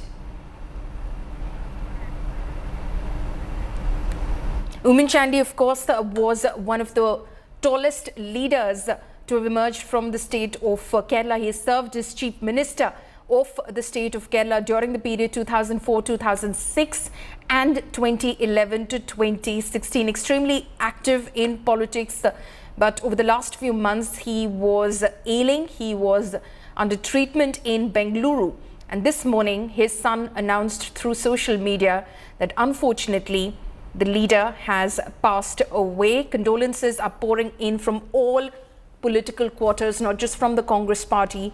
The Prime Minister also has in fact condoled the passing away of the former Chief Minister of Kerala, who was the tallest face as far as the Congress and Kerala politics is concerned. Those images, as you can see, of people arriving at Bengaluru to pay their last respects to the departed leader. The Kerala government has now announced 2 days of official mourning in the state. Today will also be a public holiday in the state. The news only came in this morning that Oommen Chandy, former Chief Minister of the state of Kerala, has passed away. In fact, the Prime Minister also tweeted about the same, and he said, and I quote, "In the passing away of Shri Oommen Chandy ji, we have lost a humble and dedicated leader who devoted his life." चाचा पशुपति कुमार पारस का क्या होगा, कैसे चुनाव लड़ेंगे बिहार में, NDA मिलकर कैसे आगे बढ़ेगा, इन्हीं तमाम मुद्दों पर बात करने के लिए हमारे साथ मौजूद हैं खुद चिराग पासवान। चिराग पासवान जी, आज तक में आपका बहुत बहुत स्वागत है। थैंक यू भाई। आखिर एनडीए में आ गए आप, किन शर्तों पे आए, क्या बातचीत हुई है, किस ढंग से चुनाव लड़ा जाएगा, कितनी सीटों पे चुनाव लड़ेंगे, क्या कैबिनेट में मंत्री के तौर पे वापस होगी आप? बस शर्तें नहीं थी आने की, बट हाँ कुछ चिंताएं जरूर थी हम लोग की। देखिए, हम लोग की एक छोटी पार्टी है एंड मेनली सेंट्रिक इन बिहार, जिसको हम लोग जरूर एक्सपेंड करना चाहते हैं। अभी नागालैंड में हम लोग के 2 विधायक हैं और विभिन्न और राज्यों में चुनाव हम लोग लड़ते रहे हैं। उत्तर प्रदेश में एक समय में हम लोग की अच्छी उपस्थिति वहाँ की विधानसभा में थी। तो एक्सपेंशन हर पार्टी चाहती है, हर पार्टी अपने दायरे को बढ़ाना चाहती है। तो ये हमारे कुछ कंसर्न जरूर थे जो मैंने भारतीय जनता पार्टी के शीर्ष नेतृत्व के साथ मैंने साझा किए। गठबंधन करना एक बड़ा फैसला है और भाई मैं जिस सोच से आता हूँ, मैं मेरे मुख्यमंत्री की तरह हर दूसरे तीसरे साल में गठबंधन नहीं बदल सकता। हम लोग जिनके साथ रहे हैं, लंबे समय तक रहे हैं, स्थायी रूप में रहे हैं, और अगर उनसे अलग भी हुए हैं, जैसे 2020 में मैं अलग हुआ, पर मैं किसी और गठबंधन का मैं हिस्सा नहीं बना। एनडीए के साथ हम लोग थे, 2020 विधानसभा का चुनाव मैंने अकेले लड़ा, पर उसके बाद भी मैं किसी और गठबंधन में मैं नहीं गया। तो definitely coming back in this alliance, NDA के साथ वापस आते वक्त ये चिंता जरूर थी कि आने वाले लोकसभा के चुनाव हैं, विधानसभा के चुनाव हैं, तो इनको लेकर जितनी मेरी चिंताएं थी, जितने मेरे कंसर्न्स थे, वो जरूर मैंने भारतीय जनता पार्टी के शीर्ष नेतृत्व के समक्ष रखे। मुझे खुशी है कि मेरी तमाम चिंताओं को सम्मान दिया गया और आज ये फैसला उसी के आधार पर लिया गया। क्या चिंताएं थी आपकी? जैसा मैंने कहा, लोकसभा है, लोकसभा की सीटें हों या विधानसभा की हों, कई ऐसे विषय थे जिनको लेकर मैं चाहता था कि एक सेंस ऑफ क्लैरिटी पहले हो जाए, ताकि बाद में चल के किसी तरीके का कोई मतभेद नहीं हो, क्योंकि अब चुनाव बहुत ज्यादा दूर रहे नहीं है, चुनावी वर्ष में हम लोग ऑलरेडी आ गए हैं। तो इन तमाम बातों को लेकर चर्चा। कितनी सीटों पे लड़ेंगे लोकसभा में? पिछली बार 6 सीटों पे लड़े थे 2019 में, जिनमें से 5 चले गए, 1 आप अकेले बचे हैं। तो इस बार कितनी सीटों पे आप लड़ेंगे लोकसभा में? भाई, मैं गठबंधन धर्म की मर्यादा को तोड़ूंगा अगर गठबंधन के भीतर की बातों को इस तरीके से मैं सार्वजनिक करूं। मुझे लगता है जो चर्चा मेरी और भारतीय जनता पार्टी के शीर्ष नेतृत्व के बीच हुई है वो हमारे बीच की बातचीत है। सही समय आने पर जरूर उसको भी साझा किया जाएगा, बट मुझे नहीं लगता कि अभी इसका खुलासा करना उचित होगा। मंत्री बनेंगे केंद्र में? भाई देखिए, जब गठबंधन होता है वो मंत्री बनने के लिए तो नहीं होता, कम से कम। खासतौर पर मैं जिस परिवार से आता हूं, मेरे लिए मंत्री बनना या मंत्री पद वो मायने नहीं रखता। मैंने अपने नेता, अपने पिता आदरणीय रामविलास पासवान जी को निरंतरता में देखा है, तो मैं समझता हूं कि मंत्री पद एक बहुत बड़ी जिम्मेदारी होती है। कुछ लोग कहते हैं इसको कि मलाई खाने के लिए है और ये है, बट मैं मानता हूं कि एक बहुत बड़ी जिम्मेदारी, आप एक ऐसे पद पर हैं जहां आप एक बड़े वर्ग का, एक बड़े संख्या में लोगों का आप भला कर सकते हैं। अगर आपकी सोच, आपकी नीयत अगर सही हो तो मैं समझता हूं कि वो एक बहुत बड़ी जिम्मेदारी है। बट बहरहाल जब गठबंधन होता है तो वो लोक नीतियों को लेकर होता है, आपके सिद्धांतों को लेकर होता है, आपके विचारों को लेकर होता है, आपके कॉमन पॉइंट्स क्या हैं, एजेंडास क्या हैं जिसको लेकर आप आगे बढ़ना चाहते हैं। मेरा अलायंस का मेन मकसद इसी सोच के साथ था कि कैसे लोकसभा में हम लोग एनडीए को मजबूती दें, विधानसभा में बिहार में हम लोग एनडीए को मजबूती दें, ना कि किसी मंत्री पद को पाने के लिए। लेकिन मंत्री पद का ऑफर तो आया ही होगा आपको बनाने की बात, तो क्योंकि आपके चाचा पशुपति कुमार पारस मंत्री बने हुए हैं केंद्र में, वो आप ही की पार्टी से सांसद थे, तो आपको लगता है कि आपको ऑफर तो दिया होगा और मंत्री बनेंगे आप, क्योंकि कैबिनेट का एक्सपेंशन कहा जा रहा है कि आप ही लोगों की वजह से रुका हुआ था, कुछ लोगों को एनडीए में शामिल किया जाएगा उसके बाद कैबिनेट एक्सपेंशन। पूर्णतः प्रधानमंत्री जी का अधिकार क्षेत्र है, इस पे किसी भी दूसरे का टिप्पणी करना उचित नहीं। पर आपकी कोई बातचीत हुई इस बारे में? जैसा मैंने कहा कि पूर्णतः प्रधानमंत्री जी का अधिकार क्षेत्र है, इसमें किसी का भी मुझसे बातचीत करना या इसमें मेरी कोई सहमति या असहमति देना उचित नहीं है। ऐसी कोई डील नहीं हुई? Of course not. जैसा मैंने कहा कि चर्चाएं सिर्फ गठबंधन को कैसे मजबूती मिले उसको लेकर हुई, किसी मंत्री पद को मद्देनजर रखते हुए कभी नहीं हुई। चिराग जी, आपके चाचा पशुपति कुमार पारस मंत्री बने हुए हैं केंद्र में, और हाजीपुर की सीट को लेकर भी बवाल चला हुआ है। आपने एक दावा ठोका है कि मेरे पिता की सीट है पुरानी, वहीं से लड़ते रहे, विरासत की अगर बात की जाए तो वो छोड़ने को तैयार नहीं। आपके चाचा कह रहे हैं कि नहीं, मैं लड़ूंगा, मेरे को जाते हुए उन्होंने सौंपी थी ये सीट और मैं यहां से लड़ूंगा, मैं केंद्र की पॉलिटिक्स में नहीं आना चाहता था। और चिराग पासवान कौन होते हैं ये सब कहने वाले? नहीं, डेफिनेटली हर कोई अपने अपने दावे करता है, वो वहाँ के मौजूदा सांसद हैं, उन्होंने अपने दावेदारी पेश की है। मेरे अपने कारण हैं वहाँ से दावेदारी पेश करने के। बचपन से जब से वो संभाला, मैंने अपने पिताजी को हाजीपुर का ही प्रतिनिधित्व करते हुए देखा, सो कहीं ना कहीं एक सिनोनिम सा बन गया था हाजीपुर और मेरे पिता का नाम। तो ऐसे में जब वो इस दुनिया में नहीं है, मुझे लगता है कि एक पुत्र होने के नाते मेरा उत्तरदायित्व बनता है हाजीपुर के भी प्रति, और जो जो कार्य उनके अधूरे रह गए हैं उनको मैं वहाँ पर मैं पूरा करूँ। मैं काफ़ी समय अपना बिहार में जब रहता हूँ, हाजीपुर में मैं देता भी हूँ, तो यकीनन मेरी ख्वाहिश है। अंतोगत्वा इस पे अंतिम निर्णय भारतीय जनता पार्टी को लेना है, और आई थिंक विनेबिलिटी एक बहुत बड़ा फैक्टर होता है किसी का भी कहीं से भी चुनाव लड़ने को लेकर। मैं मानता हूं कि एनडीए और भारतीय जनता पार्टी खासतौर पर इन तमाम परिस्थिति को मद्देनजर रखेगी जरूर, और मेरा पूरा विश्वास है, कहीं पे कोई शंका नहीं है, और ये विश्वास को मैं पूरे अथॉरिटी के साथ मैं कहता हूं कि हाजीपुर से अगला चुनाव लोक जनशक्ति पार्टी रामविलास ही लड़ेगी। आप लड़ेंगे, आपकी मम्मी लड़ेंगी? रेणु, ये अंतिम फैसला भाई पार्टी करेगी, पार्टी का संसदीय बोर्ड करेगा कि वहां से कौन चुनाव लड़ता है, पार्टी की तरफ से कौन प्रत्याशी होगा था, बट चुनाव लोक जनशक्ति पार्टी रामविलास लड़ेगी। आपके चाचा तो छोड़ने को तैयार नहीं है, वो कहते हैं चिराग पासवान कौन होते हैं, उनको तो पता ही नहीं है। जैसे सड़क पे कोई जानवर 20 सड़क खड़ा होता है, पता नहीं होता किस साइड जाना है, तो चिराग पासवान की ये स्थिति है। ऐसे ऐसे आरोप आपके ऊपर लगाए जा रहे हैं। कोई बात नहीं भाई, मुझसे बड़े हैं उम्र में, और बड़ों का हक होता है, अधिकार होता है, नाराज हो सकते हैं, डांट सकते हैं, कुछ भी कह सकते हैं। मैंने आज तक कभी उनकी किसी बात का ना बुरा माना, ना मैंने किसी भी बात पर उनको पलट के जवाब दिया, ना मेरे संस्कारों में है ये। वो अपनी बातें रख रहे हैं अपनी तरफ से। बस मुझे कभी कभी अफसोस इस बात का होता है कि जब वो कहते हैं, कहते इतने उत्तेजित हो जाते हैं। हैं तो मेरे चाचा ही, मेरे पिता के बाद मैंने उन्हें ही अपना पिता माना था, तो ऐसे में जब मैं उनको देखता हूँ इस तरीके से परेशान, या जिस तरीके से कमेंट्स आते हैं उनके बारे में, या लोग कहते हैं, इन बातों को लेकर मैं दुखी होता हूं कि उम्र के इस पड़ाव में इतने चिंतित, इतने परेशान, इतने आक्रोशित जब मैं उनको देखता हूं, या जब लोग उनके बारे में ऐसी बातें करते हैं, उनके हर कमेंट्स, उनके हर बाइट के बाद जब नीचे कमेंट्स आप पढ़ते हैं, तो वो चीज़ें मुझे ज़रूर परेशान करती हैं। बट मुझे लगता है समय हर चीज का रास्ता खोज ही लेता है। 24 आते आते तक ये बात और स्पष्ट हो जाएगी। अगर वो सीट नहीं छोड़ते हैं फिर तो आमने सामने चाचा भतीजा फिर एक बार सामने हो जाएंगे, आमने सामने। मुझे नहीं लगता भाई ऐसी कोई परिस्थिति आएगी। बीजेपी उनको मना लेगी कि आप छोड़ दीजिए? जैसा मैंने कहा, समय रास्ता निकाल ही लेगा। तो अगर पूरी पार्टी, क्योंकि बीजेपी चाहती है कि आप और आपके चाचा दोनों एक बार फिर साथ हो जाएं, पूरी पार्टी एक साथ हो जाए, क्या इस पे पॉसिबिलिटी है कि दोनों एक बार फिर साथ आ जाएं? भाई मैं जिस परिवार से आता हूं वहां पर ऐसे फैसले बड़ों के द्वारा ही लिए जाते हैं, और मुझे लगता है मेरे चाचा ने ये फैसला कई बार ना सिर्फ लिया है बल्कि इसकी घोषणा भी उन्होंने कई बार कही। उन्होंने तो यहाँ तक कहा कि सूरज पश्चिम से उग जाएगा पर चिराग के साथ मैं कभी नहीं जाऊंगा। हाल फिलहाल में भी जब केंद्रीय गृह राज्य मंत्री आदरणीय नित्यानंद राय जी गए, उन्होंने उनसे बातचीत की, उस वक्त भी उन्होंने पूरी तरीके से इस बात को नकारा कि ऐसा कोई समझौता संभव ही नहीं है। तो जब घर के बड़ों ने ही ये फैसला ले लिया तो मेरी हामी का या मेरे इनकार का कोई मायने ही नहीं बचता। लेकिन आप चाहते हैं, दिली ख्वाहिश है आपकी कि फिर एक बार पूरा पासवान परिवार और पूरी पार्टी एकजुट होकर के चुनाव में जाए? भाई मैं ईमानदारी से बोलूंगा, मैं इन सब चीजों से बहुत आगे निकल चुका हूँ।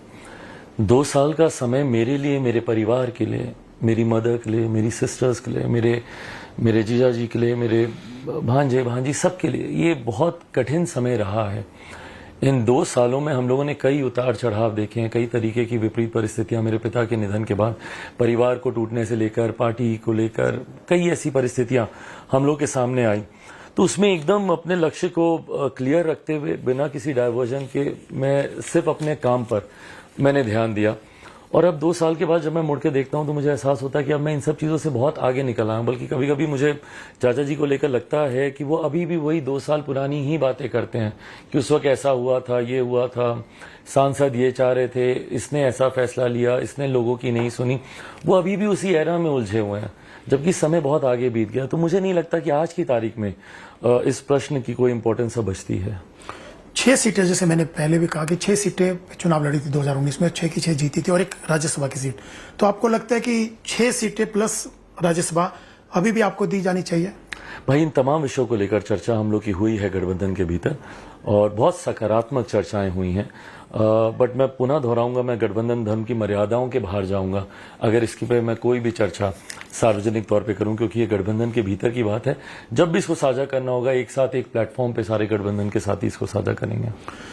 चिराग जी, ये तो सवाल हुआ चाचा भतीजे की बात का, लेकिन बीजेपी के साथ भी आपका मकान खाली करवाया गया। आपने बहुत कोशिश की कि मकान खाली ना किया जाए।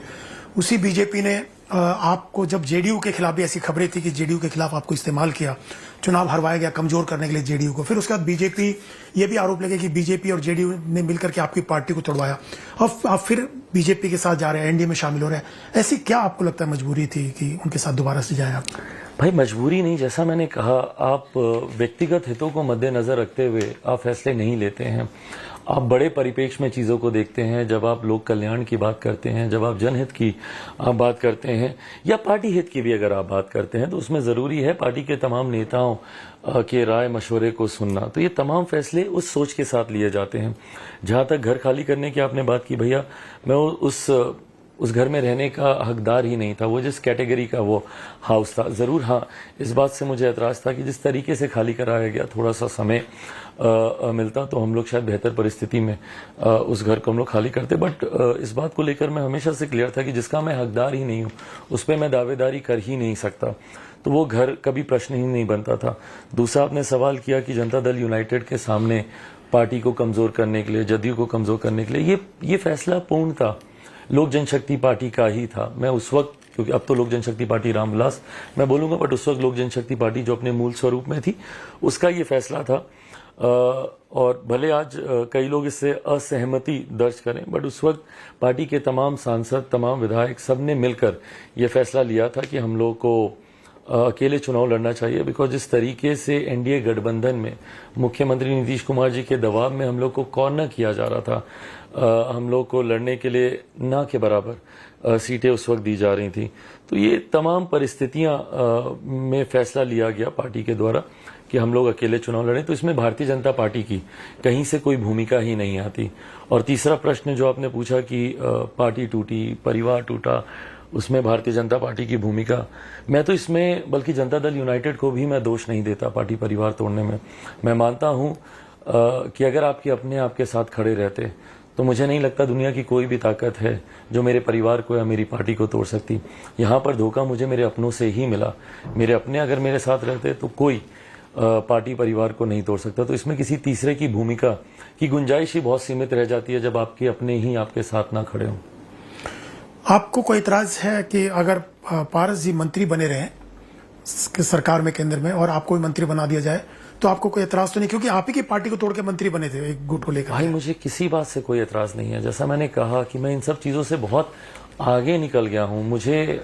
मुझे घर परिवार चाचा भतीजा इन सब की लड़ाई में उलझना ही नहीं है। मैं बिहार में, मैं खास तौर पे अगर मैं बात करूं, मैं बिहार फर्स्ट बिहारी फर्स्ट के विजन के साथ निकला हूं। मेरे लिए बड़ी चिंता है मेरे सामने कि क्यों आज़ादी के 75 साल के बाद आज भी मेरा बिहार प्रदेश पिछड़े राज्यों की श्रेणी में आता है। मुख्यमंत्री 18 साल से मेरे प्रदेश के मुख्यमंत्री हैं, उन्होंने क्या ऐसे कार्य किए जो मेरे प्रदेश को विकास की राह पर आगे लेकर जाए या बनिस्बत बाकी राज्यों के समकक्ष में लाकर मेरे प्रदेश को खड़ा करे। जब मैं विजनलेस की बात करता हूं, मैं मेरे मुख्यमंत्री जी का मैं जिक्र करता हूं कि उनके पास वो विजन ही नहीं है कि कैसे प्रदेश में आईटी जॉब, आईटी सेक्टर्स आए, या इंडस्ट्रियलाइजेशन हो, या इंफ्रास्ट्रक्चर बेटर हो, या वहां पे एजुकेशनल हब बने। तो मेरी चिंता, मेरी सोच पूरी उस दिशा में है। So for me it really doesn't matter कि कौन कैबिनेट में है, कौन मंत्री हैं, कौन क्या कर रहे हैं, नहीं कर रहे हैं। मेरी सोच भी उस तरफ नहीं जाती है। मतलब आप उनके साथ बैठने को तैयार है एनडीए की मीटिंग में, चाचा भतीजा आमने सामने, कोई एतराज नहीं आपको? भाई ऑफ कोर्स नॉट। जब आप कलीग्स होते हैं, आपको अपने व्यक्तिगत इश्यूज को, उन बैगेजेस को आपको पीछे रखकर उस गठबंधन के हित में आपको आगे बढ़ने की जरूरत होती है। चुनाव में जब आप एनडीए का हिस्सा हो गए, वो भी एनडीए का हिस्सा है, अगर वो चुनाव लड़ते हैं हाजीपुर या जहां से भी तय होता है, तो आप उनके लिए, उनको जितवाने के लिए कैंपेन करने को तैयार है? भाई हाजीपुर के अलावा जहां से भी चुनाव लड़ेंगे मैं जरूर करूंगा, बट हाजीपुर से वो चुनाव लड़े ऐसी परिस्थिति उत्पन्न होती मुझे दिखती नहीं है। लेकिन उनको जितवाने के लिए अगर दूसरी सीट चाहते हैं तो आप कैंपेन करें? जहां से भी वो चुनाव लड़े, मैं एनडीए का हिस्सा हूं। एनडीए जहां पे मुझे कहेगी प्रचार के लिए, मैं जरूर जाऊंगा। चिराग जी, 5 सांसद हैं उनके पास, आपको लगता नहीं उनका गुट ज्यादा मजबूत है, उनकी पार्टी ज्यादा मजबूत है, आप सिर्फ अकेले सांसद हैं? तो ऐसे में 2024 में आपकी दावेदारी जो 6 सीटों की पहले थी, क्या आपको लगता है दावेदारी बन पाएगी या एनडीए या बीजेपी आपको अकोमोडेट करेगा? भाई I'll just begin by correcting you a little bit. 5 सांसद उनके साथ नहीं है। जरूर वो दल बदल कानून की जो बाध्यता है उससे संभवतः वो बंधे हुए जरूर होंगे। औपचारिक तौर पर संभवतः वो उस गठबंधन से अलग निकल नहीं पा रहे होंगे, but it's like an open secret. Everybody knows that उनके जो बाकी के 3 सांसद हैं, लिविंग असाइड माय चाचा एंड माय यंगर ब्रदर, उन 2 को अगर आप छोड़ दें तो बाकी के जो उनके 3 सांसद हैं वो किस किस के संपर्क में हैं, ये बात किसी से छुपी नहीं है। कल ही उनकी एक सांसद यहाँ मेरे साथ ही मौजूद थी। लंबे समय से उनके कई और सांसद मेरे संपर्क में हैं, और ना सिर्फ मेरे संपर्क में भाई, बल्कि कई और दलों के भी संपर्क में हैं। और ये बात it's like an open secret, as I said. ये मुझे पता है, ये बिहार की जनता को पता है, and most importantly Bharatiya Janata party के शीर्ष नेतृत्व को पता है, क्योंकि उनके कुछ एक सांसद तो भाजपा के भी संपर्क में हैं। तो ऐसे में ये दावेदारी पेश करना कि 5 सांसद उनके साथ हैं, ये कहीं से भी सही नहीं है।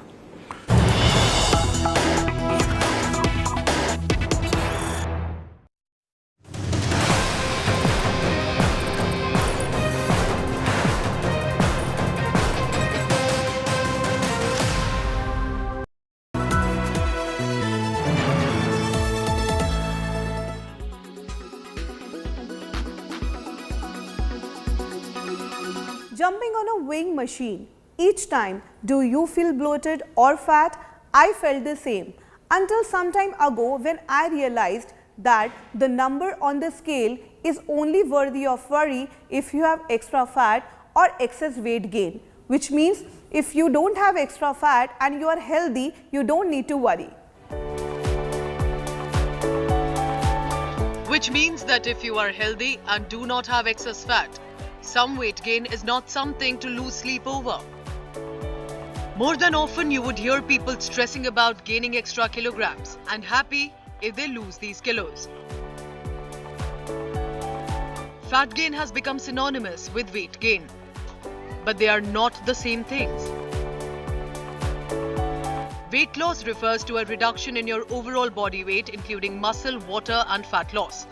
As far as fat loss is concerned, it refers to weight loss from the body fat. Simply put, it refers to the overall drop in the overall kilogram weight. There are a number of things that can affect weight fluctuation on a daily basis, such as hormonal imbalance, varying sodium intake, different amounts of dietary fiber and food.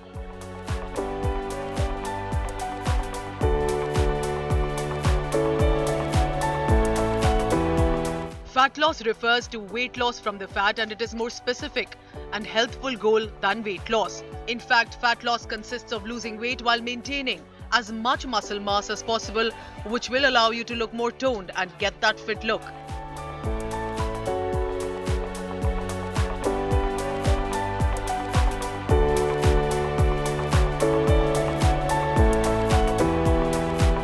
So if simply put, fat loss is equal to reduction or burning of the stored body weight. What is the difference between weight loss and fat loss? So what should you aim for? What is healthy? Fat loss or weight loss? Weight loss can be on the top of your goal, but for a healthier body composition, fat loss is the one you should be aiming for.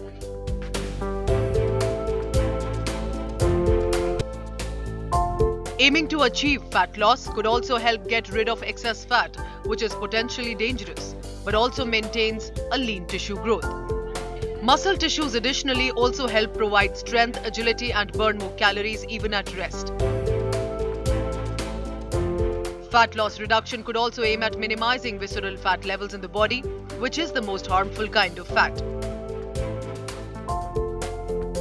Relying on a weighing scale alone may not work as an accurate detector of how much fat you are really losing or determine the muscle mass you have. However, using a more accurate means of detection, such as a body fat scale. Make sure to consult a doctor before you go ahead with any hardcore exercise regime or a strict diet plan. With Sabah Ikram, Bureau Report, India Today.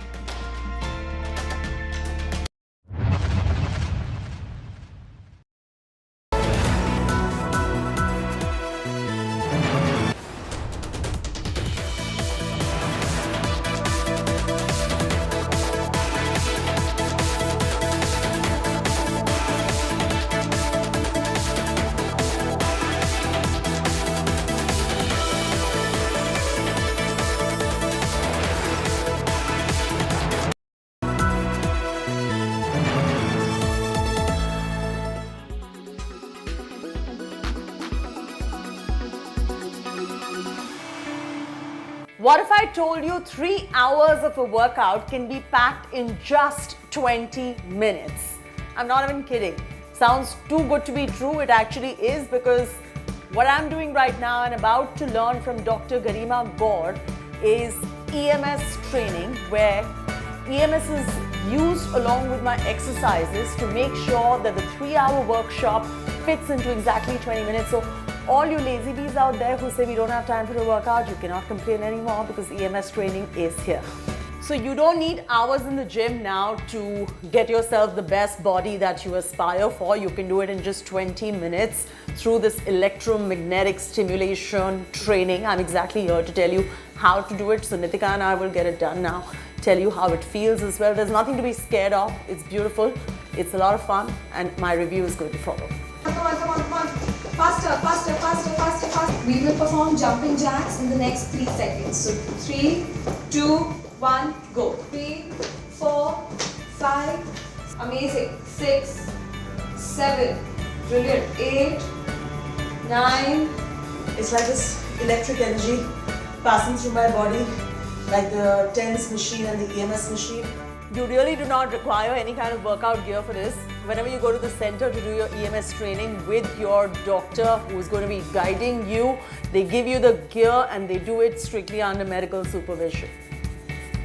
So we just finished 20 minutes of an EMS training session, which is equivalent to 2 to 3 hours of a workout, depending on what is the intensity of the electromagnetic pulses. Wonder I'm feeling so tired, but what is the science behind this? Why do you say that I did 4 hours of workout? Because I actually did 20 minutes of a workout. So the science behind it is basically the dual firing of a muscle fiber. In a conventional workout, only 30% of the muscle fibers are being activated.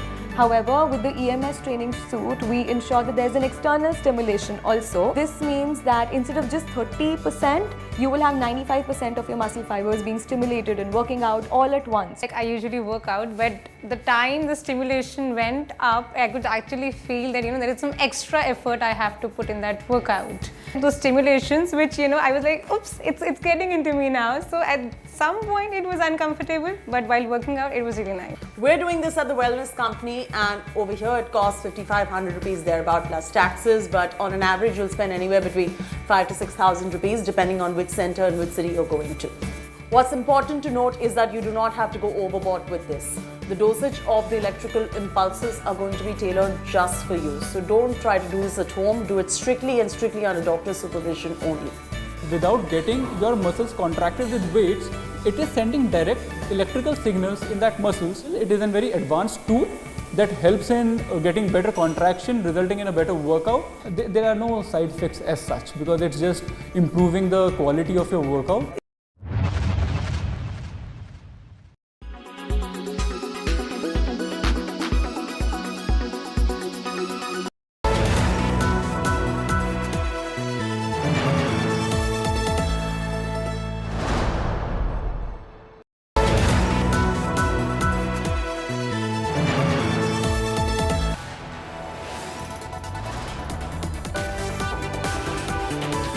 are watching India Today.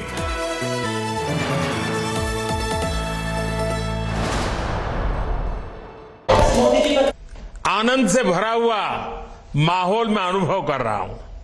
साथियों, देश भर से जो कोई वहां घूमने जाना चाहते हैं, उनकी भी यही इच्छा थी।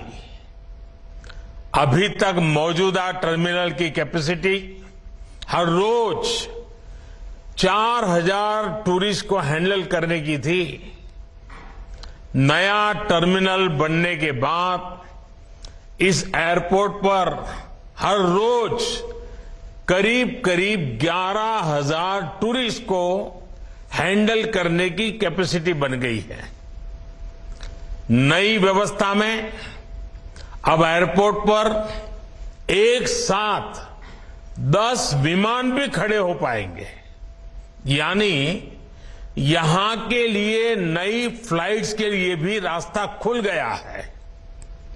और ज्यादा फ्लाइट्स आने, ज्यादा टूरिस्ट आने का सीधा मतलब है ज्यादा से ज्यादा रोजगार। पोर्ट ब्लेयर की इस नई टर्मिनल बिल्डिंग में ईज ऑफ ट्रैवल बढ़ेगा, ईज ऑफ डूइंग बिजनेस बढ़ेगा और कनेक्टिविटी भी बेहतर होगी। मैं देश के लोगों को, पोर्ट ब्लेयर के सभी साथियों को इस सुविधा के लिए बहुत बहुत बधाई देता हूं। साथियों, लंबे समय तक भारत में विकास का दायरा कुछ बड़े शहरों, कुछ क्षेत्रों तक सीमित रहा। कुछ दलों की स्वार्थ भरी राजनीति के कारण विकास का लाभ देश के दूर दराज वाले इलाकों तक पहुंचा ही नहीं। ये दल उन्हीं कामों को प्राथमिकता देते थे जिसमें इनका खुद का भला हो, इनके परिवार का भला हो। नतीजा ये हुआ कि जो हमारे आदिवासी क्षेत्र हैं, जो हमारे आइलैंड्स हैं, वहां की जनता विकास से वंचित रही, विकास के लिए तरसती रही। बीते 9 वर्षों में हमने पूरी संवेदनशीलता के साथ पहले की सरकारों की उन गलतियों को सुधारा है। इतना ही नहीं, नई व्यवस्थाएं भी बनाई हैं। अब भारत में विकास का एक नया मॉडल विकसित हुआ है। ये मॉडल इंक्लूजन का है, सबको साथ लेकर चलने का है। ये मॉडल सबका साथ, सबका विकास का है। और जब मैं सबका विकास कहता हूं तो इसका अर्थ बहुत व्यापक है। सबका विकास मतलब हर व्यक्ति, हर वर्ग, हर क्षेत्र का विकास। सबका विकास मतलब जीवन के हर पहलू का विकास, शिक्षा, स्वास्थ्य, कनेक्टिविटी, हर प्रकार सबका विकास। साथियों, इसी सोच के साथ बीते 9 वर्षों में अंडमान निकोबार में विकास की नई गाथा लिखी गई है। पिछली सरकार के 9 साल में, यानी हमारे पहले जो सरकार थी, 9 साल में अंडमान निकोबार को करीब 23,000 करोड़ रुपए का बजट अलर्ट किया गया था, जबकि हमारी सरकार के दौरान अंडमान निकोबार के विकास के लिए 9 वर्षों में करीब करीब 48,000 करोड़ रुपए का बजट दिया गया है। यानी हमारी सरकार ने अंडमान निकोबार के विकास के लिए पहले के मुकाबले 2 गुना ज्यादा पैसा खर्च किया है। पिछली सरकार के 9 साल में अंडमान निकोबार में 28,000 घरों को पानी के कनेक्शन से जोड़ा गया था। हमारी सरकार के 9 साल में यहां के करीब 50,000 घरों तक पानी का कनेक्शन पहुंचाया गया है। यानी हर घर जल पहुंचाने के लिए भी हमारी सरकार ने पहले के मुकाबले 2 गुनी रफ्तार से काम किया है। आज यहां के लगभग हर व्यक्ति के पास अपना बैंक अकाउंट है। आज यहां के हर गरीब को 1 नेशन 1 राशन कार्ड की सुविधा मिली हुई है। पहले की सरकार के समय अंडमान निकोबार में एक भी मेडिकल कॉलेज नहीं था। ये हमारी सरकार है जिसने पोर्ट ब्लेयर में मेडिकल कॉलेज की स्थापना की है। पहले की सरकार के समय अंडमान निकोबार में इंटरनेट सैटेलाइट के भरोसे ही था। हमारी सरकार ने समंदर के नीचे सैकड़ों kilometre submarine optical fibre cable बिछाकर इस परेशानी को दूर कर दिया है। साथियों, अंडमान निकोबार में हो रहा सुविधाओं का ये विकास यहां के टूरिज्म को गति दे रहा है। जब मोबाइल कनेक्टिविटी बढ़ती है तो टूरिस्ट भी बढ़ते हैं। जब हेल्थ इंफ्रास्ट्रक्चर सुधरता है तो टूरिस्ट का आना जाना और बढ़ जाता है। जब एयरपोर्ट पर सुविधाएं बढ़ती हैं तो टूरिस्ट यहां आना पसंद करता है। जब रोड अच्छी होती है तो टूरिस्ट अपने इलाके में ज्यादा से समय बिताता है। इसलिए ही अंडमान निकोबार आने वाले टूरिस्टों की संख्या अब 2014 के मुकाबले 2 गुनी हो गई है। यहां स्नॉर्केलिंग, स्कूबा डाइविंग, सी क्रूज जैसे एडवेंचर के लिए आने वाले टूरिस्टों की संख्या भी बढ़ रही है। और साथियों, मेरे अंडमान निकोबार के भाई बहन सुन लीजिए, ये तो अभी शुरुआत है। आने वाले सालों में ये संख्या कई गुना बढ़ने वाली है। इससे अंडमान निकोबार में रोजगार, स्वरोजगार की नई संभावनाएं बनने वाली हैं। साथियों, आज अंडमान निकोबार विरासत भी और विकास भी इस महामंत्र का जीवंत उदाहरण बन रहा है।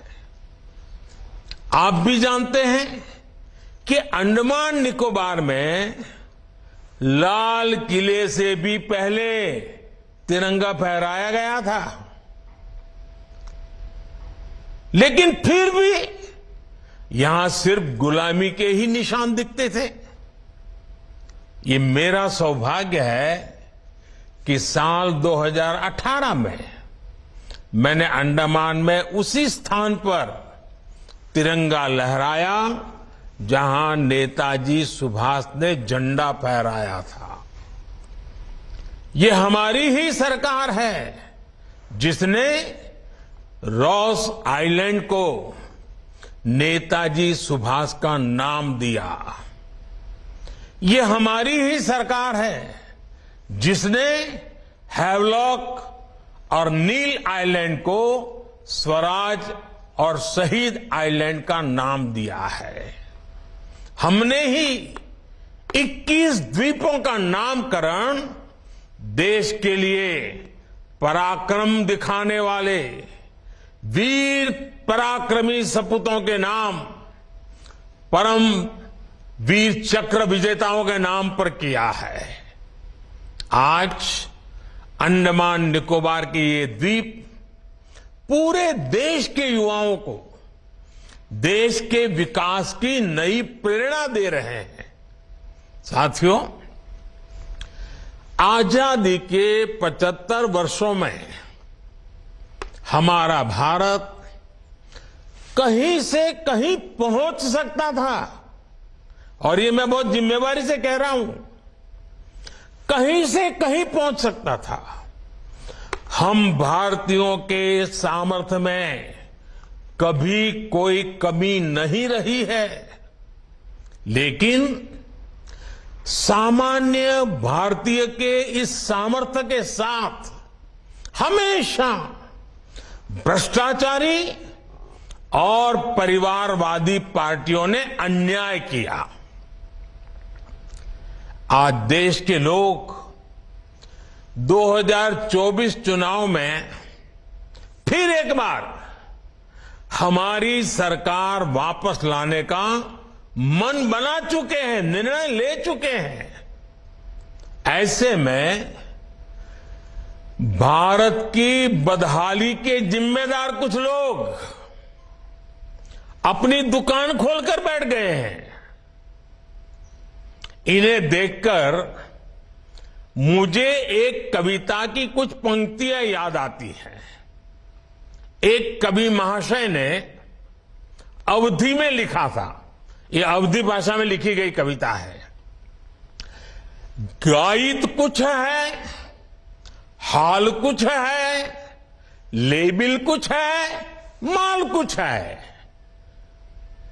24 के लिए 26 होने वाले राजनीतिक दलों पर ये बड़ा फिट बैठता है। गाइड कुछ है, हाल कुछ है, लेबिल कुछ है और माल कुछ है।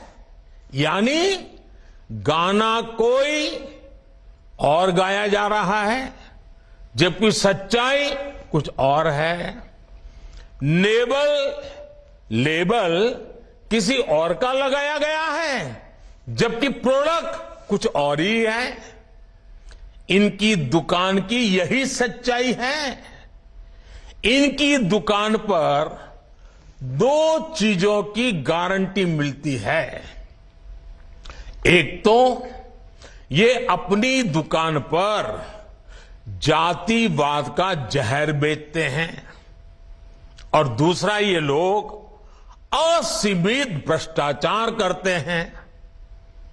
आजकल ये लोग बेंगलुरु में जुटे हैं।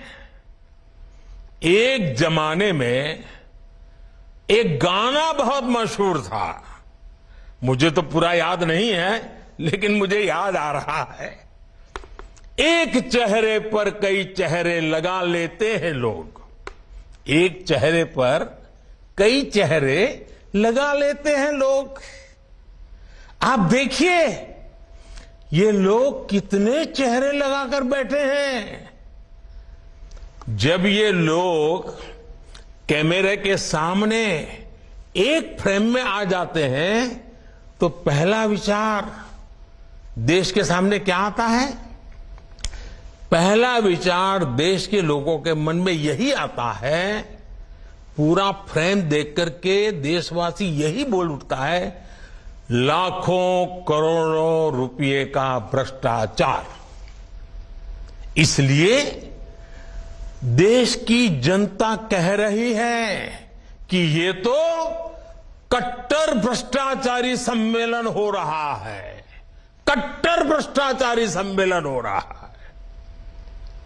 ये लोग गा कुछ और रहे हैं, हाल कुछ और है, इन्होंने लेबल कुछ और लगाया हुआ है, माल कुछ और है।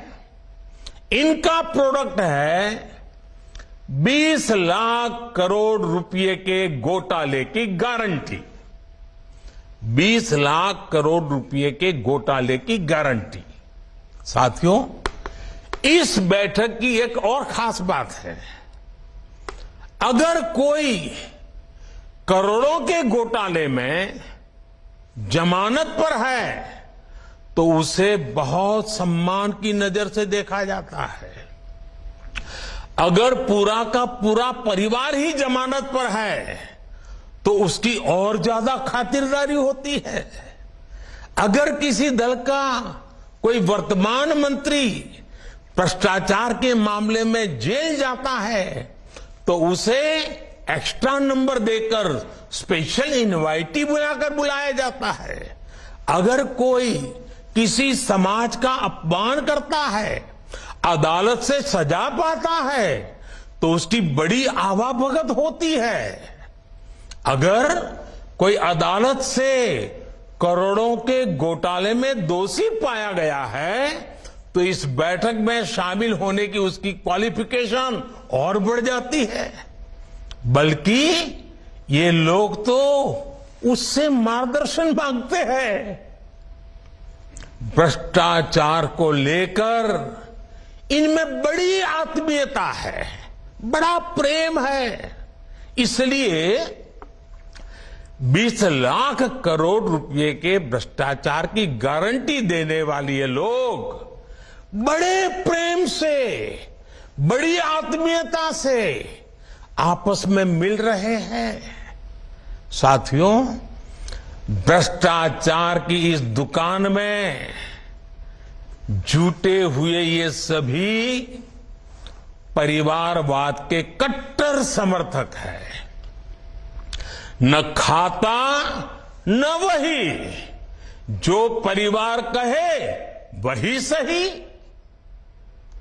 लोकतंत्र के लिए कहा जाता है of the people, by the people, for the people. लेकिन इन परिवारवादियों का मंत्र है of the family, by the family, for the family. Family first, nation nothing. इन लोगों का मोटो है, इनकी यही प्रेरणा है। ये लोग देश के लोकतंत्र को, देश के संविधान को अपना बंधक बनाना चाहते हैं।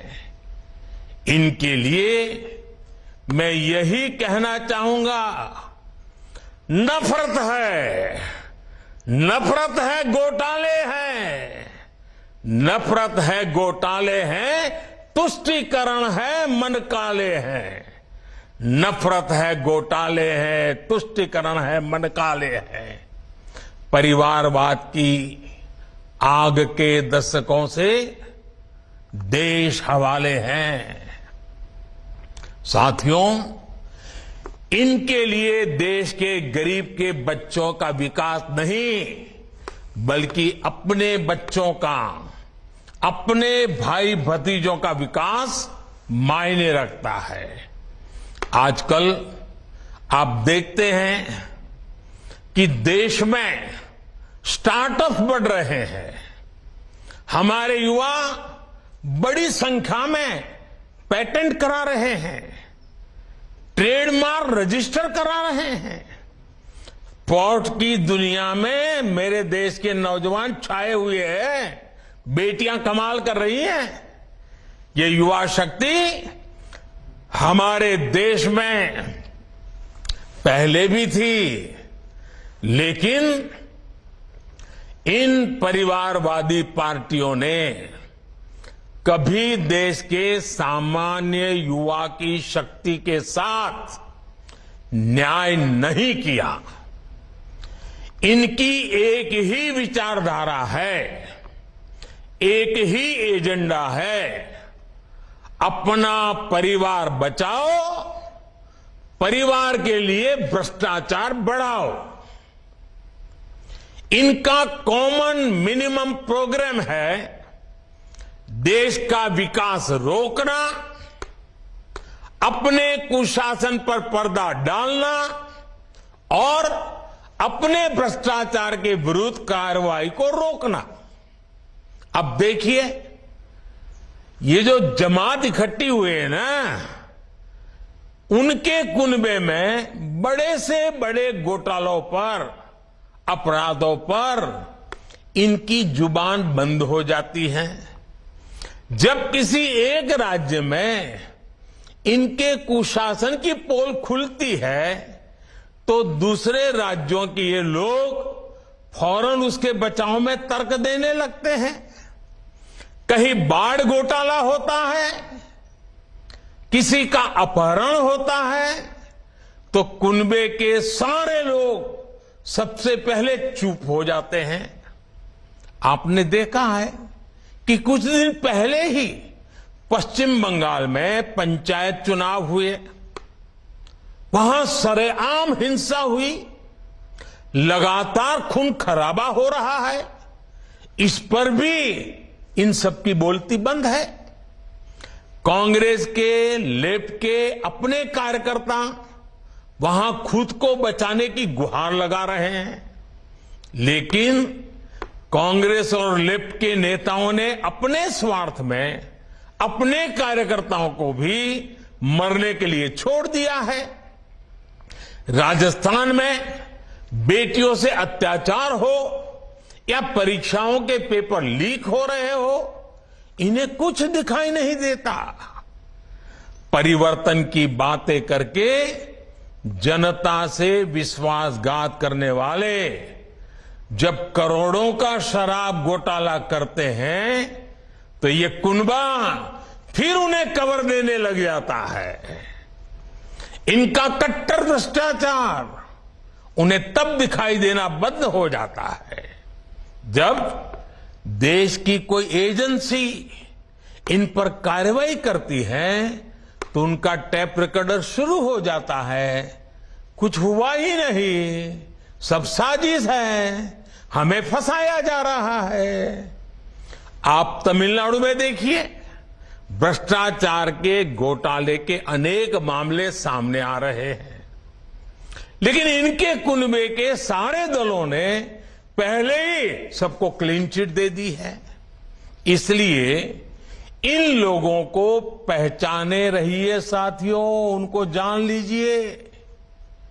इन लोगों से सतर्क रहिए भाई बहनों। साथियों, इन लोगों की साजिशों के बीच हमें देश के विकास के लिए खुद को समर्पित रखना है। आज दुनिया में अनेक उदाहरण हैं जहां द्वीपों ने और समुद्र किनारे बसे छोटे देशों ने अभूतपूर्व प्रगति की है। जब उन्होंने प्रगति का रास्ता चुना, तो उनके सामने भी चुनौतियां थी, सब कुछ सरल नहीं था, लेकिन उन देशों ने दिखाया है जब विकास आता है तो हर प्रकार के समाधान लेकर आता है। मुझे विश्वास है अंडमान निकोबार द्वीप समूह में हो रहे विकास के काम इस पूरे क्षेत्र को और सशक्त करेंगे। कनेक्टिविटी की ये नई सुविधा वीर सावरकर इंटरनेशनल एयरपोर्ट का नया टर्मिनल्स सबके लिए लाभकारी हो, इसी कामना के साथ वीडियो कॉन्फ्रेंस के इस कार्यक्रम में भी इतनी बड़ी तादाद में आप लोग आए, आपकी खुशी में यहां से अनुभव कर रहा हूं, आपका उत्साह में अनुभव कर रहा हूं। ऐसे मौके पर एक नया विश्वास, नया संकल्प लेकर के देश आगे बढ़े, अंडमान निकोबार भी आगे बढ़े, इसी कामना के साथ आप सबको बहुत बहुत शुभकामनाएं, बहुत बहुत धन्यवाद। All right, let's take you across to the latest news. This has to be, viewers, one of the Prime Minister's strongest unsparing attack on a united opposition. If you heard what the Prime Minister said, he did not leave a single political party or a head of a political party without naming them, took each one of them head on. This has to be one of the most critical, unsparing attack on a united opposition, one of the strongest attacks by the Prime Minister, targeting the entire gamut of a united opposition. Why do I say that? Name it, right from the Congress, even Rahul Gandhi specifically, he didn't name anyone, but he made it very clear when he spoke about each political party with each political leader who are all together today in Bengaluru as a united force of 26 opposition parties. It's interesting if you read into and hear into what the Prime Minister said. He spoke of, without naming Rahul Gandhi, he spoke of leaders who insulted community and are then indicted by the courts and have paid the price of that. He spoke of Lalu Yadav, saying that the likes of Lalu Prasad, without naming Lalu, saying that, now they are being looked at, these are convicted people of corruption, being looked at as Margdarshak for a united opposition. Arvind Kejriwal, without naming him, the Aam Aadmi Party spoke of the liquor scam, even spoke of Mamata Banerjee of trying to shield leaders who are corrupt as well. And not just that, mounted a strong attack when it came down to dynasty politics, both attacking the Congress, attacking MK Stalin, as well as Mamata Banerjee, where he invokes the nephew angle to it as well. Bhai, Bhatija, Beta. All of that coming in together. I want to bring in Poulomi Saha, my colleague who's joining us right now from the newsroom, to take us through Poulomi, which has to be one of the strongest attacks mounted by the Prime Minister on a united opposition, an opposition that is meeting in Bengaluru today. Absolutely. This is possibly one of the strongest attacks that comes on a day that the opposition is meeting in Bengaluru to strategize how they're going to take on the Bharatiya Janata Party in the 2024 Lok Sabha elections. Like he said, without naming a lot of leaders directly, he of course took pot shots at them, specifically of course concerning dynasty politics as well as corruption. He in fact goes on to say, and he said that this is all about family first and nation nothing, that this is about protecting their families, this is about protecting dynasties, is what this entire coalition is about. Parivar Bachao, Bhrashtachar Badhao is what the Prime Minister said, that this coalition is all about the corrupt who've come together at this Sammelan. He said, in fact, that this is about the opposition trying to open its dukaan in order to protect the corrupt. Opposition wale apni dukaan kholkar hame rokna chahte hain. Now, this dukaan reference, of course, is to Rahul Gandhi, who refers to Mohabbat ki dukaan when he counters the Bharatiya Janata Party. Then, of course, it comes to Arvind Kejriwal as well, saying that these are parties that are kattar bhrashtachar. Kattar Imandar is what Arvind Kejriwal says of the Aam Aadmi Party and leaders of the Aam Aadmi Party, who of course been found allegedly practicing corruption, and they are of course serving time in jail at the moment, and of course awaiting trial in their cases as well. But of course this is the attack that the Prime Minister has leveled against the opposition. Ye kattar bhrashtachari sammelan hai is what he said about this conglomerate, which is of course the opposition parties of 26 parties that have come together to meet in Bengaluru today, of course being their second meeting. He also in fact mentioning that as far as Bengal Panchayat elections is concerned, there are of course local leaders of the Congress and the left who are, constantly trying to draw the attention of their high command, their top brass, as far as the national parties are concerned, to of course the alleged atrocities that are being committed against their local unit workers by the ruling Trinamool. But then of course the fact is that the TMC and the Congress, the TMC and the left, as far as the top brass is concerned, they're seated in one room in Bengaluru as they of course try to strategize how to take on the Bharatiya Janata Party. So clearly the Prime Minister is saying that they don't care for what their local units have to say, they don't care for their workers dying on the ground as long as their own ambition to take on the Bharatiya Janata Party is fulfilled. Preeti.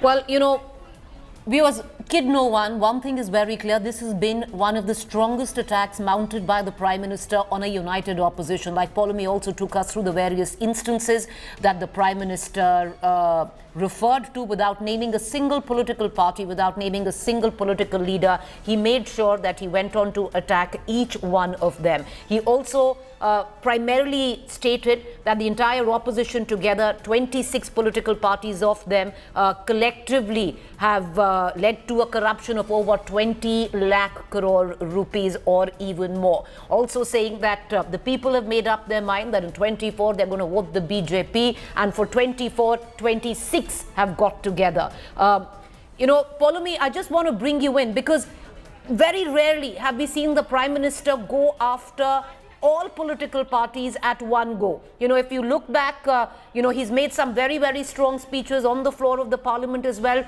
sometimes or mostly attacking the Gandhi family or the Congress in general, to bring in the entire gamut of the opposition without naming a single political leader, leaving no one.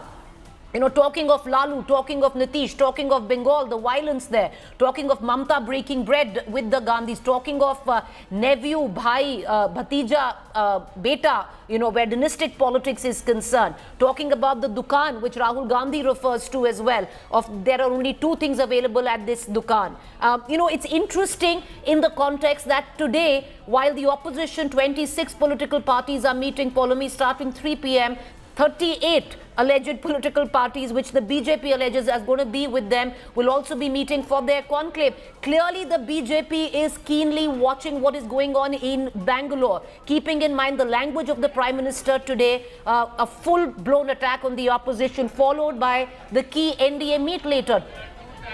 Absolutely. There is no doubt about the fact, Preeti, that the BJP is watching very keenly what's happening as far as this opposition or anti-Modi, anti-BJP bloc is concerned. What's happening on that front? They're watching those developments since, of course, this bloc met in Patna on June 23rd, because these are opposition parties which have still some heft and might as far as various states are concerned in terms of regional politics and of course on the national level as well. The Congress very recently defeated the BJP in Karnataka. So clearly as far as these parties are concerned, they are watching the developments very keenly. Of course the challenge lies before these 26 opposition parties to of course reconcile all their differences, come together at the table in a way that they are able to arrive at some sort of a common minimum program, a seat sharing arrangement ahead of the 2024 Lok Sabha elections.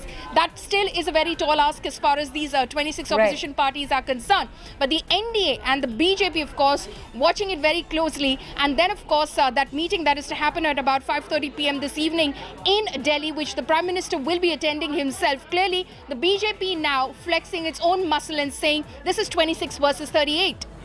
26 versus 38, and it all boils down to elections 2024. So in terms of just the figures there, we're giving them out to you. Paulomi, do stay on with us. Because like I said, till now, ever. If you look at, the history of political commentary of the Prime Minister, this has to be one of the strongest attacks mounted on a united opposition by the Prime Minister. He left no one. Name it. 26 political parties there. He referred to possibly each one of the big players indirectly without naming them, but making it very, very, very clear. Listen in to some of the statements made by the Prime Minister a short while ago.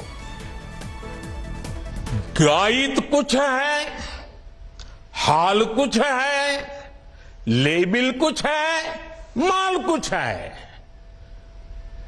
24 के लिए 26 होने वाले राजनीतिक दलों पर ये बड़ा fit बैठता है। गाइड कुछ है, हाल कुछ है, लेबल कुछ है और माल कुछ है। यानी गाना कोई और गाया जा रहा है, जबकि सच्चाई कुछ और है। लेबल किसी और का लगाया गया है, जबकि प्रोडक्ट कुछ और ही है। इनकी दुकान की यही सच्चाई है। इनकी दुकान पर दो चीजों की गारंटी मिलती है। एक तो ये अपनी दुकान पर जातिवाद का जहर बेचते हैं और दूसरा ये लोग असीमित भ्रष्टाचार करते हैं। आजकल ये लोग बेंगलुरु में जुटे हैं। All right, let's cut across back to my colleague Polumi Saha. Lots going to go down today, viewers, in terms of just politically as it all pans out. 26 political parties of the opposition already meeting, live visuals coming in from there.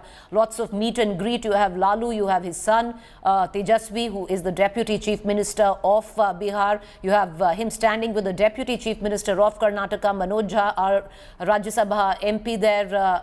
All of that. You have Gurdeep Sapal from the Congress. You have KC Venugopal. All of them. A lot of meet and greet going on right now when all the political parties, 26 of them, come together in Bengaluru, Karnataka. But very soon from now, 38 political parties are going to come together of the NDA as well. Who are those political parties? Interesting to note.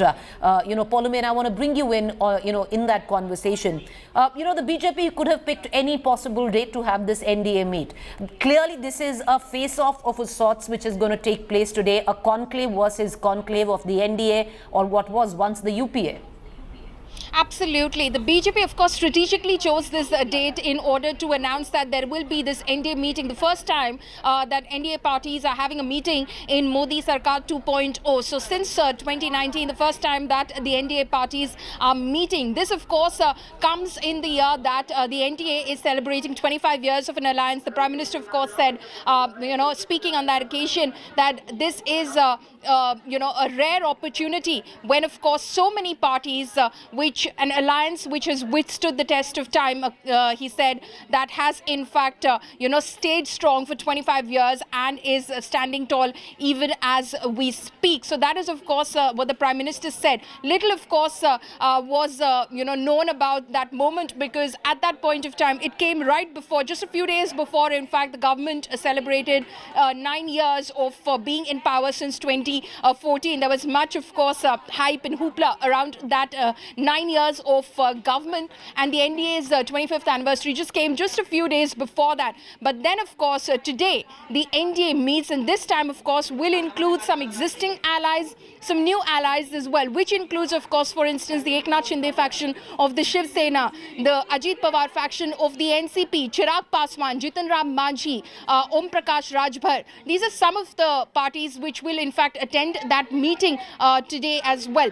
Of course, there are old allies which are not part of this alliance, and there was a lot of criticism of the BJP because of that, including the Shiromani Akali Dal, the TDP, the JDU, which left this alliance in the last few years, and hence there was a criticism that the BJP was making all of its allies insecure, was flexing its muscles so much that people were leaving the BJP's side, and hence today, of course, this is the show of strength by the BJP-led NDA. Many questions also, Polumi, what comes off with the alliance? Is there a possibility where the Akalis are concerned. What about the JDS? So much being, spoken of that. But the BJP leaders, Paulomi, will also have a little bit of, a conundrum trying to explain certain alliances, especially in the graft charges that the Prime Minister has made, be it, sitting with the likes of Ajit Pawar with just about 2 weeks ago, a fortnight ago, the Prime Minister spoke of, in terms of the corruption and the NCP, and most of those charges were laid at the doorstep of Mr. Ajit Pawar. Not just Mr. Ajit Pawar on that point, Paulomi, the likes of O.P. Rajbhar, highly critical of the Prime Minister, the kind of language that he's used in the past. All of that would be, sharing the dais with the Prime Minister today. So a bit of explaining from the BJP as well. Opposition is going to charge the NDA and the BJP with saying that, if the Prime Minister calls this a conglomerate of the corrupt, that is the opposition parties, the 26 opposition parties that are meeting in Bengaluru, then the charge against the BJP is that those who have joined hands with the BJP are those who are, of course, trying to save themselves from any sort of action by investigating agencies, because it is the investigating agencies, the opposition alleges, that are used by the central government in order to target opposition leaders, probably scare them into joining hands with the Bharatiya Janata Party, or just go after them if they withstand that pressure. So clearly, that is going to be the opposition's charge against the Bharatiya Janata Party. The BJP, of course, will say that these are all leaders. If you start looking at the collective cases against all of these leaders who are, in fact, sitting in Bengaluru at the moment, be it Lalu Prasad Yadav, be it Tejaswi, and the charges that he faces, that is, of course, the Yadav family, be it Abhishek Banerjee of the Trinamool Congress, be it, leaders of the Sharad Pawar faction of the NCP, including, of course, former Home Minister Anil Deshmukh, Nawab Malik, who's still in jail. Various such leaders, when you start looking at that, the Prime Minister says that this is a conglomerate which, in fact, is has committed corruption to the tune of 20 lakh crores, and that is the charge against them, that they're trying to come together in order to save themselves from any sort of action. But action will be taken against them if there is proof, there is evidence of corruption and graft against any of these individuals or parties, then action will follow. All right, Paulomi, stay on with us. I want to quickly, viewers, open up this conversation. I want to bring in our National Affairs editor, Rahul Srivastav, who's joining us from Bangalore. Very interesting, Rahul, in terms of commentary. A look back in the recent political history in terms of commentary by the Prime Minister, one can safely say this has to be, if not the strongest, one of the strongest attacks mounted on a united opposition. Without naming anyone, he practically named all of them individually at that, calling them, of course, a united opposition of the corrupt.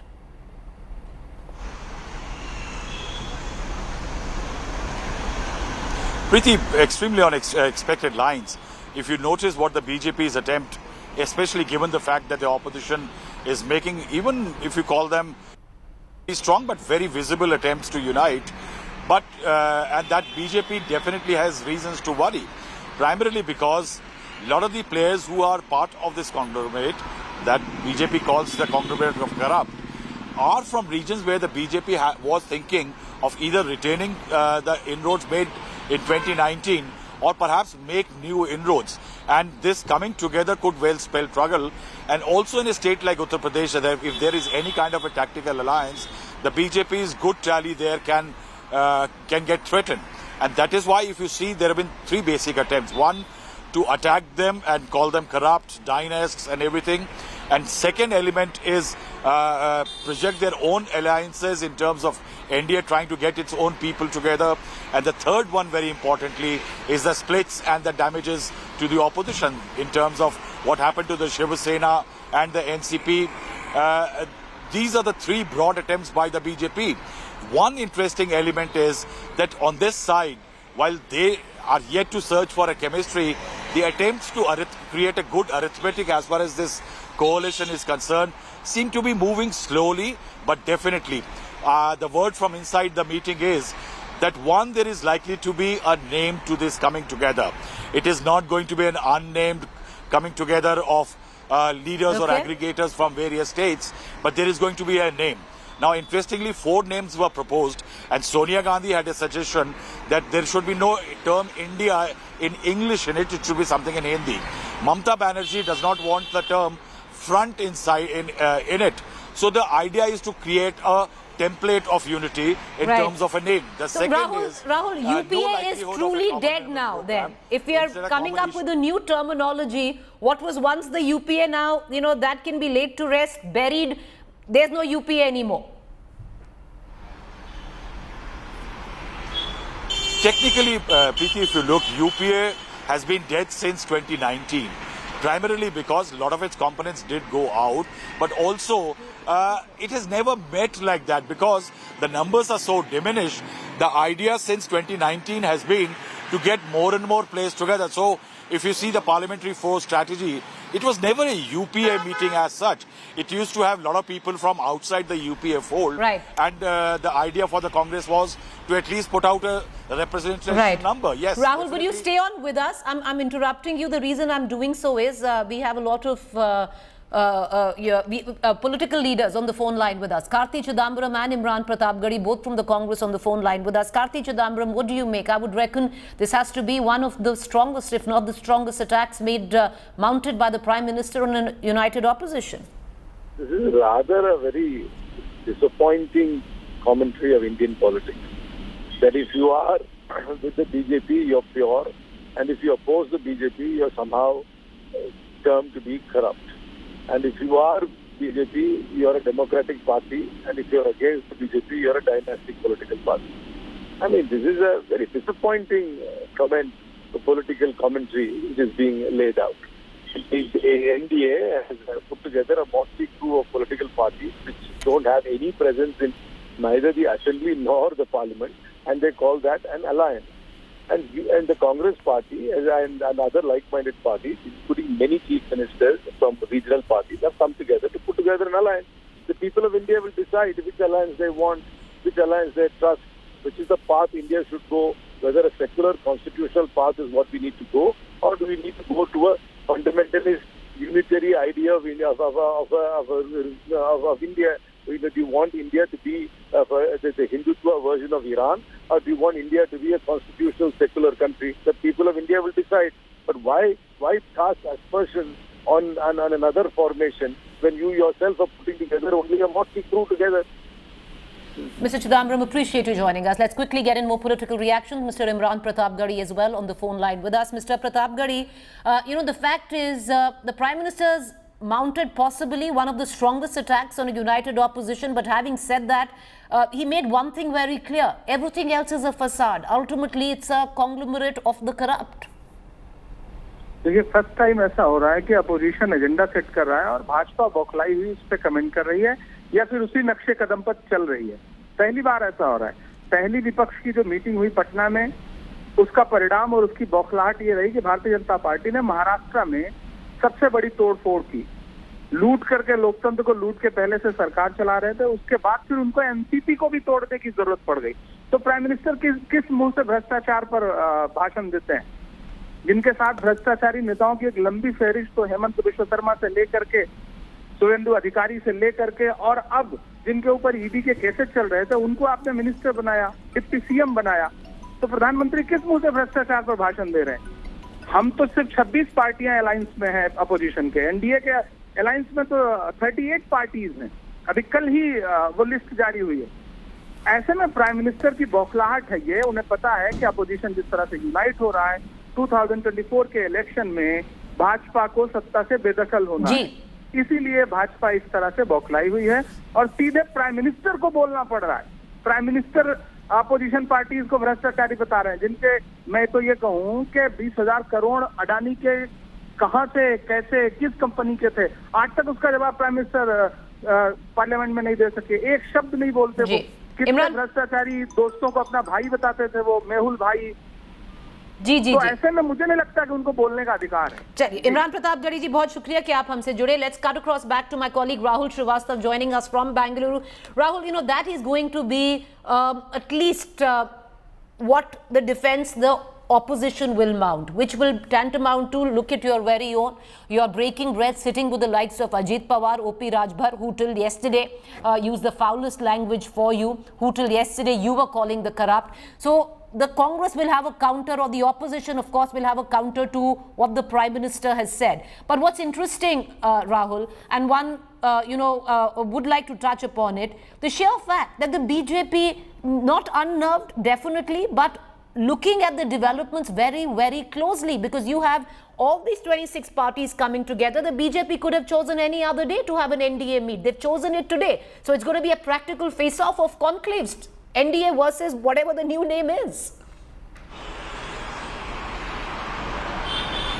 Definitely, I will not say that the BJP is not worried.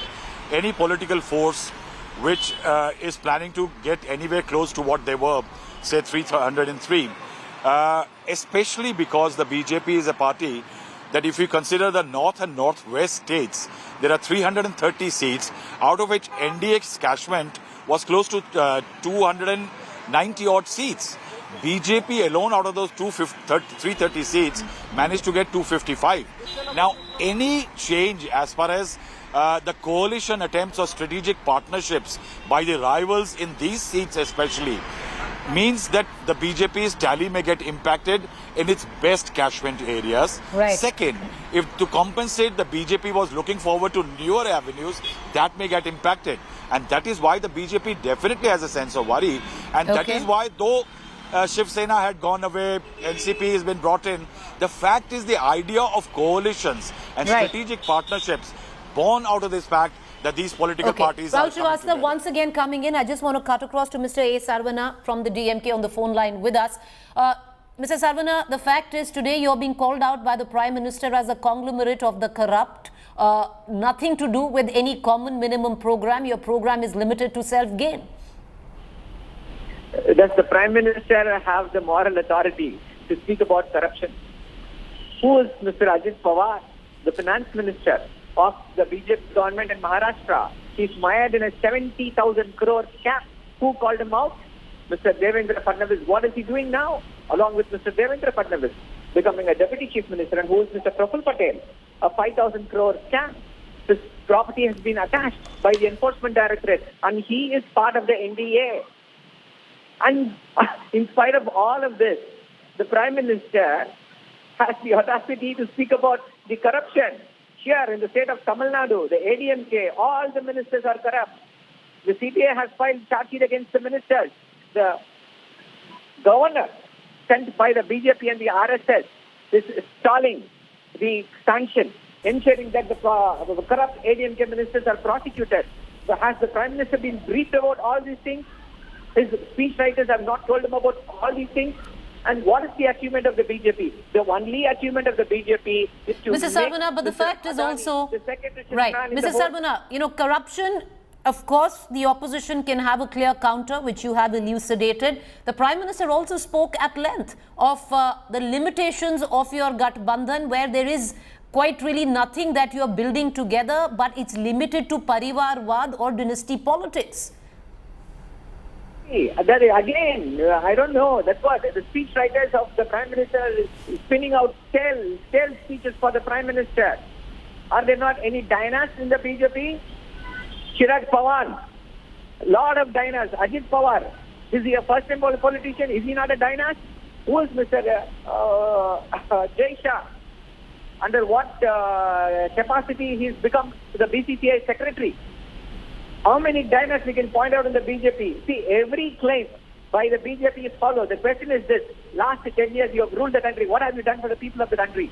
Are you going to still ask votes in 2024 seeking, what happened in UPA? What have you done? You said UPA is corrupt. How many ministers have been convicted in the last 10 years by the Prime Minister and the BJP? All right. None. Zero. Zilch. And what? Well, how can you speak about corruption? It's a joke. It's a big joke that the Prime Minister is speaking about corruption. Mr. Sarvana, appreciate you joining us. We're going to continue getting our viewers' reactions, especially from the Bharatiya Janata Party as well. But this has to be one of the strongest, if not the strongest, attacks mounted by the Prime Minister on a united opposition. We're going to play out some of the excerpts. The opposition clearly angry, but what is going to build to today, viewers, is going to be a face-off of conclaves. At one end, you have, of course, the 26 parties. UPA is dead and buried. They're going to come up with a new name versus the NDA of 38 political parties. What are the contours of those 38 political parties? We're going to continue to get to our viewers as well as what is going down in Bengaluru. A quick break to stay with us. News and updates continue on the other side.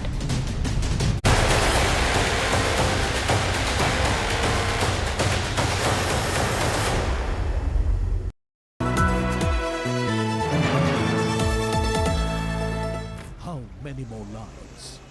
How many more houses? How many more vehicles? How many more villages? Annual nightmare drowns the north. India Today reports from every spot. There are small children who are living in these houses, and this is the national capital we are talking about. Each and every household, that's what we can see. The holy shrine that saved Mandi from a disaster. We report, we demand, we fix accountability. Maximum reporters, maximum coverage, monsoon mayhem.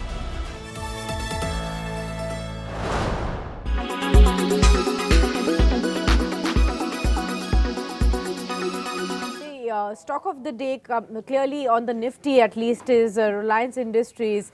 The shares are up over 4% today. They've hit 52-week high levels. Now this is as a reaction as the company has announced its fixing of the record date for the demerger of the financial services arm. Now as part of the plan, the Reliance Industries shareholders will get 1 share of Jio Financial for every 1 share that they hold of Reliance Industries. I wanted to ask you, what are you making of this Jio Financial Services business? How will it really play out, and what kind of value unlocking can it really lead to for the Reliance Industries shareholders?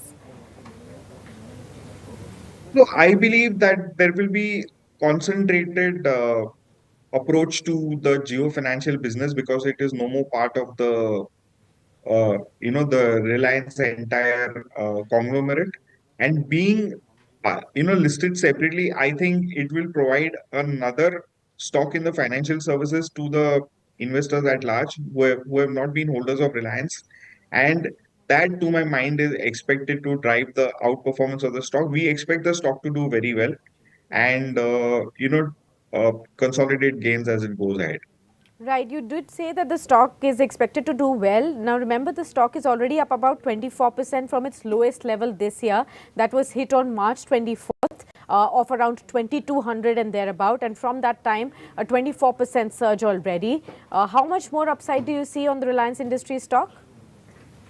See, I look at it this way. We've seen dearth of information coming from the Reliance tables on any corporate action, and with this is the first where Jio Financial Services is being spawned out into a new baby. We will see multiple new disclosures coming in. So Reliance Retail is there. The Jio IPO can come in, and we could also see a lot of news flow on the green energy side. So I believe that the corporate actions will pick up frequency now, and that is expected to keep the stock firm and seek higher levels. 3,000, 3,100 levels. By when do you see Reliance Industries achieving these kind of levels? So it could take a little more time than we expect, but difficult to put a finger on that. But I definitely think that it could happen by March itself.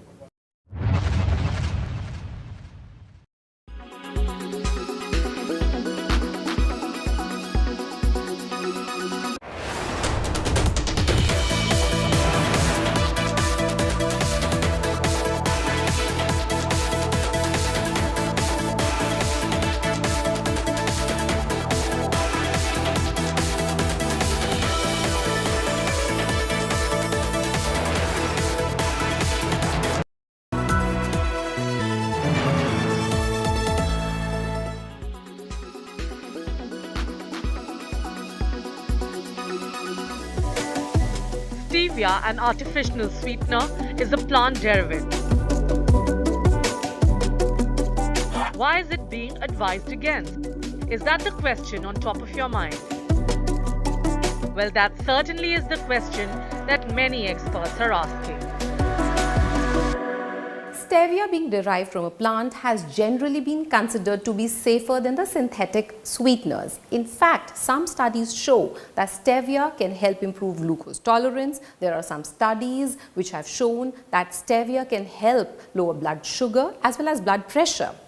So people who are consuming medications for diabetes or hypertension or are on diuretics must consult a professional or a doctor before consuming stevia, and they must also regularly monitor their levels. It is to be noted that stevia falls in the category of sweeteners advised against by the World Body. But monk fruit extracts, which hardly is used in India, does not.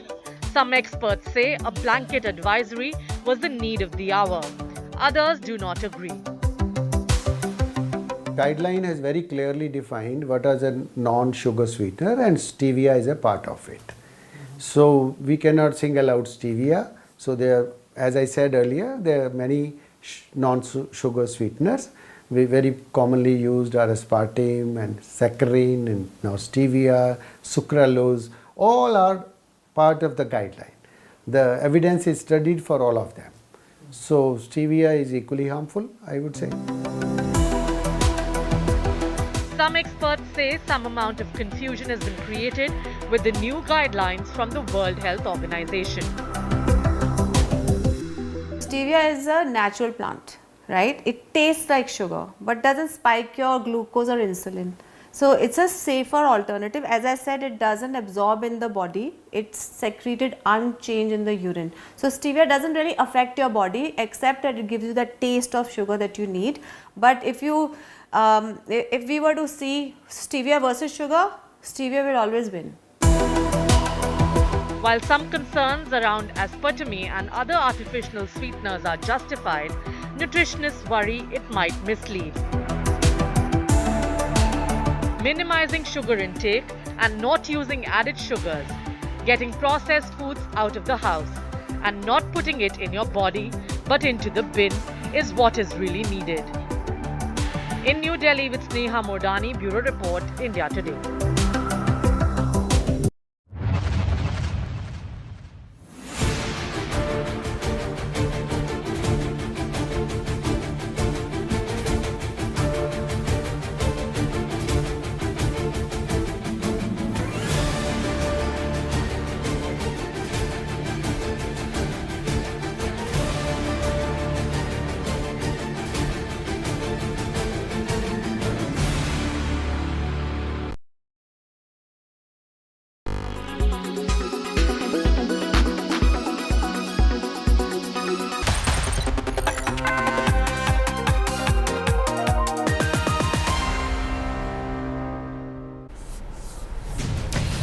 Warm welcome, viewers. You're watching our continuous rolling coverage on what is panning to be a super political Tuesday. What a thriller.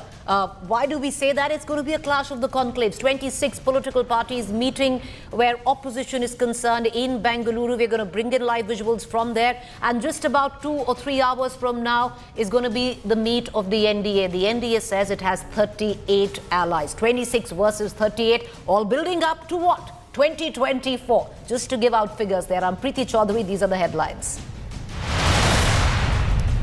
Prime Minister Modi's unsparing attack on opposition, says family first, nation nothing for opposition. Reiterates Prime Minister's 20 lakh crore graft attack on opposition.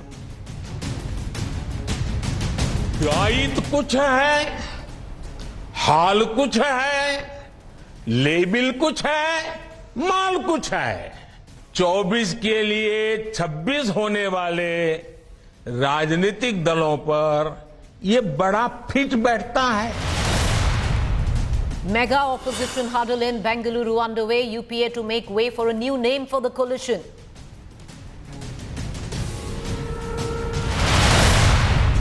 NDA counter strike on united opposition. BJP and 38 allies meet. Prime Minister Modi to attend the big mega NDA meet.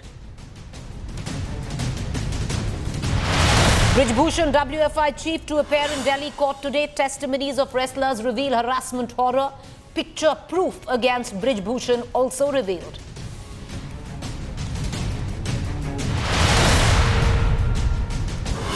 Tamil Nadu Mantri Ponmuni grilled for over 8 hours at Chennai ED office, summoned again for grilling today at 4 p.m.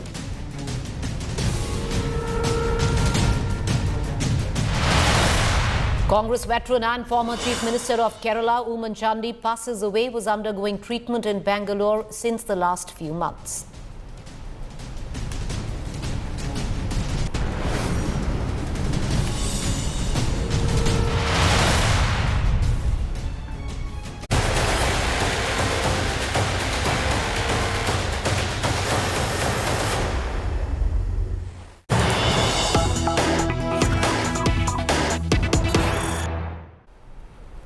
A lot going on, viewers. You just heard the Prime Minister. Let's now get you what's the inside scoop on this mega huddle where the opposition is concerned. 2 likely outcomes expected from the meet. Number 1, UPA to get a new name for coalition. What was UPA 1, 2, 3 truly dead and gone? Now it'll be a new name coming in for the united opposition. Sources also tell us 4-5 names under consideration. Sonia Gandhi proposed to avoid using India and use a term which is the Hindi reference to India. Sources also say Mamata Banerjee says avoid term front. Panel to create a joint list blueprint. All right, so this is the initial deliberation, and that's the news that we are breaking. Cutting across to Rahul Srivastava from Bengaluru, breaking this news on India Today. Rahul, what was once the UPA truly dead and buried? A new name will be formulated. What could be the contours on which this new name would be based on?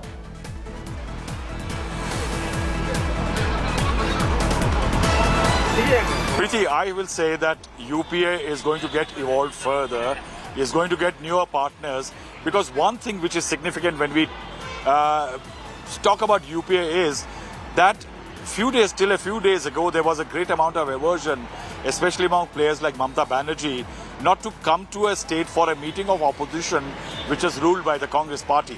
And that has changed.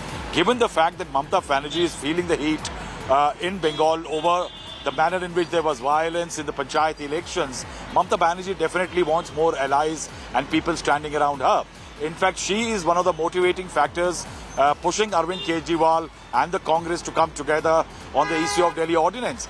And that is why I will say that UPA is going to definitely get expanded. Congress definitely is moving into an unstated position of a pivot as far as this opposition unity attempt is concerned. And that is why the idea now is to put a template to what is being called a unity attempt, that united we stand. On every hoarding and poster we see, united we stand is a very strong element. Now that united we stand from a slogan will move to a template and a name. Now in that, there are 3 to 4 versions of it already under discussion.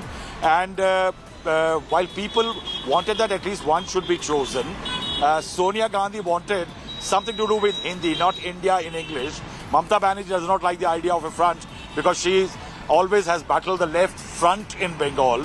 So they are very keen that there should be a simplified term. What we are being told, that since the whole idea is to save democratic values, democracy or democratic something could well be the part. So NDA is National Democratic Alliance. What will these people, this coalition attempt be? One will have to wait and see. Right. But the fact is that they are coming together. There is one hiccup. Left parties are still very reluctant about the idea of being seen together in part of a front with Mamata Banerjee. I think one will have to wait and see what they go. The second, importantly, is not a common minimum program, but a common issues to be raised. And those they don't want to raise, say Veer Savarkar or communal issues, I think a discussion on that also is going to be there. You know, Rahul, very interesting. You said that the left parties would have a problem with standing with Mamata Banerjee. One would have thought it is the other way around. But, the other big question, Rahul, you spoke of possibly Congress moving to be in pivot position on which rests opposition unity. Is that acceptable to the likes of Mamata Banerjee, to the likes of Arvind Kejriwal, especially Mamata Banerjee, who's constantly pushed for equal stakeholdership of this partnership? I think, Preeti, some bit of political wisdom. I will not say pure wisdom, maybe a mix of political wisdom and political cunning. The issue is that Mamata Banerjee faces a very belligerent BJP in the state. Now, if she is looking for a wider arrangement in which she could definitely, if she's part of a front, and somewhere she has a less aggressive Congress and a left front when it comes to Bengal, that definitely can help her. And maybe part of a coalition, something to do in Tripura and the states where she wants to expand. One fact, remember, Preeti, unlike the NDA, where there is a certain degree of less contradiction, Ajit Pawar bringing in corruption element and others, all right. But I think that there are more contradictions within this coming together.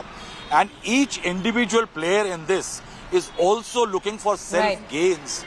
And that element is one of the stumbling blocks. And I think the key idea here would be pursue your own agendas, Go ahead with what you Okay. want to win.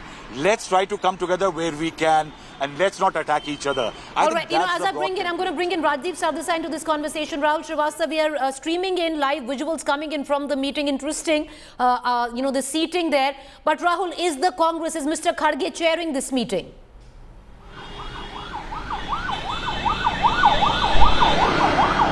The basic thing is that this meeting is hosted by the Congress party. It is hosted in a Congress-ruled state. The Congress wanted to showcase its new triumph in Karnataka, and they spared no attempt. I think the whole city has been plastered with hoardings and posters almost everywhere.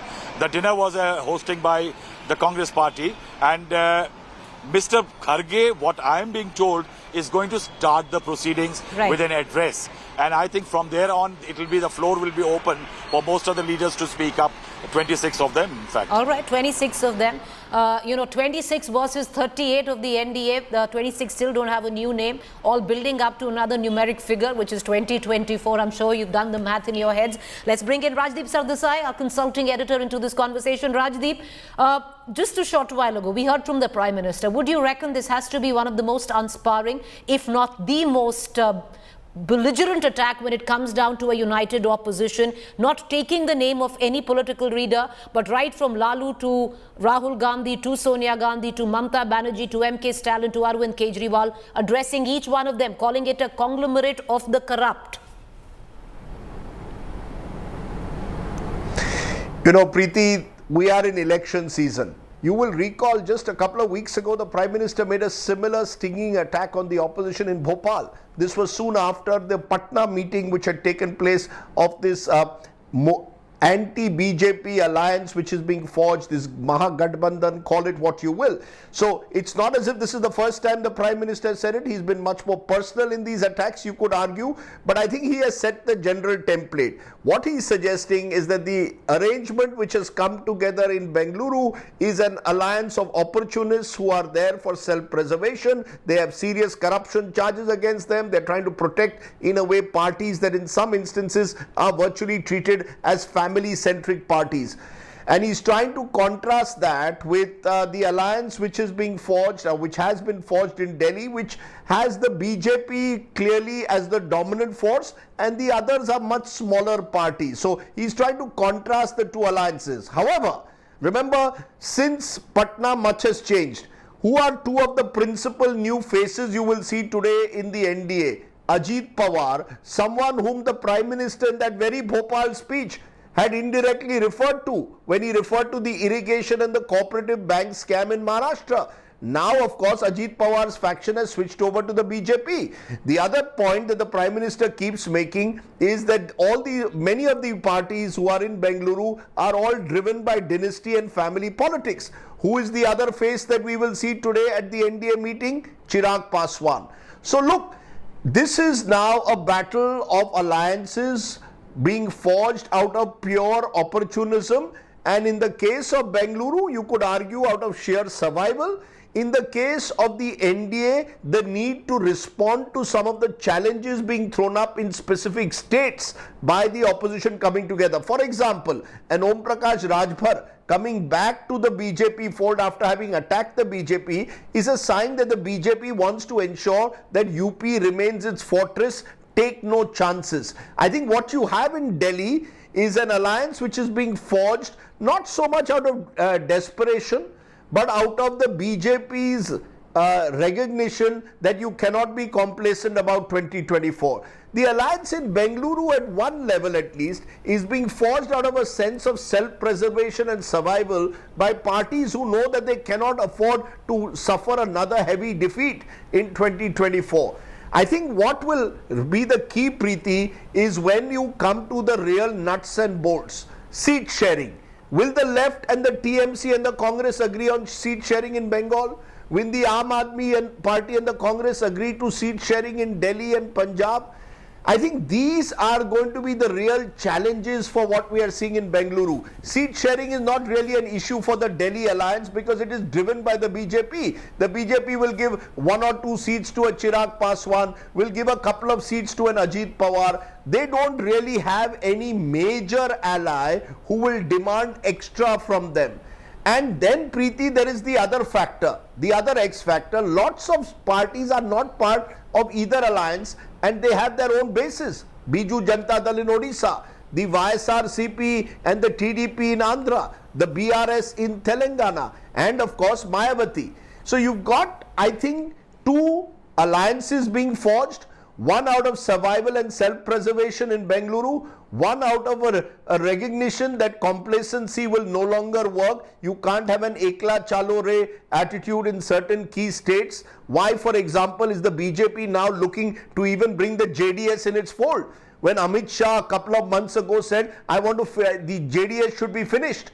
Because you realize that you need as many incremental votes as possible today in a state like Karnataka, which the BJP did very well in. Why have you broken the NCP? Because you recognize that in Maharashtra you cannot afford to have this strong Mahagadbandhan on the other side. So there is realism and opportunism which is driving these two alliances, and then you've got this these other parties who are trying to become like Switzerland and stay neutral.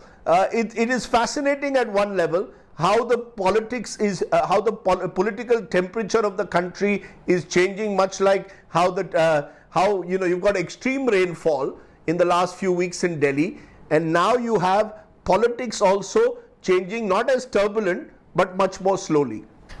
Well, interesting analogy there, Rajdeep. But as we build up to the clash of the conclaves, Rajdeep, which is, of course, the NDA, and now the UPA gone, a new name will be formed. But having said that, lots of commonality in these alliances as well, Rajdeep. The sheer fact you spoke of Ajit Pawar, diluting the Prime Minister's speech today on his jibe of a conglomerate of the corrupt. You have the likes of Ajit Pawar. When he talks about dynasty politics, when he talks about Parivarwad, and a big chunk of his speech was surrounding that. Your latest poster boy of the NDA, Chirag Paswan, homegrown dynastic politics. On the other hand, you're trying to get in JDS dynastic politics as well as corruption, because there's been enough corruption charges there as well. You're looking at an Akali. What's so different when you come about dynastic politics or corruption there? Yes and no. Yes, you're absolutely right that, look, when it comes to political opportunism, those whom you called corrupt yesterday are becoming your allies today. Those whom you referred to as Dinis yesterday are being happily welcomed into your party today. So, let's be honest. In that sense, you could argue that there is a relatively level playing field. But however, there is one difference. In Delhi, the alliance which the NDA has crafted is heavily dominated by the BJP. In Bengaluru, while the Congress is slowly becoming the pivot of the alliance, you still have parties like the TMC, the Aam Aadmi Party, the left and the DMK, who will, particularly parties like the TMC, who will demand, at least in their state, primacy. Mamata Banerjee wants the Congress and the left to accept her supremacy in Bengal. Aam Aadmi Party wants the Congress to accept their supremacy in Punjab and possibly in Delhi. Now, that problem is not there with a BJP Modi-centric NDA. It can be called NDA, but it is Mr. Modi-centric. For the last 5-6 years, you've never even had an NDA meeting. In fact, someone was telling me the last NDA meeting was 2014. So you've really never even had an NDA meeting. You're doing this only for optics. Most of these 38 parties actually bring very little to the table. The BJP wants to send out a message that they are more inclusive and thereby hope that some of the floaters like the Janata Dal Secular may be wooed by them. On the other side, I think the alliance is much more, I repeat, about survival. Will the Congress be able to play that role of the pivot, Preeti, is critical. I think one big change between Patna and now is Sonia Gandhi's presence. And Sonia Gandhi's presence suggests that there is a recognition that the Congress has A, that they will have to play a central role, B, that role will have to be of a consensus builder. It cannot be that, Rahul Gandhi, for example, has sent out signals in the past that he is only here to rebuild the Congress. He is not here for alliance building. Sonia Gandhi's presence, to my mind, suggests that there is a section within the Congress that now recognizes that we will have to fight this election by being more flexible, being more pragmatic, and reaching out to many parties right across the spectrum. So I think that's one interesting straw in the wind coming in from Bengaluru, the Congress's attempt to become a more consensual pivot. In Delhi, I think the straw in the wind is, I think the BJP has recognized, while we put all our eggs in the Modi basket, at least let's give the impression that we have a few other eggs also in our basket. All right. Okay. You know, I want to bring in Rahul Srivastava because Rahul, what else has changed from Patna to Bengaluru? Of course, the presence of Sonia Gandhi is also the sheer fact that the likes of the TMC and the likes of the Aam Aadmi Party, who were not quite comfortable with attending a joint conclave of sorts in a Congress-ruled state, has submitted to doing so this time. Has that stance changed? Because yes, you know, Rajdeep is bang on when he suggests that at least there's a clear understanding of leadership where it comes down to the BJP. Forget about the big brother, the all-powerful is the BJP, and then you've got the rest. Here, most of them wanted equal stakeholding, a stake where this partnership was concerned. That's shifting now?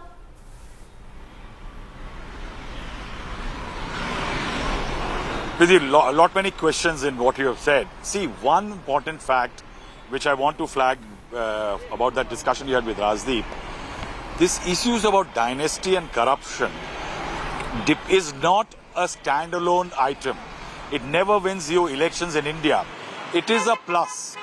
Now, if a leader, it does not depend on arithmetic only, it depends on chemistry. Narendra Modi, if you hurl, it depends on whether you hurl corruption or the charges, like there was Rafale last time around, that the BJP went to elections. But did it hurt the BJP? It did not. In fact, BJP came back with larger numbers, though there was Balakot, there was all that factor. But that means corruption did not stick. The BJP similarly tried dynasty and corruption in Bengal. But did it help the BJP? It did not. It did not because there was a Mamata Banerjee. So these issues will eventually depend on the chemistry of that coalition. And right now, that's with Narendra Modi, though maybe diminishing. The fact is that he enjoys that position right now. Will it last till 2024? Certainly not. Then the question of this coalition. Definitely, I will say, like I said about aggregators, as far as the NCP, a lot of the players here who are coming into this coalition are aggregators in their own state. They are wanting to expand. And Arvind Kejriwal, for example, has come to this meeting following a nuanced assurance on the Delhi ordinance. But why has he come? He has come primarily because can he get left out at a time when he's being attacked by the BJP? Can Mamata Banerjee be left alone at a time when there is a coming together, which in future can be helpful for the TMC? I think there are a lot of self-interest involved in it. It is not a large coalition, as Rajdeep was saying. There are a lot of people out of the opposition fold. It represents some 170, 180 odd seats. But the fact is that the coming together in these seats, everybody is looking for their own turf and territory. It may ask people, Congress is getting accommodative, it is getting inclusive. It brought in Arvind Kejriwal on the hoardings and posters in the meeting here. But the fact is somewhere that the Congress is also wary of the fact that these players like Trinamool and Aam Aadmi Party in the coming days may end up attacking the Congress Party and may try to eat the Congress pie. All these contradictions are there. I think the idea is first to put an arithmetic in place and then discover the chemistry. Rahul, and one of those contradictions right now playing out in the next news break that we are just going to go to. And that contradiction that you spoke of is what the Aam Aadmi Party and the TMC feels, echoed by the BRS. Because the BRS is fighting the Congress in Telangana and of course fighting the BJP on a national level, at least ideology-wise is what they suggest. Let's cut into the news break. BRS, at the time when the opposition is meeting, has hit out at the Congress and Rahul Gandhi, stating that that the state cadre has failed to attack the BJP. That is what the BRS says. Rahul must understand the meaning of unity. Congress chairs meets with vested interest. That's the latest coming in. The BRS's attack on the Congress veiled as well in terms of because the BRS, Rajdeep, is caught in a conundrum. It's a rock in a hard place, but let's listen in to the commentary coming in from the BRS, and we're going to cut across back to Rajdeep to possibly analyze of why the BRS is saying what it is. very clearly we continue to remain against both these national parties, Bharatiya Janata Party and Congress, because today those who have joined the Congress also in that meeting definitely believe that Congress party cannot steer this whole alliance. Because if you see that there are, if at all, state polls in Delhi or in West Bengal, again the Congress party will call the Aam Aadmi party as the team B of the Bharatiya Janata Party. They have called even Mamta Didi as team B of Bharatiya Janata Party. They have done the same with Shiv Sena. Congress thinks that they can steer this opposition unity, but first...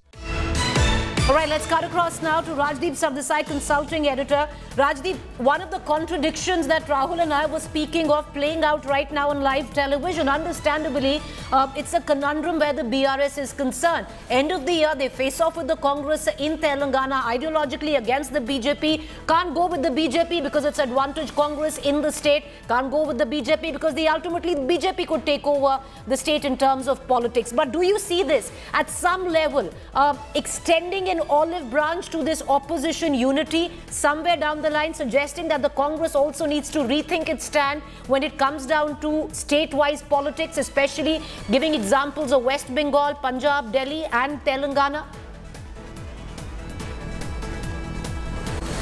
Look, I think K. Chandrasekhar Rao is one of those mercurial politicians who you never know what he will do next. This is someone who was fancying himself as the leader of a third front, of a federal front, only 6-9 months ago. Was visiting the likes of Nitish Kumar, Mamta Banerjee, talking of creating a non-Congress, non-BJP front. I think KCR at the moment, eyes are firmly focused on winning Telangana.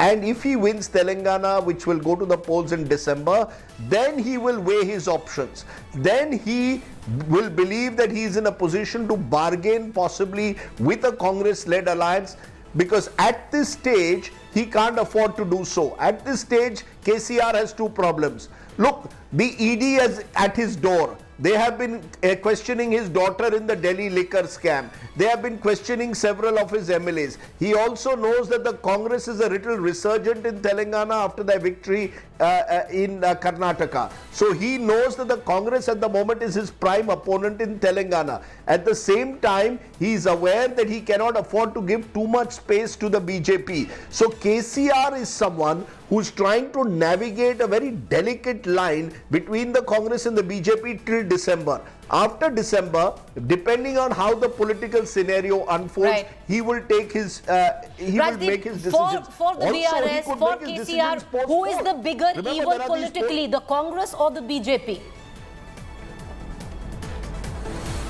For the next 5 months, it's the Congress. KCR is very clear. To win Telangana, he has to defeat the Congress as his main opponent. After December, then he opens up his options. Similarly, the Jagan Reddy and Chandrababu Naidu main target is the assembly polls next year. Once whoever wins those polls will then negotiate with Delhi depending on who is in power.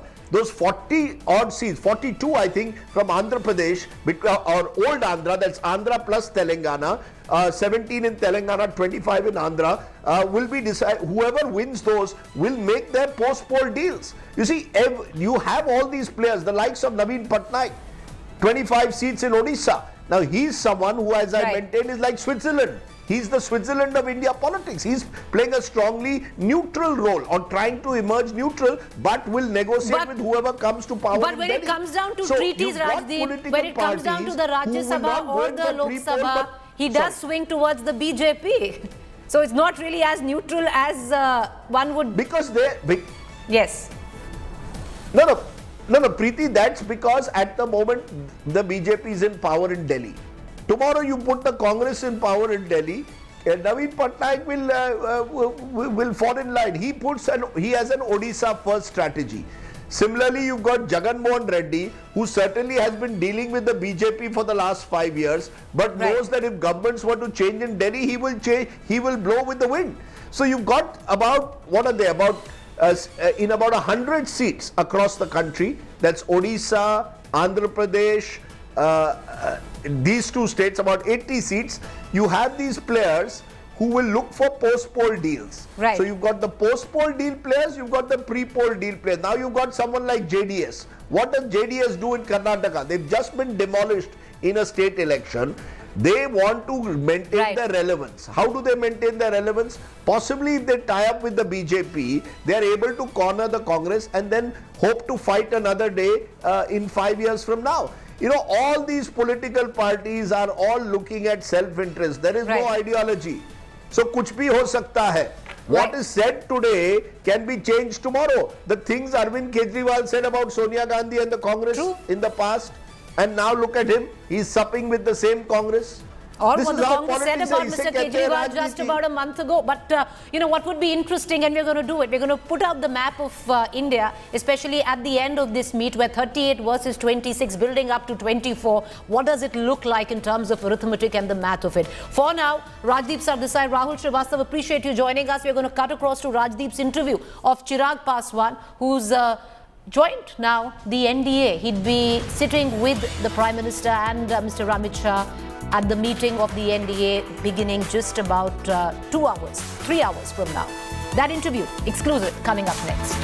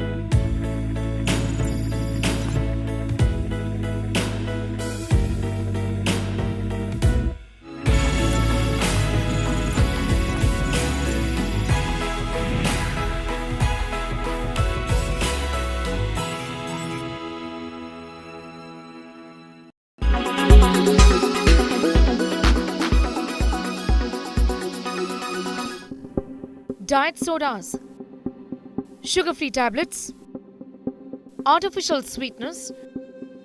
Do all of these give you a sense of assurance that you are staying away from sugar and that these are healthy alternatives? Well, it is not that simplistic as you think it is. Each of these artificial sources of sugar are unhealthy. Let us break this down for you. Diet soda is a go-to for people who love the taste of regular soda but can do without the sugar and calories. An average can of regular cola may contain a whopping 37 grams of sugar, and consuming too much sugar is linked to outcomes like obesity and poor heart health. So it makes sense that you may seek out a sugar-free alternative.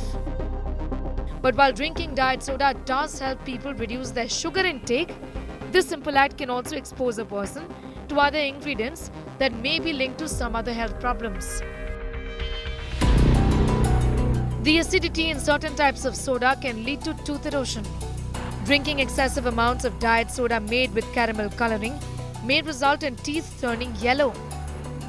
Some research suggests that artificially sweetened drinks are associated with a greater risk of obesity. If you opt for diet soda that contains caffeine, you may have trouble getting some much needed shut-eye at night. Diet soda is void of calories and sugar. Certain varieties can contain phosphorus in the form of phosphoric acid. This mineral, though important, can play a positive role in bone health, but consuming copious amounts of phosphorus can negatively impact the calcium-phosphorus ratio in your body. When the sugar increases in the blood, that means when the blood glucose increases, then it leads to many comorbidities like obesity, diabetes, fatty liver, then risk of cancer, heart attack also increases. There are mood alteration leading to irritability, then there's sleep disorder, and many more things can happen.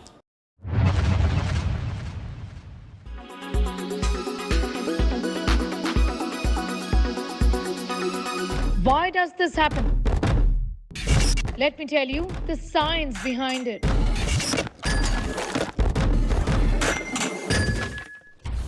For more informative videos like this, keep watching India Today News.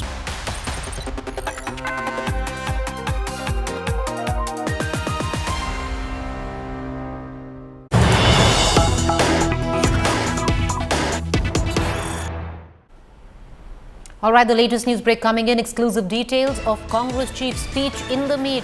Kharge has opened the conclave today, saying Congress not interested in Prime Minister post Congress chief.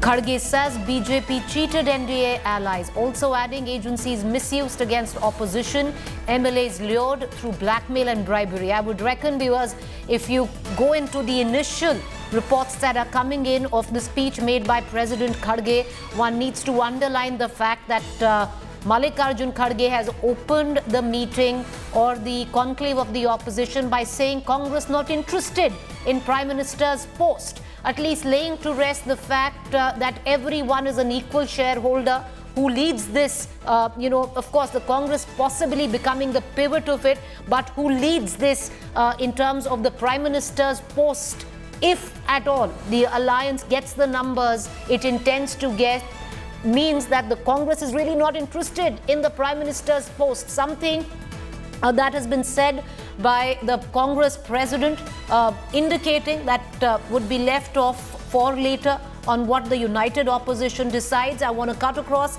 to my colleague Moshmi, who's joining us on the phone line. Moshmi, very interesting with what Mr. Kharge said, of course, speaking about the alleged misuse of agencies by the opposition, MLAs lured through blackmail and bribery in terms of horse trading. But I would reckon, Moshmi, one of the most key things that Mr. Kharge has said, which he opened his speech with, was Congress not interested in the Prime Minister's post, if at all this united opposition gets the numbers it hopes to get.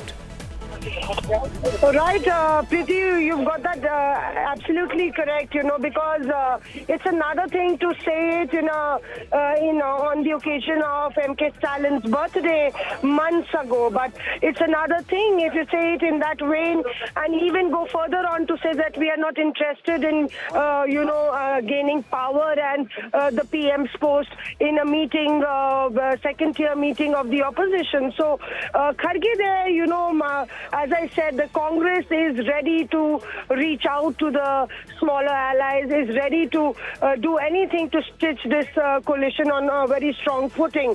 And the best it could actually do is send in a message that we are not trying to play big brother or bully the smaller partners into an alliance where we shall lead and we shall have the PM candidate. So clearly, boosting, in fact, the confidence of its allies and saying that we are well-intentioned, and that is the catch, because the BJP, Preeti, has been underlining that who is the doula of this Bharat that's taken off, and yet again, giving it back to the BJP, saying we are not power hungry.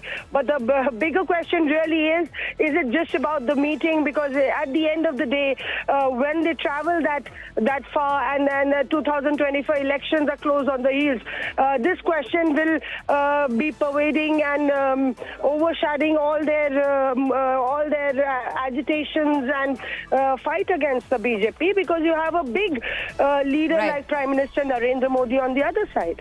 Well, interesting, Moshmi. We're going to keep coming back to you. So that's the big ticket news break, viewers, because interesting to note.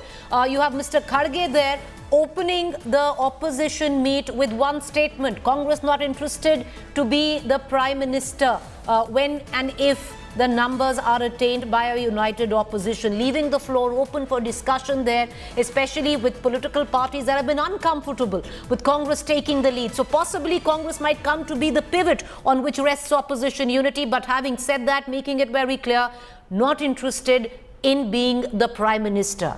There is a clear difference there. Not interested in being the Prime Minister at one end is different from leading the united opposition, which really now it seems Congress is doing. With that, a quick break. To stay with us. On the other side, we have, all right, no break. We're going to cut across directly to an exclusive interview with Chirag Paswan. First reaction of Chirag Paswan on joining the NDA with Rajdeep Sardesai.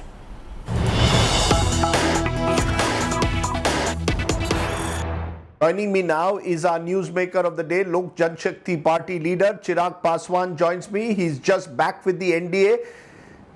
Chirag, just 15 months ago, you were at war with the NDA when you were evicted from your late father Ram Vilas Paswan's house. Now you are coming back to the NDA. What has suddenly changed?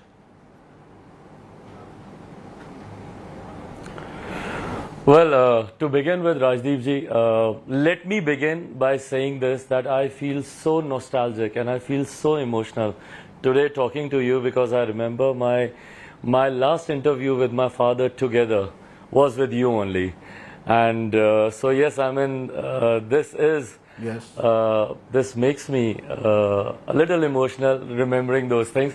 But coming back to your question, well, I wasn't really at war with BJP. I mean, even when my house was, you know, when I was, it was evicted, I was to do that because I wasn't really authorized to continue staying in that house because I wasn't really eligible. But then yes, the way I was thrown out of the house, that was one of the concerns.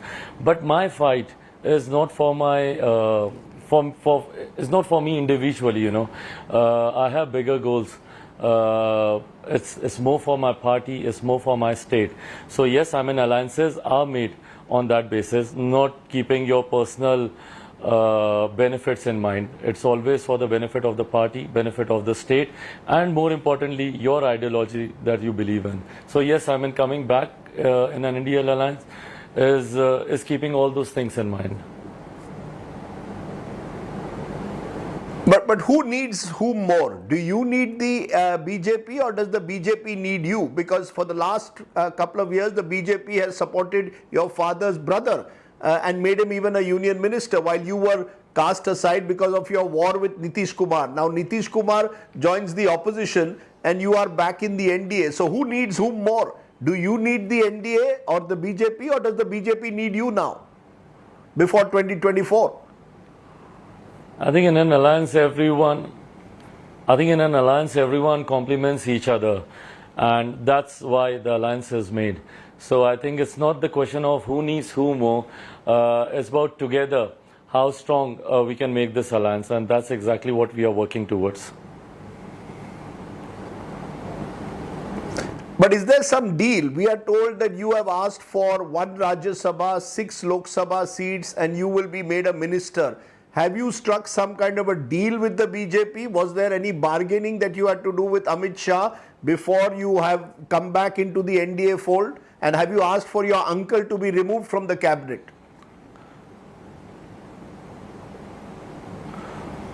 Well, about the ministership, definitely it's not a matter of concern for me at all. And when it comes to my uncle also, whether he stays in the alliance, whether he is not in the alliance, it really doesn't matter, Rajdeep ji, because it's been over 2 years now, you know, and I'm way past all these things. You know, it doesn't really matter what is he doing and, you know, whether he's the part of the alliance or he continues to be the minister or not. But then definitely, yes, me and my party, we had our concerns, and which we wanted to have a clarity on before we officially say yes to the alliance. And we discussed all these concerns with the senior leadership of Bharatiya Janata Party, and yes, I mean, it was well appreciated.